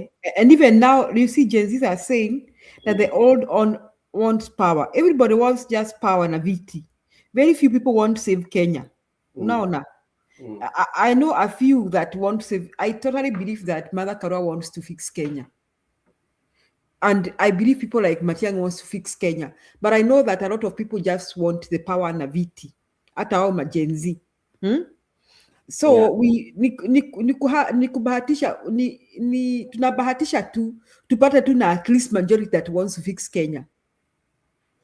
You know, Julia, sometimes it's good to say things as they are. You know, I tell people, some of us tumeishi, tumeona. But Kenyans have this fever that they attach, kila mtu unasikia anatachiwa na huyu alifanya. And you see, all these are Kenyans. Hakuna, even me, Julia, ukienda in my village, sahi. Useme, Stone PK, I know him, namjua nini. Ni mtu mzuri sana, nini, utaona mtu amenyua mkono. Hapo, among the 5 or 6 people you're talking to. Ati unasema nani? Alafu ataniita jina ile wananiita huko kwa village. Unajua kila mtu ana jina ya village, vile walikuwa wanakujua. Ama wanakuita Morio wanga. Ama Moroa, yeah. Ama ukienda Nairobi, mahali nilikulia Eastland, kuna vile wananiita. Wasema huyo hivi utapewa 1 or 2 things that are negative. You know? But now the thing is, you look at the bigger picture. Okay? Out of the 5 points, how many unaambiwa na zilikuwa of what nature? Kama kuna siku moja nimekuwa tukiongea mahali, one guy akasimama akasema, haki Stone PK huyu tulikuwa enemies. Akauliza mlikuwa enemies wapi? Tukiwa from 1 to from 4. Nilikuwa sasa hiyo ni nini tena? Imagine. Akauliza hiyo si miaka mingi sana. Kama hapana, nasema tu nilikuwa nimemchukia lakini nilirudi kumpenda. Akauliza ulikuwa unamchukia wali? Unajua tukifika form 3 alikuwa prefect. Na alikuwa saa ile yako duty kwa gate. Akinionea mbali ashaandika jina yangu hata kama sijafika kwa gate. Sasa akaambiwa already you are late. Na ameandika jina yako uko late. What was his mistake? Unaona?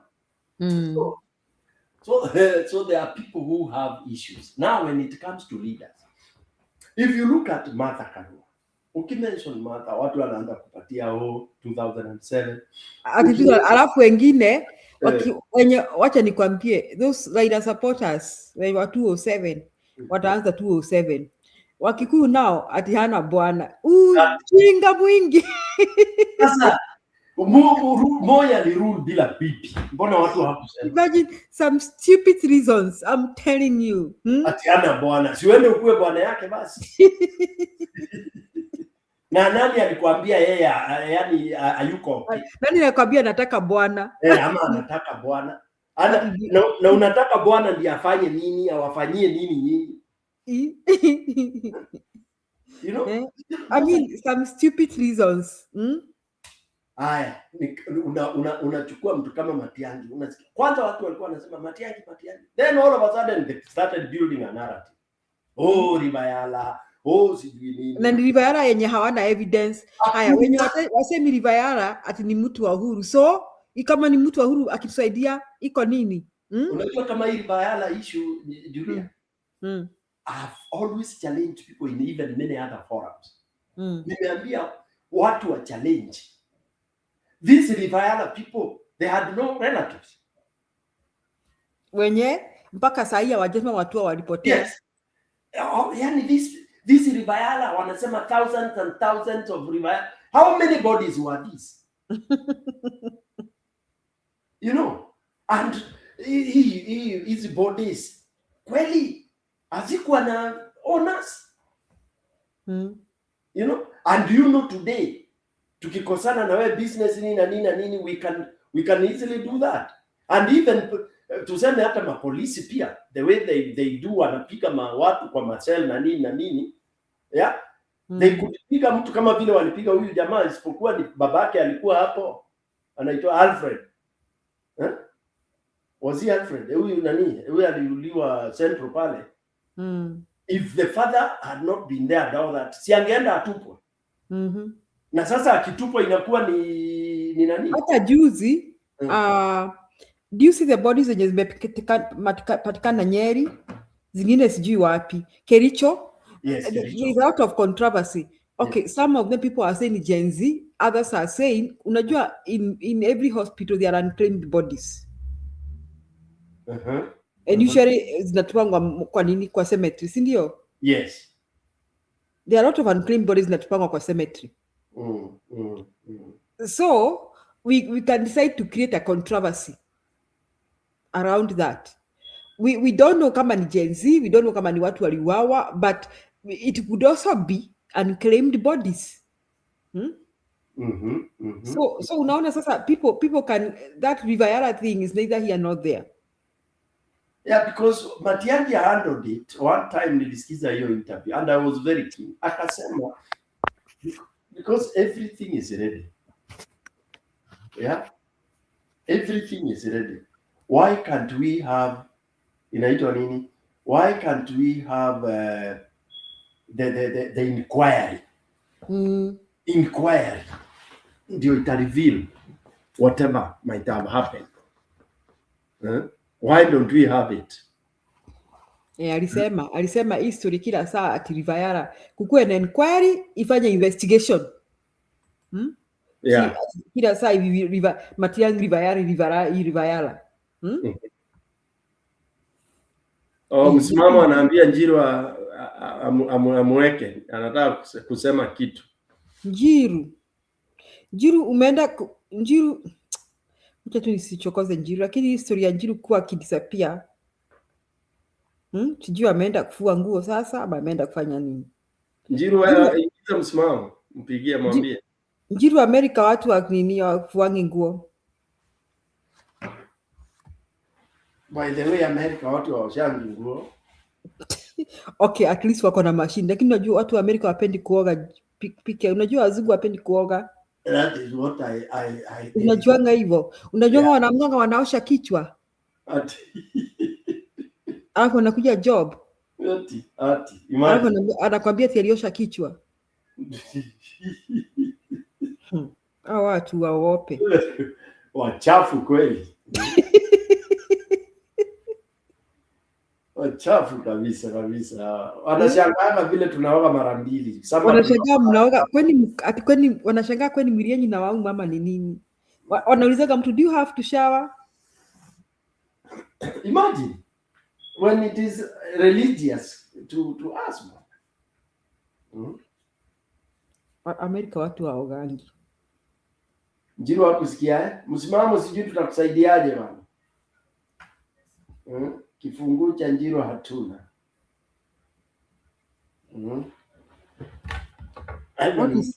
What is Njiru doing? Umemcall? Ndio nataka kujaribu. So yeah. Njiru, where are you? At Njiru, by the way, does Njiru take a glass? Village Comfort nataka kunulia Njiru glass moja. Glass ya nini, ya uji? Na mbona si autununuli? Is that discrimination? Village Comfort ananunua glass moja na anaona tuko wengi. Anauza kama Njiru anakunywanga glass. Na muonanga na magi ya maziwa, sijui ni maziwa ama anakunywanga ama ni maziwa ama ni nini. Njiru ama ni chai ama ni uji. Unajua Uhuru ni mkora. Uhuru anasema ati walikunywanga uji na nani? Ni mgodi uji. Alisema kule wanaendaga kunywa uji.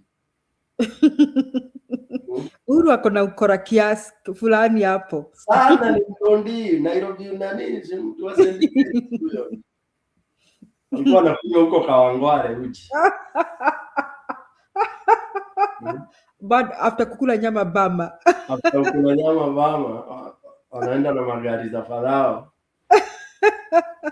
Ati hata Uhuru ashapatikana peke yake akijiendesha, not once not twice. Yeah. Kwanza those early days, alisomewa sana bana. Alikuwa ana sneak out. Kwani ni mara moja ametupata pale Njugunas. Njugunas. Huko ni wapi? Njiru ameamka. Ingiza msimamo. Sawa. Njiru, you are seriously sleeping. Oh my goodness. Alikuwa anakula nyama. Njiru, unakula nini kwa studio? Mira. Don't eat in the studio. Ni mira unakuja na mnigoka. Ni mgoka unakula? Akileta mgoka Amerika atakipata. Ni makrisi. Sijui ni manini hizo. Njiru, I don't know what you are eating. That is even more scary. Kwani ni pweza hiyo bana? Inakaa kama samaki imekauka. Ni pweza huyu jamaa, kuna pweza huyu. Msimamo, huu ndugu yako ongea naye. Nataka kuniweka hapa kama sijakula kitu. Wacha nionja. Hiyo ni pweza. Una mpango gani? Haya, muendelee na show, nipo hapa kwani mimi naendelea kukula pweza yangu, mwenyewe muendelee na show. Wajua kama mtu hana bibi, hiyo ndio maisha. Ama msimamo aniletee ulisema ni kobe na nani? Nataka kukula huyo mwingine. Kobe na kasa. Leta kasa nikule. Ati naye Mato anasema nimemtoroka. Mato nimekutoroka ama umetutoroka ama nani alifukuza Mato hapa? Mato ni nimesalimika Mato, lakini hujaijua Mato ni attention seeker. Ni attention seeker. Sasa Mato uko una seek attention from the wrong people. Kujaga kuna seek attention kama niko around. Njiru, umeulizwa kama unakunywaga glass. Village Comfort nataka kunulia glass. Ya maji. Unajua nategemea ni glass. Ya uji. Ya supu ya pweza ama nani? Uyoya. Ile. Mama senator. Uyoga. Njiru, kuna mtu anataka umu-invite the United States. Olele. Kwanza achane na Ruto, alafu tuongee. Ni mtu wa Ruto? Mbaya sana. Anasema hapa all the time ati Ruto atashinda sijui nini. Na analeta chuki mingi sana ya Wakikuyu hapa. Aolele amedefect. Unaona anatetea Albert Ojwang, huyu amedefect. Huyu ni msasa wa Gachagua. Ama Si Aolele. ametuambia Uhuru alituibia miaka 10 na tuna complain na Ruto ametuibia miaka 4.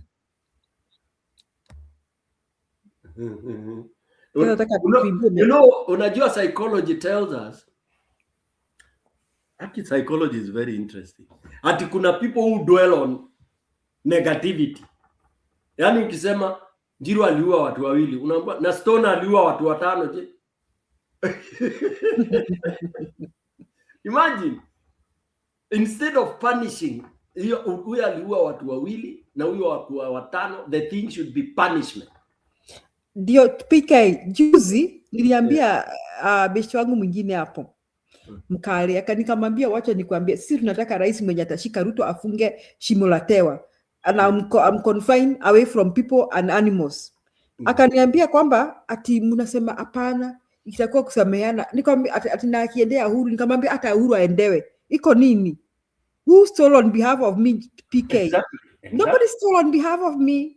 Hey, what hata familia moja ikiendewa iendewe. We don't care. Yes. They did not steal on our behalf. Yeah. And that's why tunaambia akina hawa vijana wa Ruto wanadunda na hii mali ya wizi, they should be careful because we will not forgive anyone. Yeah. Yeah. By the way, unajua that's why the problem sasa when we were talking about the leaders we would want, Matiang'i nilikuwa naangalia naona yes he is very stern, lakini naona atahurumia watu. PK, kuna mtu anatuinvite coast after the elections tukishinda anaitwa Village Comfort. Chukua namba yake, tutamtafuta. Kwanza mimi napenda coast sana. Mimi every time nikienda Kenya lazima niende Mombasa. Village Comfort. Mombasani twaja sisi bana. Msimamo nitakutafuta kule Mombasani.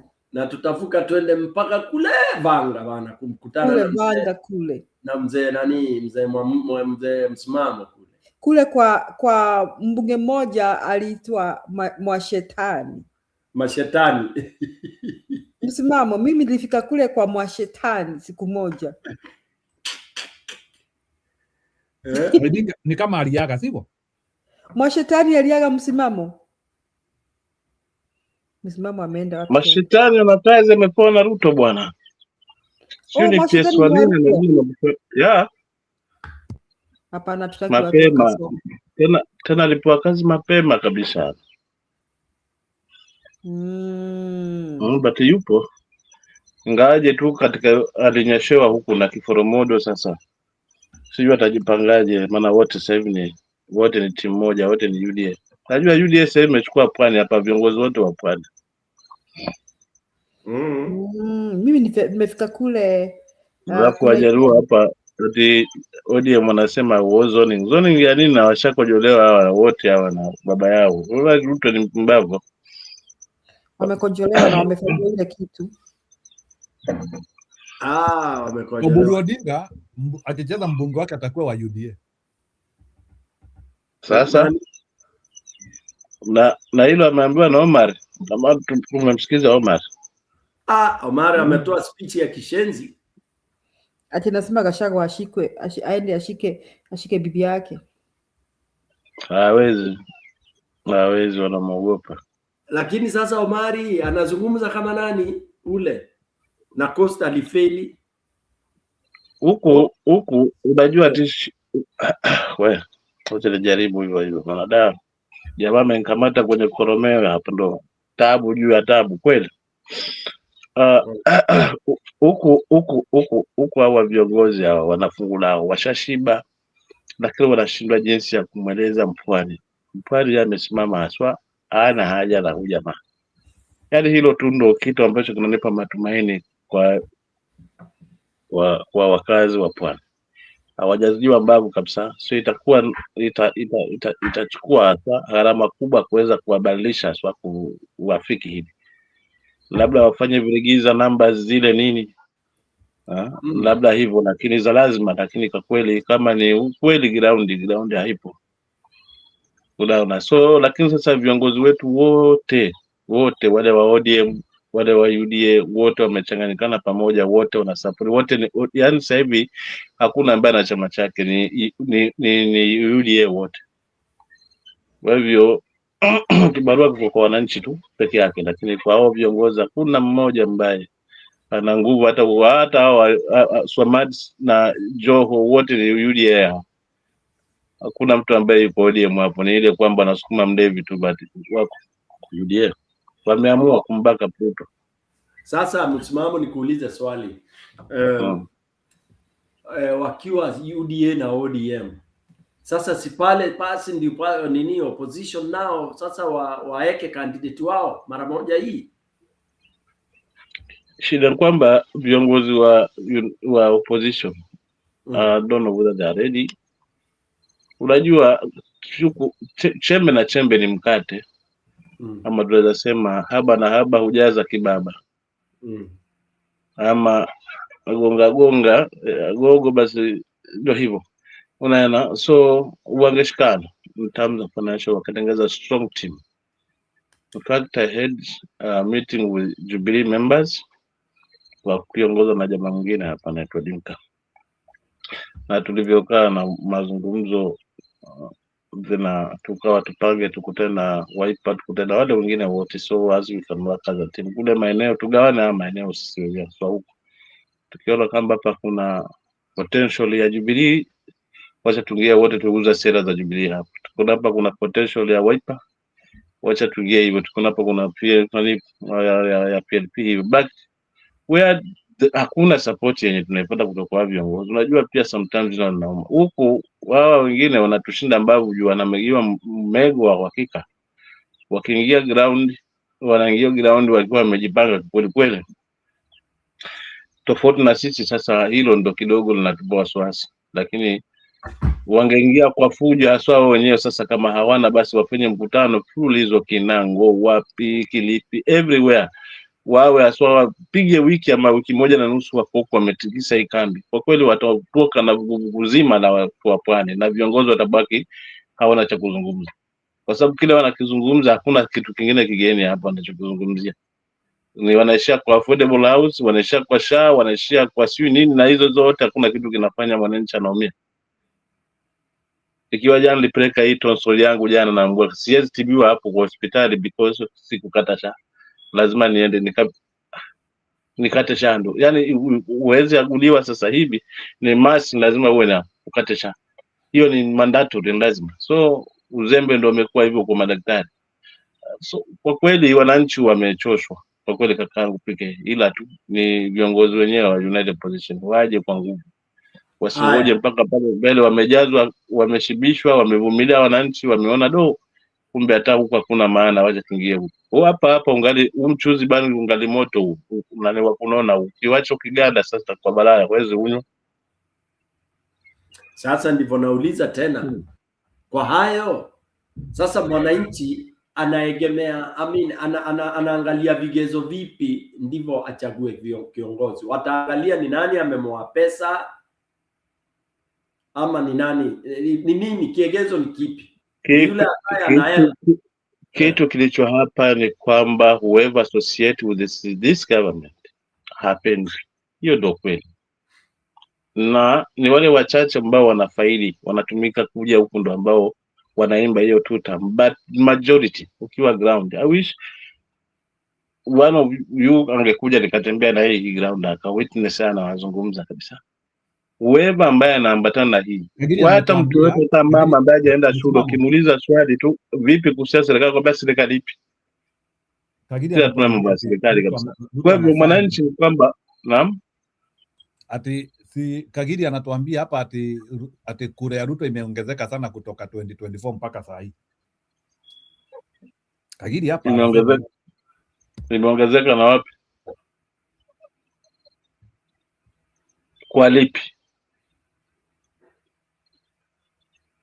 Kwa sababu yale ya msingi siyaoni, hatuyaoni bado. Sisi tunabebana, tunalipia watoto shule. We have done the last, tulikuwa na nyinyi hapa tukilipia watoto wa shule, na walimu wenyewe wanasema, ndugu yangu, hakuna elimu bure wala nini. Wewe usituletee mambo ya serikali hapo, ulipe na utalipa tuition, utalipa walimu wale wa ziada wanaitwa PT nani, wale wapitie na kila kitu, mitihani, everything unalipia mzazi. So huo nafuu uko wapi? Hospitali huo ndo ambao at least uko wapi? Haya, sawa, huku kwetu kidogo tuna amani, bado tuna ule uzamani wetu wa tukipata tunatosheka, tunashiba tayari na tulicho nacho, sawa. Lakini kwa wenzetu ambao mpaka insecurity hakuna nako. So huyu mtu akisema imepanda hii namba from where? Imepanda kwa system, kwa kimskit hapo imepanda kweli kweli, maana ndo ndakuta kwamba wale walijisajili hapa wanatolewa hapa, wanapelekwa sehemu nyingine polling station ambayo ama hata hawako kwa polling station kabisa, so utakwenda kupiga kura kwa nani na huko kwa polling station. Sasa hapa United Position wajipange kwa hili. Hapa ndio msitu wamejificha tu, lakini ukifia kwa huu wa ABC hakika na hakika kabisa hakuna kura ambayo itazidi haswa milioni 2 ya huyu jamaa, na kama itazidi ya ile ya piwa haswa labda kusukuma na mkono, lakini kama ni hii original hata milioni 2 itakuwa balaa kuipata.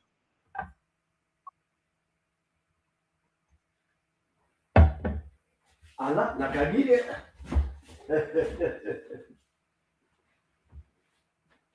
Jiru. Msimamo, ebu react kwa Gachagua leo na Emuru kwa Dikil.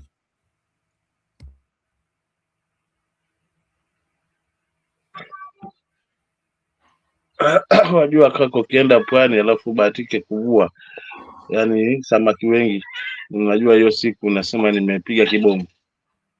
Kipsigis wana historia yao na hawa ndugu wengine, na wana haki, kwa sababu ukiangalia swala viongozi wao wengi wameweza kupotea katika njia za kama hizi ambazo Koles ule na Boso na huu wajuzi. So unakuta it's like wao wameshushwa thamani, yani wamekaa kama kanga wenye chongo wanafukulia wenye macho, wao ndo wengi na kilitokalo na wakaba wao. Hivyo basi Gachagua hapa ameingia vizuri, na kuna wakati hata kabla ya aliingia, kama tunakumbuka wakati ule.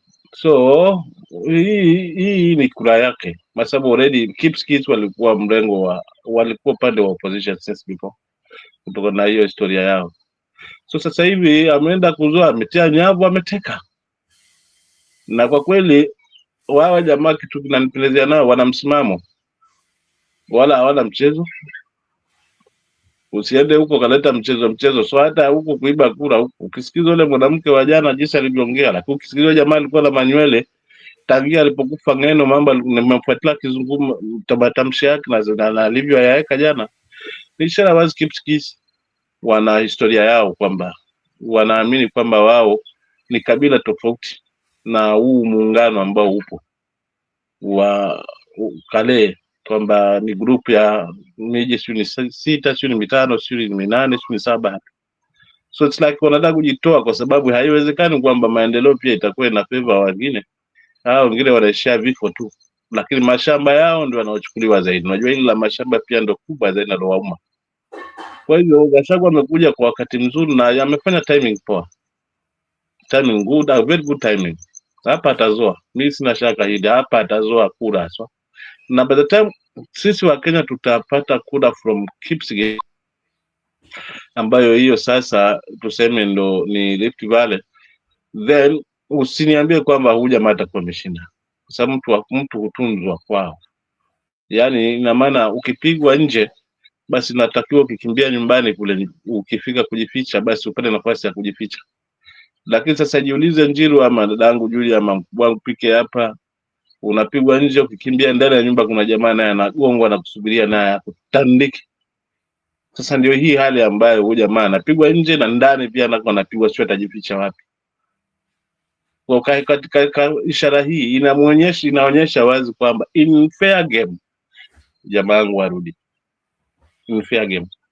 But kama watacheza nao kutuchezesha wanasiasa ni wao, wataenda ile waletilii manani mpaka kwa siku our country is bigger than individual, mikataba ishaekwa, makubaliano yashaekwa, let's accept and move on. Kenya, we won't tolerate that this time around. Wakileta mchezo tutafurusha ABC, tutafurusha hata viongozi wetu ambao we need us. Lazima tuje na kasi nyingine na hasira nyingine, ili taifa halitabadilishwa na kucheka tu. Tabadilishwa na hasira, lakini hasira ambayo si ya ukabila, hasira ya wananchi kujitokeza kutaka mageuzi ya hawa viongozi ambao hawana tija. Sisi kwa wenyewe hapana. Hiyo hataleta tija. Wananchi dhidi ya viongozi, then tutafaulu. Kwa sababu msitu wao wa kujificha ni kwetu sisi. Wakishapata lile wanalohitaji wanarudi katika mkataba. Na ndio maana mimi hili linanitilia mashaka la ABC. Tunaenda 2027 Simbali. 2027 Simbali. So najiuliza kama mambo ni haya tayari ambayo tumeyashuhudia haswa. In fact, wazi ndio kwa mbele. Mimi nimefuatilia kesi ya mbele mwanzo mwisho. Yaani mapungufu mengi ambayo yamenitia mashaka haswa kuhusiana na usawa na uhakika wa hii IBC. But still our leaders are quiet on it. So hiyo ndio inanipa wasiwasi. Kwa sababu mahakama sio itakuwa suluhu kila mara ya kuweza kutupa haki. Mahakama tunajua haswa zinajengwa katika misingi gani. Kwa hiyo ndo langu. Then kuna hili la Nilotic lilinikera sana. Hili la wazee wa Kijaluo na wazee wa Kale kusema Nilotic. Hii kitu wangeachana nao kabisa. Kabisa. Nani waachane nayo? Hao Nilotic kunasema Nilotic. Sasa wataachana nayo aje na ni mkuki ambao wanataka kutumia wana msimamo. Lakini sasa mkuki wao. Lakini huo mkuki sasa wasitafute huku na kule watuambie kwamba Nilots wameamua hawatapeana Bantus uongozi. Wasitufiche. Wasizunguke. Washakwambia Shikilia. Njiru be my witness here. Do you remember I discussed with you? Hii kitu tulizungumza mimi na wewe. Remember? Njiru unanibali. Yeah, nilidiscuss na Njiru kipindi fulani hii jambo. Yaani lilinitokea tu kwenye kile niliona hizi sababu mbona ndakezo. Lakini it's too late. Kaka, mkuki hautafanya lolote. Manage. Yeah. One, kwa nini haitafanya kazi? Tumeingiliana, tumeoana, tumeoleana, alafu tumefanya kazi kwa pamoja, tumekuwa kama jamii. So sidhani kama hili litakuwa 6 years down the line. Maybe hili lingetumika mwanzo kabisa wakati Kenya ijaamka, hakuja kuwa na utandawazi, unaona, wachepukiza hawajasoma kiasi hicho, unaona. So this time around this will not work. At Nilots versus what? Na hata pia ikitokea, kumbuka sisi tuko wengi, hawatuwezi ngumi, wala hatuwezi hela, wala hatuwezi chochote kile. So sidhani kama wana kitu wa kutubabaisha. Bakala ashwayo.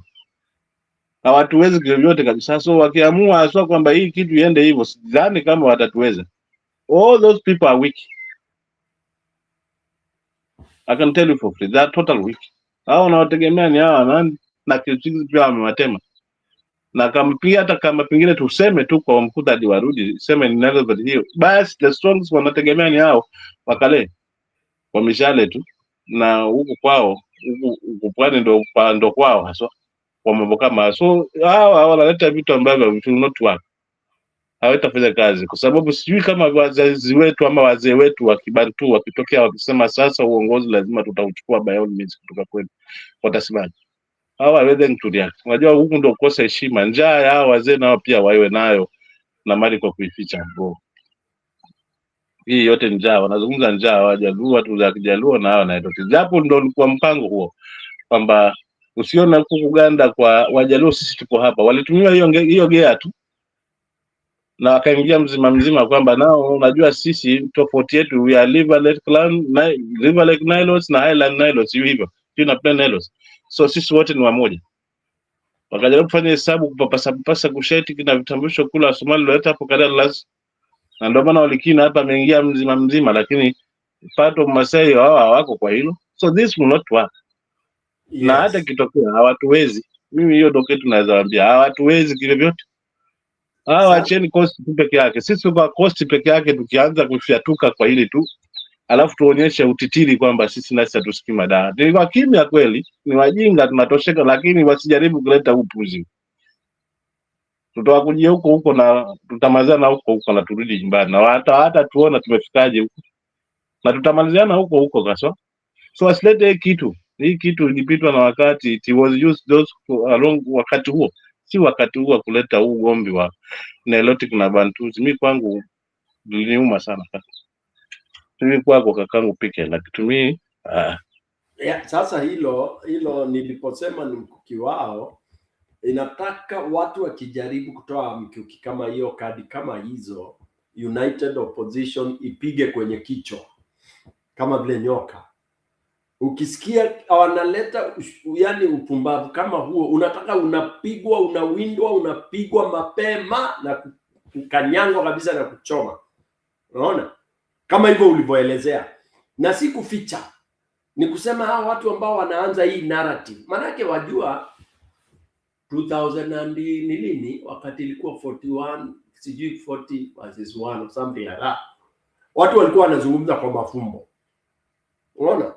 Haya, ukiangalia lililotokea kule Rwanda, watu walikuwa wanazungumza kwa mafumbo.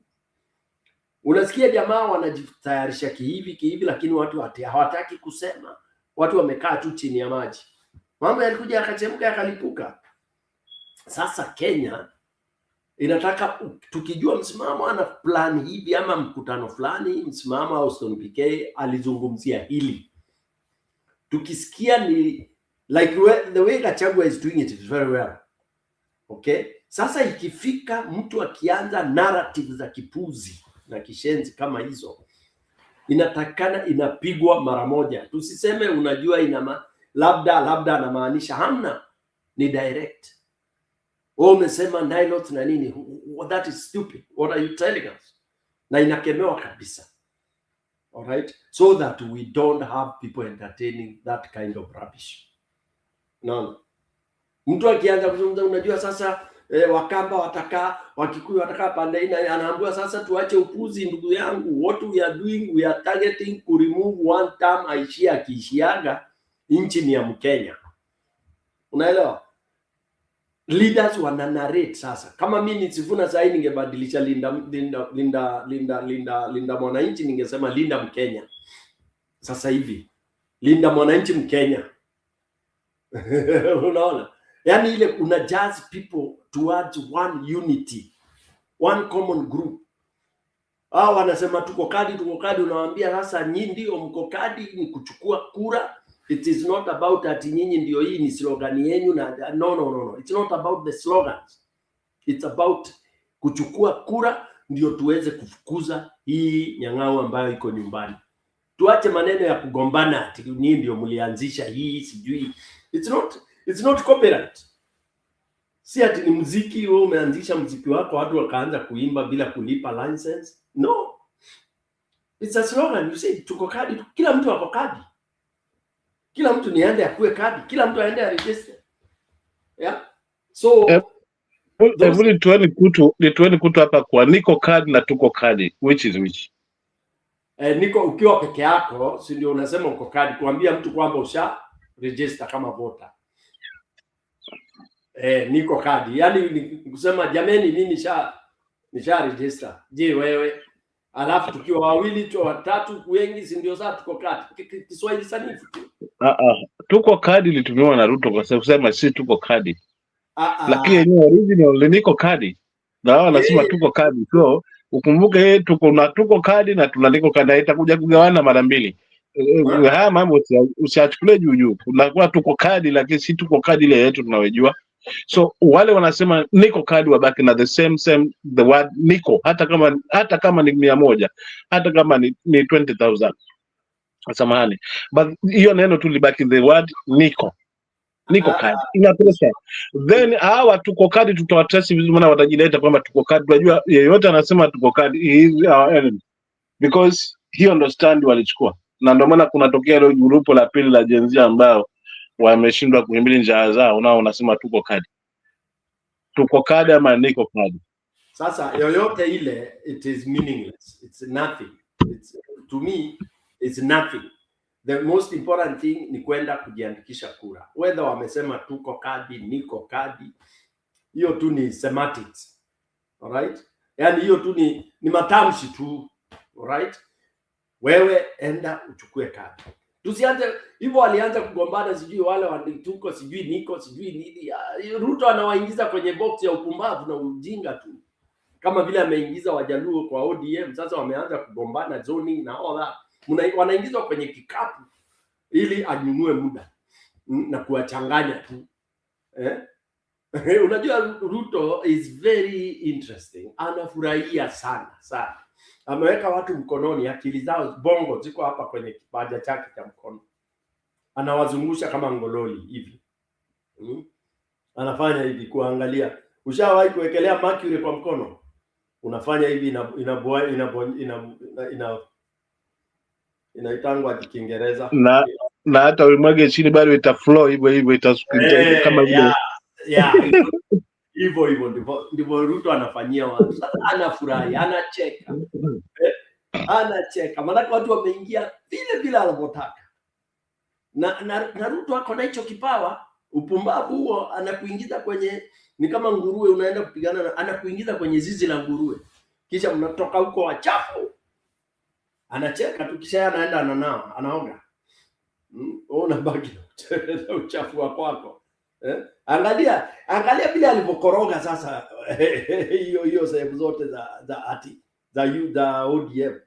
Itakuwaje stronghold inakuja mnakorogwa mpaka mnaanza kujidivide, because anajua, he knew the weakness and he is using that weakness. So wewe ambayo ulilazimishwa na baba, ulisimamishwa na baba pale, wananchi kama hawakutaki, anakushika wewe, anakupa hela. Yes. Na utakataa kweli? Maana unajua wewe umekuwa ukishikiliwa na koti la baba, umebembea kwenye koti la baba. Alright? Na Ruto anakuhitaji sasa. Maana Ruto anajua akipeana hela atafanya vile atafanya, akorofishe huyo ambaye mnamchagua, kidogo akorofe, afanye mambo yake kama ya Mbere North. Na apate wabunge huko mnaita kwa ODM. Alafu ataanza kujisifu na kujipiga kifua. Naelewa bana. Mwango wako hapo umefaulu. Unajua sio kwa nini ODM haikusoma kwa Jubilee. Sijui kwa nini kusoma. Kwa sababu kile kinafanyika kwa ODM kitaka kufanyika kwa Jubilee at early stage, makundi mawili yakazuka kinzana.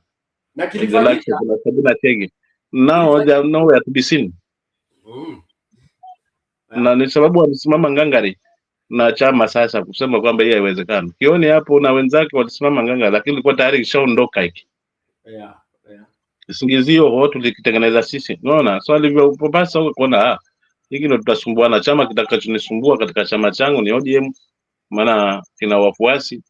Ngoja nikikoroge alafu niligonge ili gogo nisikize mlio. Sasa hivi yuko kando anacheka tu, anajua waacha hawa jamaa zangu waliotia mbavuni wakiharibu chama, mimi nitengeneze, na watasimamisha wajumbe mpaka Kisumu na watapigia kura, kwa sababu wao wenyewe viongozi walisema Ruto sasa hivi ni msafi kama pamba na ataleta maendeleo. Sasa wao niambia, akisimamisha kiongozi pale na viongozi walimsafisha nia, wakaambia wananchi kwamba huyu jamaa anatufaa kwa muda huu, lazima tungane naye. Kwa nini akisimamisha mtu wake asichaguliwe Kisumu? Nini kinazuia hapo, wakati viongozi wenyewe mlitamka na kuimba hilo kwamba huyu jamaa ndio ambaye tutasimama na yeye kivyo vyote? So sitaki mwalika mwenyewe haswa kwa nyumba yako, karibu bwana, utafute mahali, utaangalia ni lungu gani na kufaa hapo, ukae na kila kitu. So wamelikoroga, wacha walinywe, lakini sidhani kama hii ndoa itadumu. I don't see whether itadumu, mimi kimtazamo wangu. Lakini pale hamna ndoa pale. Msimamo ukiangalia mambo ya UDA na ODM ni kwamba manake Ruto yuko kwenye taji, amekaa kwenye kiti cha ufalme. Yeye ako na advantage ya kucheza sarakati yoyote ile atakayotaka. Manake ako kitini, he can decide to start any game. Anaweza anzisha drama ya dakika 30, comedy. Sasa one of the comedy anafanya ni hiyo ya ako Nyanza, anasema ni watu wake, anaruka Central. Yani he is enjoying this kind of fooling the people. All right? So He doesn't really ati anataka kuwa na scientific ati sasa watu wamekuwa wengi wa UDA nini. He's just playing around. Kama sasa hiki kiti cha Narok, he can decide to do whatever he wants to do. Na aibe. Afanye kile atafanya because kwani kuna viti gani ameshinda? Zote, Malaba, Mbere. Aliiba tu, anafanya vile anavyotaka. Juu hata akiiba ashinde, mtu ashinde na kura 20, si ameshinda. Alafu mnaenda kotini. Lakini who will be pronounced? Yule ambaye ameshinda na kura 20. Hiyo ni victory number 1. Hata ikienda kotini iwe nullified, itakuwa nullified, lakini itakuwa UDA ilikuwa imeshinda. And it will be on record. No. So na anataka ile kuprove yani to people kwamba yeye hakuna mtu anaweza cheza na yeye. That is his character. The other day kuna clip alikuwa anaambia watu, number 1 is the most experienced politician, is the most educated, is the most this and that. Who talks like that? Alafu msimamo nani anakuambia, Martin anasema msimamo, you are right. Hii mambo ya kadi na tuko kadi, kwamba Ruto alikuwa ana threaten niko kadi, ama pia he was threatening the niko kadi, alikuwa ana threaten niko kadi. Unajua mimi uangalia vitu kimchezo na vikatokea. Kuna grupa sasa hivi la vijana ambao na waona kwenye mitandao, wako vijana ambao ni wasaliti. Hawa vijana tusiwategemee vile sana, maana kawaida ngoma watoto haikeshi. Na safari ya vijana kufaulu lazima wazee na wakomavu wawe haswa mbele. Yani wawe haswa pamoja na wao. But wakichukulia kifua kwamba we are going to bring change in this country, uongo, kwa sababu wao ndo watagawiwa. Unasema la kwanza kushuhudia haswa vijana kutoka haswa kuonyesha kifua nini, na mwisho wa siku wanaishia hewani. So nimeangalia haswa kwenye mitandao, ndo nimegundua sasa kuna wale wanaandika tuko kadi na ni karibu sana na niko kadi, unaweza lichukulia dhiaka hili, lakini hapa kuna watu wawili tofauti, kuna vitu viwili tofauti. The real narrative ilianza hapa ni niko kadi, t-shirt niko kadi, everything niko kadi, unaona. Lakini sasa kuna hawa nao watakuja Gen Z vile vile pia ambao watakuwa ni wa upande huu, watakuja na tuko kadi. So tuko kadi na niko kadi ni vitu viwili vinafanana kwa karibu, lakini je, maana ni lipi? Fungu la hili la huyu ni lipi, fungu la huyu ni lipi? Kwa sababu hata yeye pia yuko na Gen Z ambao wanamuamini, na tusilibezi hili, tusilibezi hapa. Shida ni gani? Banake hata kuna Gen Z wana support Ruto.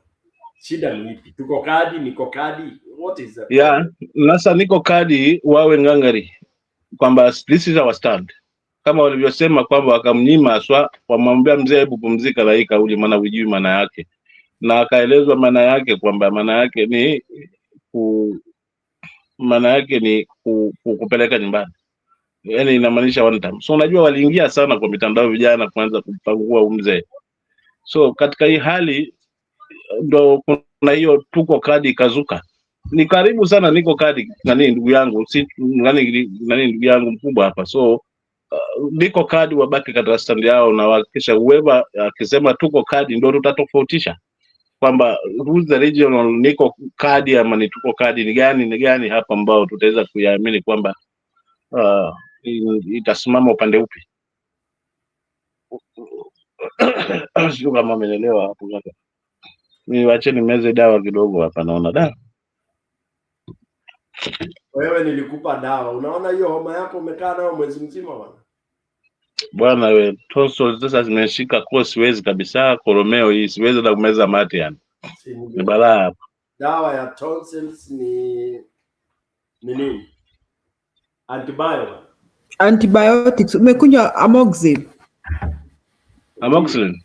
Kunywa full dose ya 5, akunywa amoxicillin 5. Enda kwa chemist, ununue amoxicillin na kunywa full dose. Yeah. Unisikiza msimamo, acha nipatie dawa. Kwa sababu sasa imekuzidi, enda kwa chemist, ununue na uko na paracetamol, inaweza kuwa inakupatia fever saa hii. paracetamol ni Panadol. Unaona Panadol ile ya kawaida. Najua. Upewe amoxil dose na Panadol. Alafu Asante. kama unaweza tengeneza supu ya kuku ya ginger na kitunguu saumu. Wakisha umekula kunywa mara 2 mara 3 hiyo supu. Unasikia ushauri vizuri wa mke wangu. Unasikia ushauri wa supu. Huwa inasukuma hiyo homa kabisa, inaisha kabisa. Hata ukiwa na mtoto uone mtoto inamshika itashika watoto wengine, pikeni kuku mtengeneze supu ya kitunguu saumu na ginger. Tangawizi kidogo. Tangawizi mchanganyishe kabisa. Ginger ndio tangawizi. Tangawizi na kitunguu saumu. Mchanganyishe kabisa hiyo supu mkunywe mara 2-3. Hiyo homa huwa unakumbuka wakati wa COVID. Hiyo ndio watu walitumia sana kupigana na COVID. Kwa sababu COVID ilikuwa inakuja na njia ya homa na tonsil. Sasa lakini saa hizi enda pale kwa chemist upewe amoxil na amoxil na Panadol. Basi nashukuru kwa ushauri huo na naelekea tayari chemist maana sikulala kwa kweli Julia. Jana nilikosa kuchukua dawa hapo, huwa na meza diclofenac 4.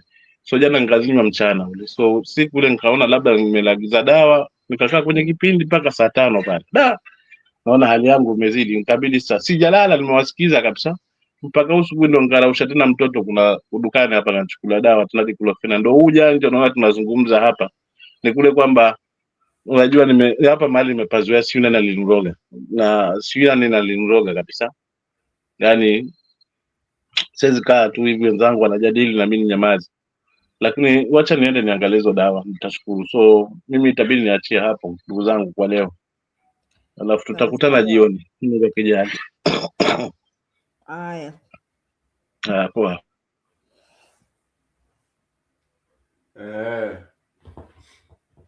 Village Comfort anasema check on how many Gen Zs have registered on Linda Mwananchi website.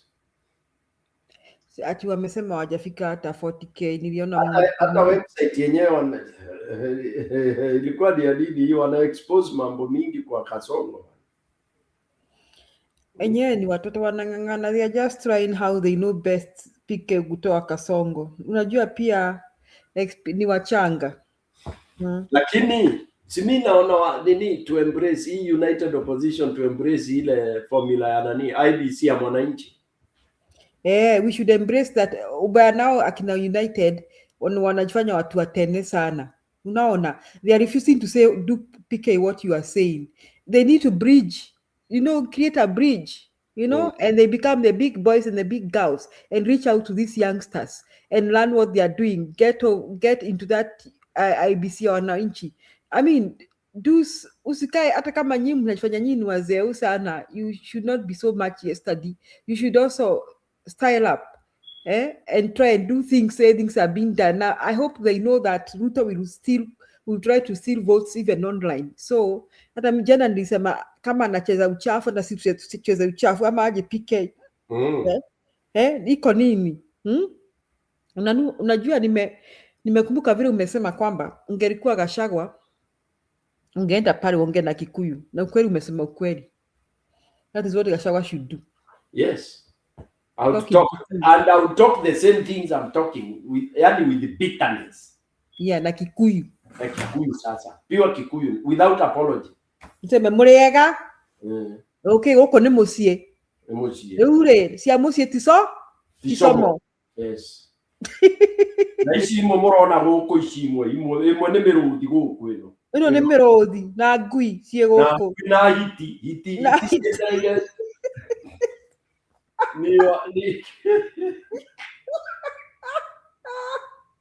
Oh my God. Some of us will not be on those platforms. No wonder hatuko kwa hizo platform, hatuko huko. Mwambia haya hapa ni moyo ngano cia marimurimo mare mathi yako henereria atumia hizi nĩcio hizi marimo marimu na hiti ici guku ici niĩ ndinoiga no nĩ ici guku nĩ mũracio no cie guku nĩ mũraciona niĩ ndineta mũndũ hiti no cie guku nĩ mũraciona Mato anatupatia statistics hapa, anasema they have registered 1.9 million. Mato kwa hiyo Gen Z. Where are those numbers, my friend? It's not Gen Z. 1.9 million is the all total registered. It's not only Gen Z that was registering, Mr. Martin Deto. You should tell us that is the total. The last time I looked at the website here, IBC, we are talking about the 7 million. Don't forget Edoko na register kitoa wengine akituambia wengine atuko kwa register. Yeah. Tulipiga kura 27. So nipike, wacha nikwambie. Mimi nilisikia ati Edoko na nasema penye tulipiga kura sijui. Alisema which year? 2012. Ati atuko kwa register. Yeah. Mimi nikasema mtu adhubutu kunizuia kupiga kura ataona chenye kilimtoa kanga manyoa. Sasa yenye hajatolewa nguo na mwanamke kwa polling station. I'm telling you. Mimi nikasema nitapiga kura with or without my name being there. Yeah. Yeah. Ni kama ati siku moja ati mayangu akasema ati vidole hazishiki hiyo kimskit. Alicause issues. Ati nini? You vote. Let me ask you, PK. Alikuwa bebeba vote. Alianza kuvote 1970 ngapi alikuwa bebeba hizo kura zote.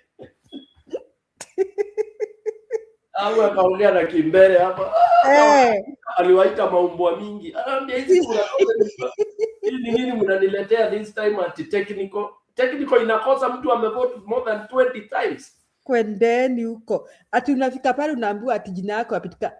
Hiyo wanaweza ona wazimu ukitokea. Mimi nikasema tu Edoko needs to be told we shall vote with or without being in the voters register. Alikuwa anawauliza mimi ni Mtanzania, mimi ni Muganda, ni Ethiopia mimi. Baka yule alikuwa in charge akasema aingia nini vote hapi. Ati Edoko anasema ati wenye tulipiga kura 203 asijui tufanye. What is wrong with him? Takataka yeye. Edoko msiju. Ali withdraw hiyo haraka. Ati he's playing with fire. We will vote. Kama DCI position didn't take it hard. Imagine kama DCI wanasikia isho ya Njiro waambiwe sisi wengine tutapiga kura with or without being in the register. Bora have been voting in that polling station. Yeah. Na mimi si stranger. So if Kasongo amesikia hiyo nitamsaidia, ako lost tu sana, itamsaidia. We shall vote and we can even vote twice because of that. Kwanza vile si tunapendanga kuvotia kwa either the village or the estate you are born. Sisi tunavotianga village huko Ushago, hata mnaweza piga kura mara mbili. Iko nini? Hatuvotii wenye wamekufa. Wache kucheza na sisi. Wache kutweka vidole kwa mapua. Lakini mimi nataka hiyo na sijui kama nani ataenda kotini Omtata. Omtata si aende kotini bwana. Hii kitu aseme ivunjwe bwana. Hii Electoral Commission. In fact, we should riot ivunjwe. Yeah. Because if a candidate that was appointed chairman was not even had not even applied for the job, what kind of an Electoral Commission is that? And how are they quiet? And even when they went for the meeting, si nimekwambia hiyo upinzani ni maziwa lala. Hata hawa wanajifanyanga aje, no wonder Gen Z na wadharau. Yeah, juu wangesema on top of Marijani, there were 3 things they should have asked for. Marijani, Kamago, and the chairman, waishie, wakiishiana. Ipewe ule alikuja number 1 kwa interview. Yes. Fanye mchunjo tena. Because they skipped number 1, they skipped number 2, skipped number 3, all the way and whoever we walileta from outside. And then sijui watu wa namna gani alienda akaconfess. Hata hapo ameapply to. Ni Mungu tu alimtuma. Ni Mungu alimpumbaza. Sinakwambia hii kitu ya Ruto mengi inafanyika ya kimungu. Unaona hata history kwamba hii history ya mafuta na history ya ODM na Kasongo. Unajua hii bread base itavunjika tu into pieces. Kabisa. Hii hata iko na kerumi. Hii iko na kerumi kabisa. Iko na laana nakwambia. Na mara ati Kasongo anawekwa damu mara ngapi? Nakwambia, let me tell you, don't even musishikwe na mshtuko mkisikia Kasongo haiko kwa ballot.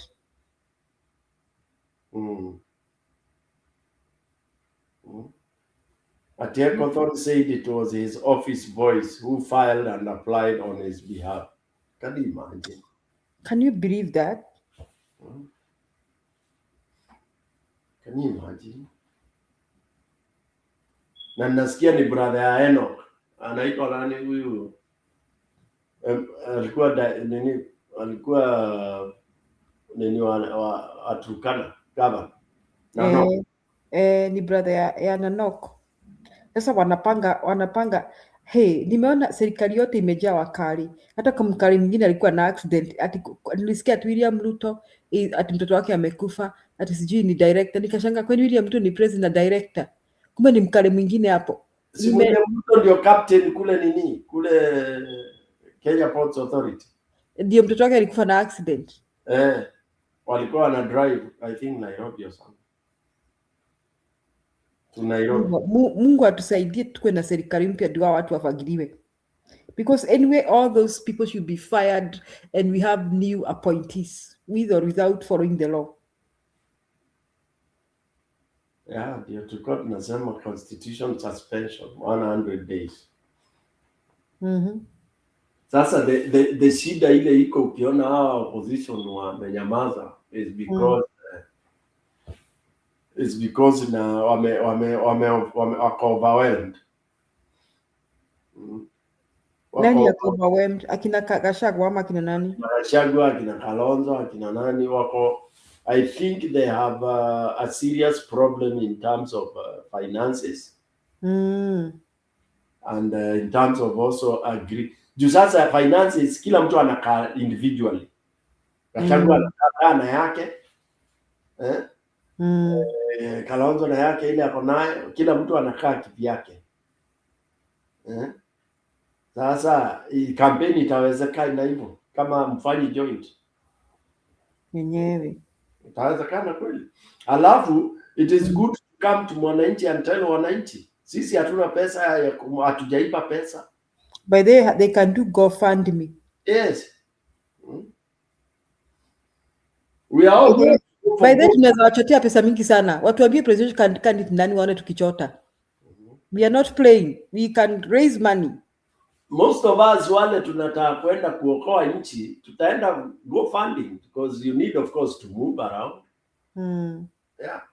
You get up, you explain, people get to see and unajua Kenya sasa imekuwa so expensive. Do you know the seat of an MCA in some areas huwezi campaign kama una 10 million?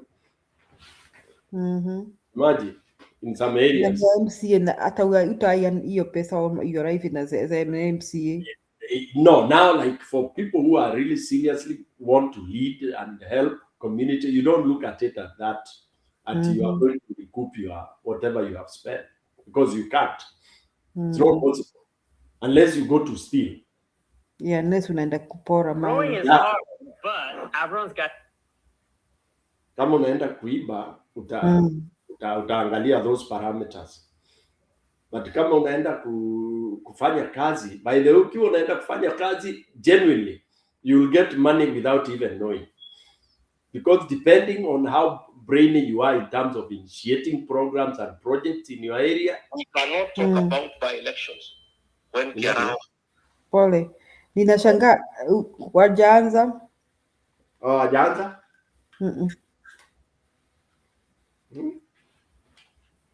Gachagua anasema you cannot talk about by-elections before Kiaraho is buried. Hiyo ni ile ilikuwa so Martin Ndeka anasema kwanza, most of the diaspora that have stayed out of the country for long have been kicked out of the register, guys. How can they be kicked out of register and they are not dead? Mtu ajaribu kunitoa.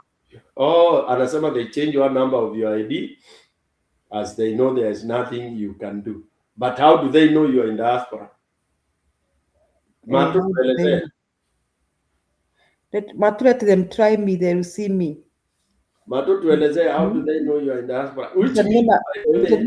Mtaniona kwa TikTok mwanamke alitoa nguo kwa polling station. Songo is determined to play some monkey business policy are receiving sharp and increased salary, etc. Kwani polisi ni wangapi? We shall deal with all of them. Apatie pesa tu, no problem. No problem. Yeah, so hiyo ya nini, hiyo ya kuregister, by the way, you know you can check even when you are here. Kuna link, nani hana link nimtumie? Kuna link ya kuangalia. Nafikiri watu wengi ule hana tuambie tu share. Kuna link hata tunaweza share hapa kwa wale hawana. Kuna link imetumwa ya kuangalia nini kama uko kwa voters register. Na inatoa immediately. Kama kuna meeting moja tulikuwa nayo, ilikuwa watu ukiingia unaona kama uko kadi. I think we should be doing that. Hata ukiingia basi Kenya unaangalia kama uko kadi. Unajua meeting siku hizi ukifanya lazima unaongelesha watu wako kadi, otherwise ukiongelesha mtu juu unajua pia lazima wape bus fare nini.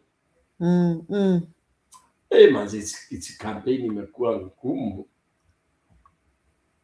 You know, for people to come and plan and talk and all that, they must atu wanaamusha kama ni wazee unasikia si utuamushe bwana.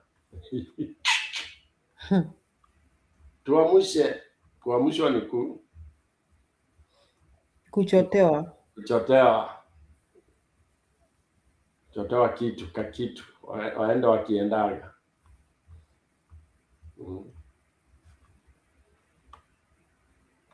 Njiru umeleta sisi tunaenda kulala. Acha mimi niende naona Njiru ametuachia show. Njiru ametuachia show, sasa inaonekana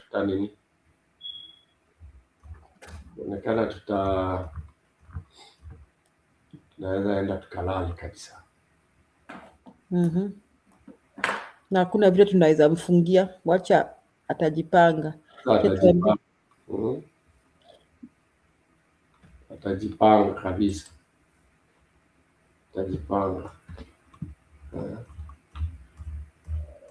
Okay, PK, tuonane kesho. Nilikuwa najaribu kungoja hiyo meeting nione ama nitaiona for an hour, lakini sijui wataanza saa ngapi. Saa hii ni 8 ni mapema. Nitaamka kuona kama walitandikana. Si ati napenda mambo mabaya. It's just like Kenya sihami. Kenya is a good place. Unajua Kenya sasa mahali tumefika ile inaitwa turning point. Na hiyo turning point it's important whether it will be negative or positive, because it is a turning point in life. Hata in human beings it happens. Same thing, because a country has a lifespan as well. Ni vile country has longer lifespan, like it's the earth. Ni kama PK, ni kama ndoa. Mnaona na bibi yako mkiwa sweethearts in your 20s. Mnapendana sana in those your 20s before mfike 30. Yes. Mapenzi ni mingi. Moto. Mnaenda out every day, every night. Mnaanza kuzaa. Mkizaa watoto wawili watatu, watoto ndio wanachukua attention ya mama. Yes. Na expenses ndio hiyo zimejaa, hazitoshi. Bwana anafanya kazi day and night, anakuja amechoka, bibi amechoka na watoto, kila mtu amechoka. Munafika mahali inaitwa middle life crisis. Kenya mkora kwa back nini, lakini Njiro hayuko, sijui tutakufaidia namna gani. Endelea. Sasa hiyo middle life crisis, you have a turning point. Two things can happen. You can break up and you divorce.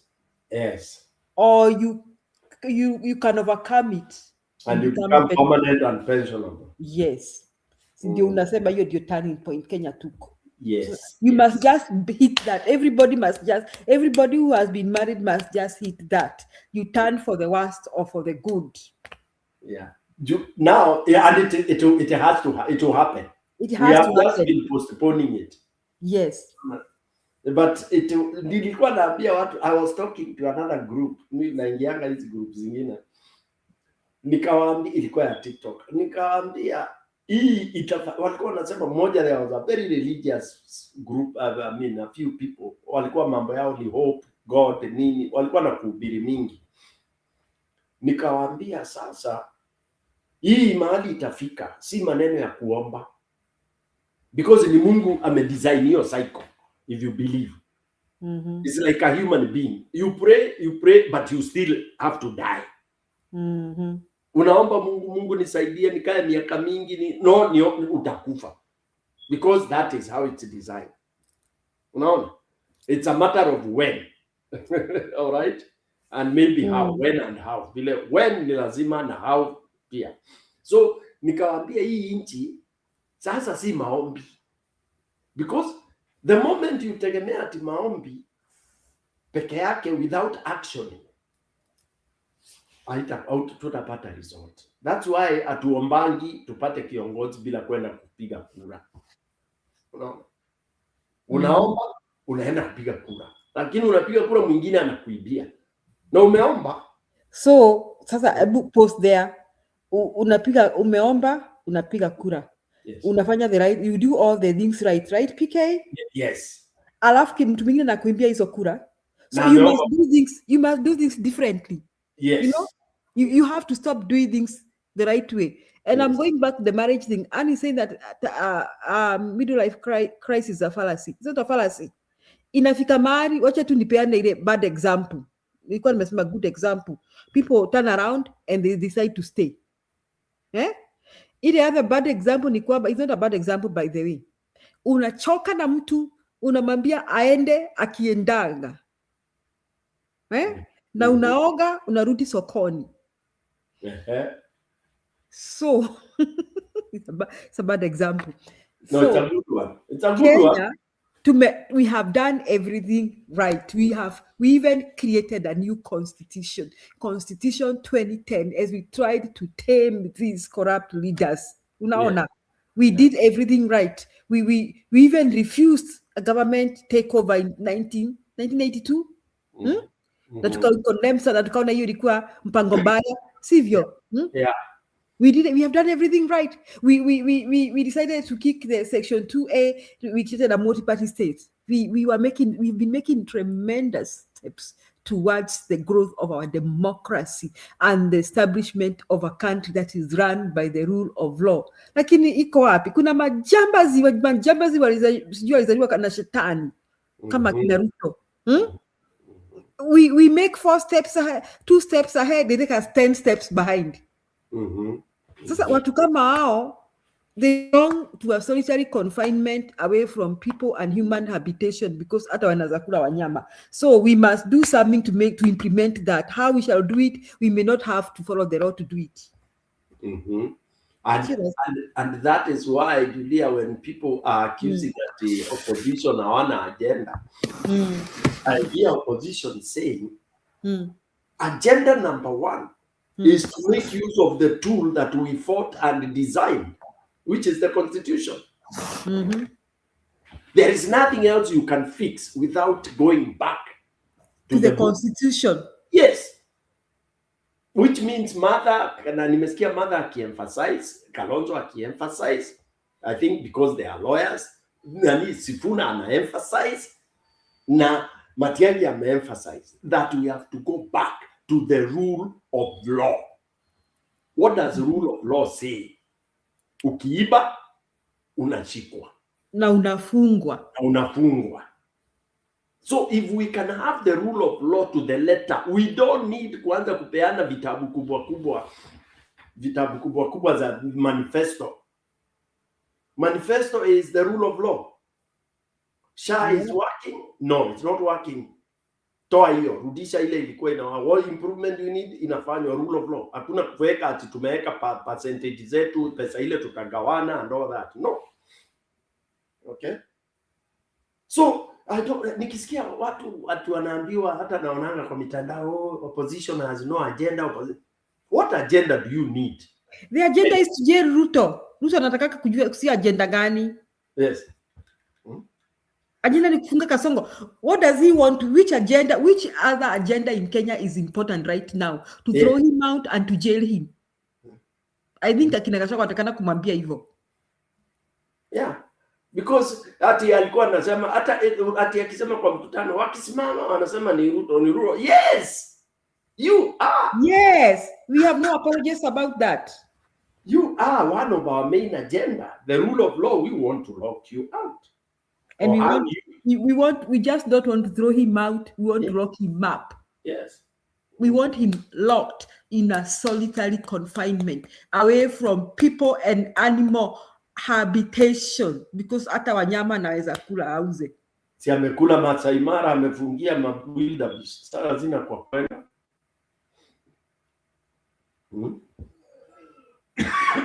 Amefungia wildebeest. Their migration route. Nasikia huko ameanzisha hoteli kubwa, ameanzisha shamba. Now he thinks, I ask myself, all those things Ruto amefanya, kesho akishindwa, he doesn't think they will be taken away from him. Ndio nashindwa yenyewe, atadu. Na hizi hao watu wananunua hizi nyumba affordable wenye wananunua, they don't think those houses will be taken by the government, wanyang'anywe. You know, people, sometimes I wonder what is wrong with Kenyans. You know, kuna vitu haziko permanent, PK. Kabisa. Kama hizi za siasa hizi. But you see the way Ruto is behaving, bwana, mpaka you get scared. Ni kama ako hapa forever. Ako imoto na watu wana spread rumors. Ni kama pia wanajua vile watafanya. It's like even when people are saying his blood is being piped into his body. Na amechange laws mingi, amechange ile law kwamba ati kura zitaisha hivi na ikiannouncewa hivi immediately amepewa akona instrument of power, uweze mkaribia hata kuwa rais mteule. Hakuna cha rais mteule Kenya anymore. Tutaonana hapo, acha we'll cross the bridge when we reach there. He's changing and people is changing for us. Atajipata sisi ndio tumepewa those instruments. But atashtuka kina Matiang'i na kina Kalonzo ndio wamepewa hizo instruments. You know, sometimes you do things and you dig a pit, you fall into the pit yourself. Yeah, ndio tunasema. He may be regretting. Let me tell you, he may have actually changed that law only for him to be defeated. Na kina Kalonzo wapewa instrument of power, the way him having changed that law. Atadu? No. Itakuwa ngori. It is just like what he did to Gachagua. You see what goes around comes around. First and foremost, Ruto spent the last 5 years of his deputy president insulting and disrespecting Uhuru. And he even gets akina Gachagua to proceed with that. Nakumbuka vile watukana Uhuru the last few days, wakisema ati Uhuru anataka kuwa watoto wao. The two of them, Gachagua and Ruto. And Ruto even walks around says ati ningechapa rais coffee. Imagine. Ruto said that I could have slapped President Uhuru, could have slapped President Uhuru. Let me tell you, what goes around. Mungu alinisaidia kuniweka nikuwe vitu kama hizo. Hata mimi nilisemanga kama ningekuwa Uhuru ningemuita kwa nini State House, nimwambie kuna kitu tuongee. Nimwambie nilisikia nikimkaribisha tu kwa room kama tunaongea kitu. Nimpe kofi moja ya uso 2. Nimwambie nilisikia ulitaka kunislap. Nimekuita leo tumenyane. Unajua before security will respond, nimempea 2.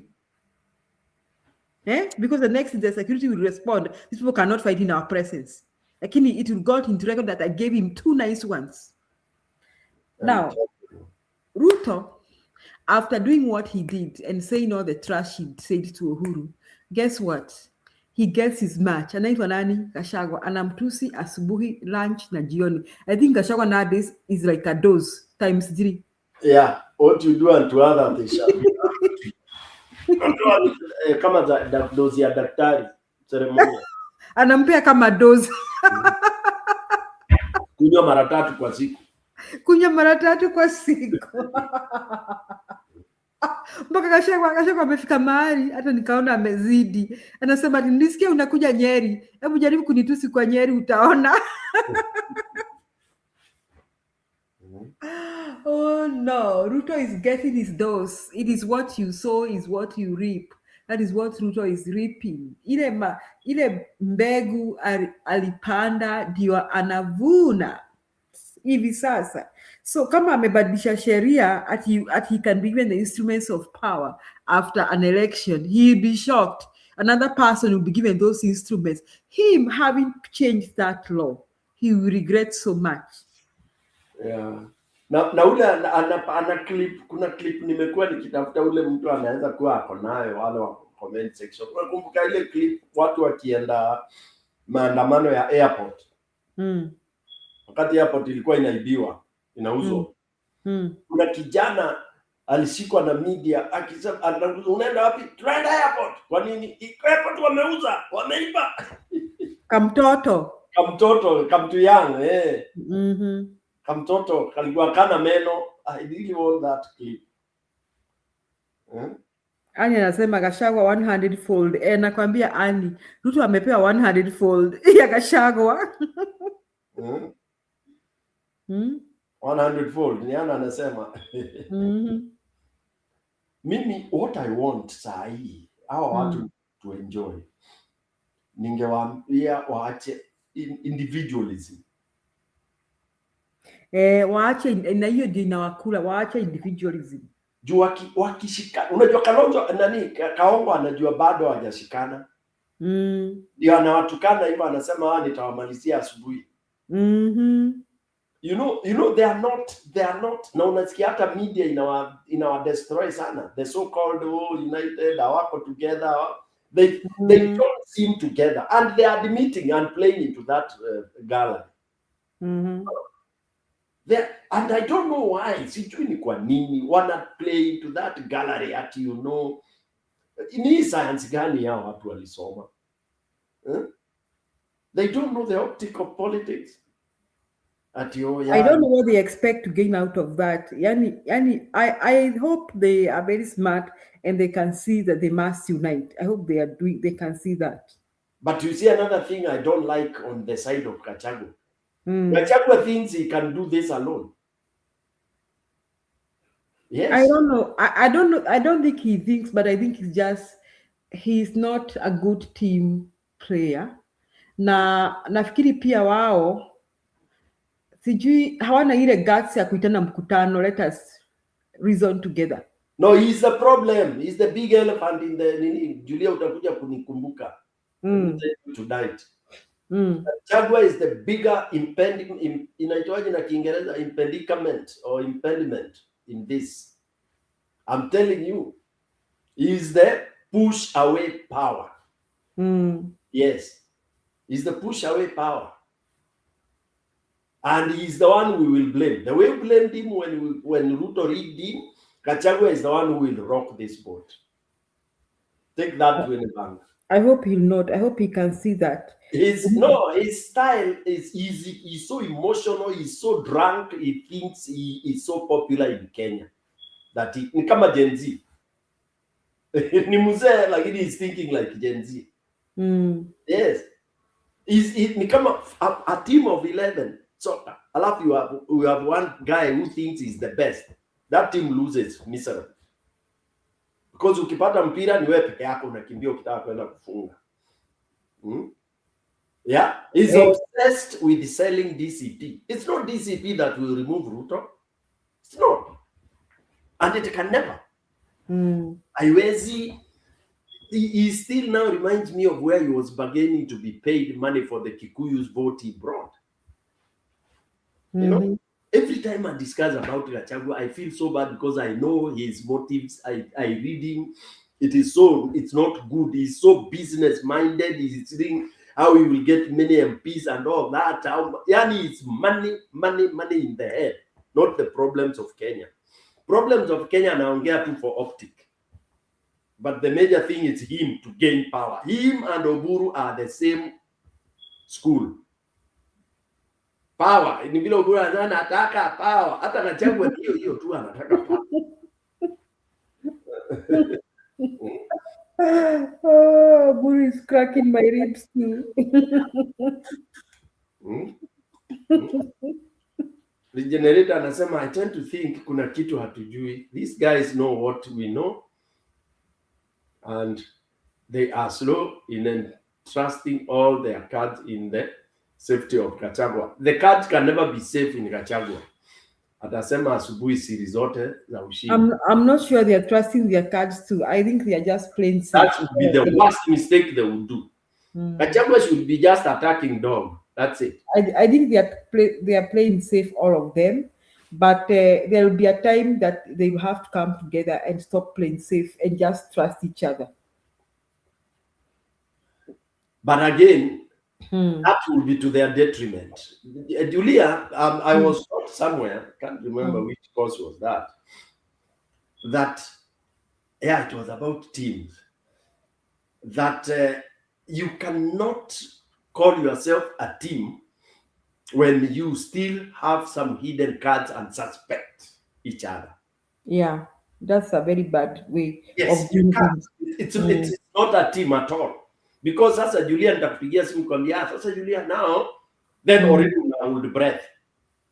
Juju stone pikia anataka kuambia nini? Why? Because nimekuwa siko open. And you know as adults, yes. if pika mko na mtu for some time, you learn each other and you learn each other feelings even when they are not spoken.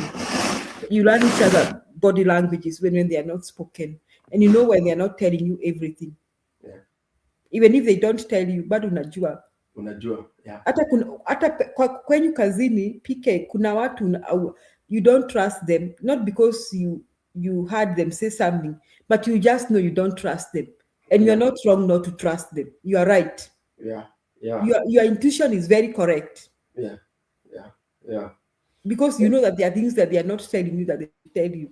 So Gachagua and team, they know that wanafanya kujifichania. Na hiyo ni tabia mbaya, which is very bad. Wangefanya hizo siasa za kawaida, because for me I keep on saying these are extraordinary times. Yeah. And wanafanywa kama watoto na kasongo. That should annoy them. In fact, mimi nilikuwa nataka these people meet wakosane. You understand? Because we have to disagree to agree. Julia, lazima tukiwa mimi na wewe na mwingine na wengine kama tuko watano whom we think we are leaders, tukae chini, we crack the bone and bite the bullet. Yes, and we disagree. Yes, we disagree so that we need to agree. Yes, so that we agree to disagree. Yes. Yes. Kiumane, hata kama ni vita, hata kama tutaitana ng'ombe na nini, wewe una kitu, wewe ni maskini kwa room. Yes, alafu tutokelezee. Then hata watu wakuje kutu reconcile. Then we rebuild, and that is how you make a progress. Lakini kujificha ati hakuna time, sijui nini, I find that so silly. I never want to listen to that discussion. Anywhere nikiingia kwa channel nisikia ati during Kibaki it was 1 month. Mimi nachukua hiyo ni garbage, it's rubbish. You don't have to do how they did it during Kibaki time. Those were different times with different people. It was one of them was Raila, who was a crook. Okay, who thought he held everybody at ransom and that it's him who would pronounce who. I hate that kind of a thing, where you think you are the one carrying. And that's what Gachagua is trying to build. That yeye ndiye atakuwa kusema. Chana na hiyo. Can you imagine if Gachagua now got all the powers and all the MPs? What will change in Kenya? By the way, he'll get very many MPs. And what will change in Kenya? Those will be psychopaths. I said that in the other show. He is most likely to get the very many MPs. Yeah. And they will be singing what? Yeah, they will be singing nothing but pesa mfukoni yao. Wow. Because by the way, those who are following him, see at integrity yao iko juu, for your information. Yeah. Tunawajua. Eh? Si ati ni watu ni malaika. Hakuna. Wengine nimeangalia there's nothing popping up. Hakuna. Bado hawaja nini. There's nothing popping up kwa nini PK. Bado kwa sababu ni it is 8 going to 9. Bado ni mapema. So I guess wacha niende nikalalala nikiamka ndani nani alipigwa kofi. Ndio lale mmefunga shule Tuko spring break. Wow. Okay, no wonder. No ilikuwa na shida. No wonder. Anadanganya sisi ambao na bado tuko job. What? Uko job sahi? Nitakuwa job asubuhi, naenda job asubuhi. Kini haina maneno, sisi tunakuwa kabisa. You are used.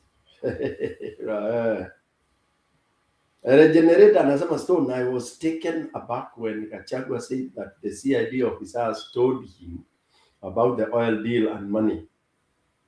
He endangered the investigating. No, they won't be targeted because he doesn't give them the names. I think Gachagua, a lot of times he's just really trying to eat Ruto's brain. Hebu imagine mtu akikwambia ati kuna mtu kwa nyumba yako ananitorea siri za nyumba yako.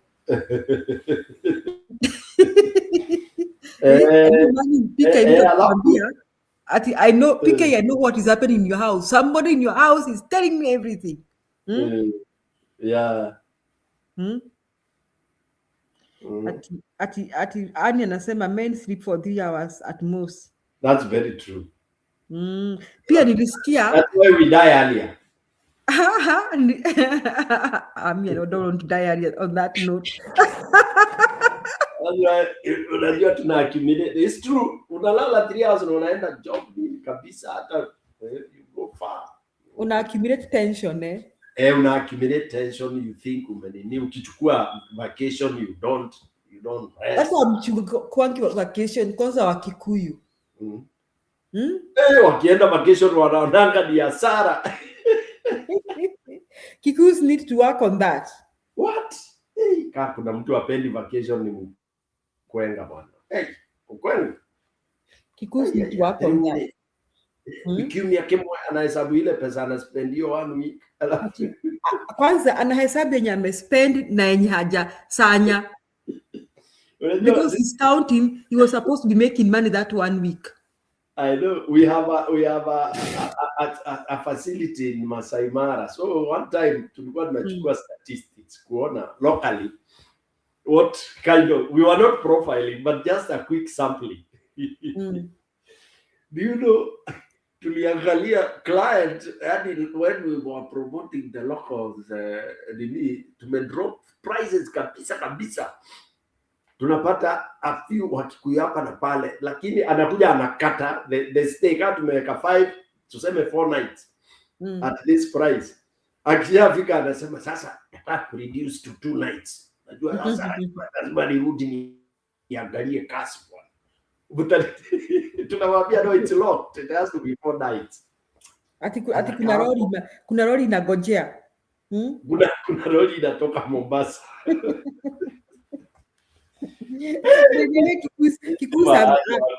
Kikuyus are not the best husbands for love. Kama unataka bwana ya pesa basi tafuta Mkikuyu. Lakini kama unataka bwana ya mapenzi tafuta mtu mwingine. Huyo katikati unaona amedhirumoko saa 6 usiku anaanza kusema ati kuna lori anagojea. Kama imepita mtito.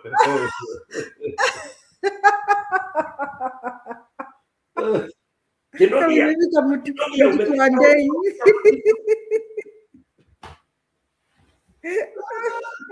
Kinodia, nemo yetu kila motito. Na ni usiku. Bwana yako anauliza Kinodia ni moto kila motito. That is very annoying.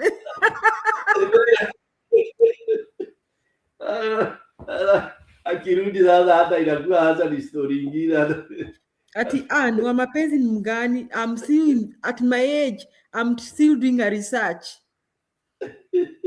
Lakini nimejua kama unataka bwana ya pesa tafuta Mkikuyu, lakini kama unataka bwana ya mapenzi tafuta ni wengine. Ati sisi ni AI. Now so because you're calling us AI. Should be at least 8 hours scientifically proven. Huyo ni Sami anasema. Kama ni scientifically proven, Sami mimi bwana for the last like 20-30 years sijawahi lala 8 hours. I'm telling you. I can't remember when at 8 hours nimelala hivyo. 8 hours au.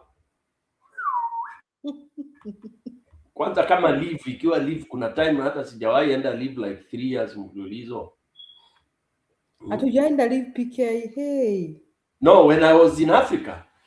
Yes, kuna sana nilikuwa nafanya kazi 2 years mfululizo, sijaenda ile inaitwa leave vacation, naenda break ya siku 5, siku 4, wiki moja. But nikiwa yule nilikuwa compulsory, unachukua hizo walikuwa wanaita R&R. Unaenda upende usipende unafukuzwa. You have to go. But ukiwa na NGO saa nyingine una convert. Unataka pesa. Hiyo umesema Wakikuyu pesa. Anaweza kuhesabu ile pesa imepotea in that so called vacation. Alafu mko vacation pale Diani anauliza Kimani ni mukijira mutito. Muti. Maria sigana. That's annoying. Hapo akikula unasikia wengine wajeli wale wao ni Maria ngiri 10. Imagine mtu akikwambia story kama hizo na mko vacation. Na muligoshi humo wa 300 mwamenya hao hena shoti.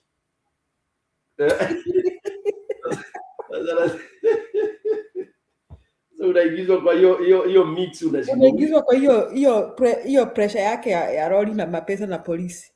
I'm telling you. Regenerate, nani anasema huyo? Ati tumetafuta pesa lakini pesa hazitoshi ndugu yangu. Pesa usidanganywe. You see, you will, if you are not careful, you leave your money like Gachagua's brother. Unasikia vile wanapigania mpaka wanapelekana kwa Kasongo. Earlier in the show niliambia Njiru hiyo alikuwa anajaribu ku bring it from a different angle, ni kama si ukweli. Nikamwambia hiyo story hiyo tuache tu, hata tusibring story ya Gachagua. Pia there is another very dark side of him. And it's good to very dark side. Hapa tuko na one of his immediate neighbor. Wamepakana. We have hapa ni just we have immediate neighbor wamepakana mpaka hapo wa Mnyoro. Actually hata si neighbor, ni relative. Ikifika za Gachagua muongee, anasema ngai acha tu. Ukisikia mtu the relative sijui babake mdogo ama ni yako ama ni nini something. So hizo vitu unaona sasa huyo Gachagua vile watu wanang'ang'ania vitu zake. So what I'm trying to say is that it is good to have a stable living and a stable income. It is good to strive to be stable and even to be stable in your old age. That is important. Lakini pesa isikuwe everything in your life. Also think about your comfort and your life because we are not here forever. Tunaishi, miaka inafika, tunaenda tukiendanga. Then you leave people who don't care about how hard you worked fighting for your little money.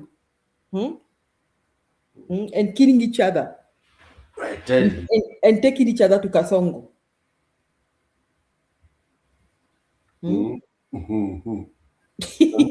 And while you are gone. Kwa issue mingi. Sasa Wakikuyu, jameni, wanaume mwenye mnanisikiza, jameni, sherekeeni maisha yenu na wake zenu. Nasema nini? Health comes first, and I agree with you. And that research was done among the lazy Western world, not in Central Kenya or Kisii. What research? Lazy Western world. At Sami Costa, at Stone PK, at melatonin or oxycontin. What's that? It's gonna save you, or retirement benefits. Hizo ni madawa gani hizo za kufanya nini? Sijui. Mimi nitakaa kiafrika kienyeji kama Generator amesema I would rather be lazy. Ana amesema I would rather be lazy.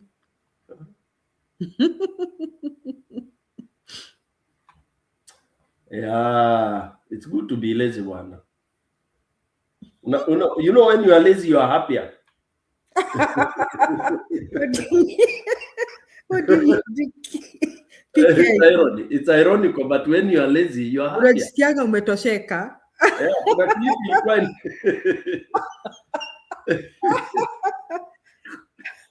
hauna stress.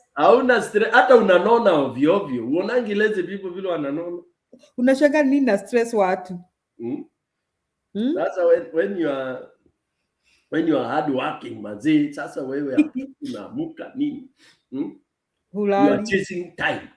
Time. Ni saa ngapi? This time I'm supposed to do this. Jamaa lazy hapo tu, ala kuna nini? Kuna ngori leo. Leo bogi ni gani? Maji umepika.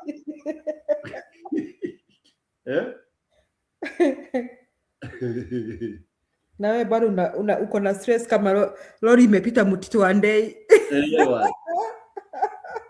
Jamaa anakuja kile umepika ndiye anakula. Wewe jamaa huyu mwingine naye amekuja analala. Huyu mwingine saa 6 unasikia tu ameamka.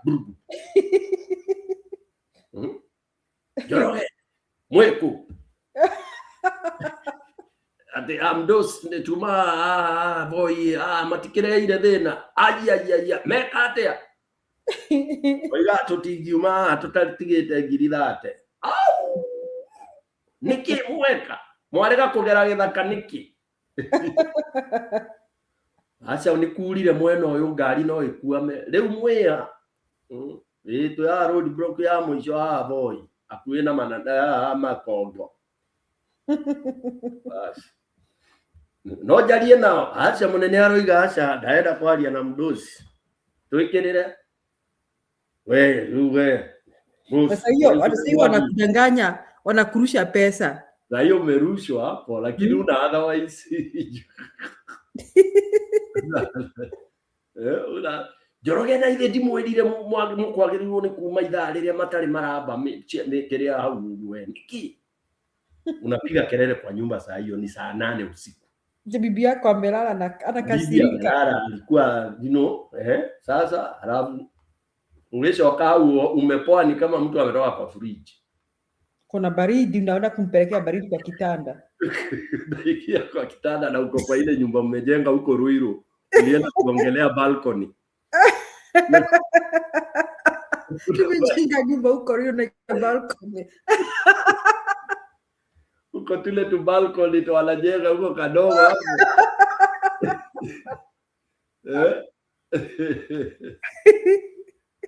Na kwa balcony kuna tangi ya maji todo Nairobi maene thina yani kuna maji ifiki kule iko kagorofa kako maji ifiki huko juu. Maji katangi kako hapo hivyo ni mahali unatakiwa kuweka kiti ile ya kuswing na wifi hapo mkipoa nini. Umeweka tu stool ndio unakalia ukiuliza. Ati anasema tutakuwa kama Kasongo. Halali tumeona matokeo.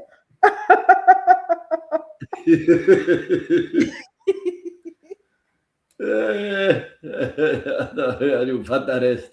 Sawa Sami Costa tumesikia bwana. Wacha tuende tulale bwana. And on that note, sitaki kuwa kama Kasongo, nimeenda kulala. Good night, Julia. Thank you so much for your time. Tutaonana kesho kesho tujue nani alipigwa kofi. Na tuterete mingi, yes. Sawa, good night. Good night, all those on the comment section. Big ups to you all. Thank you. Good night.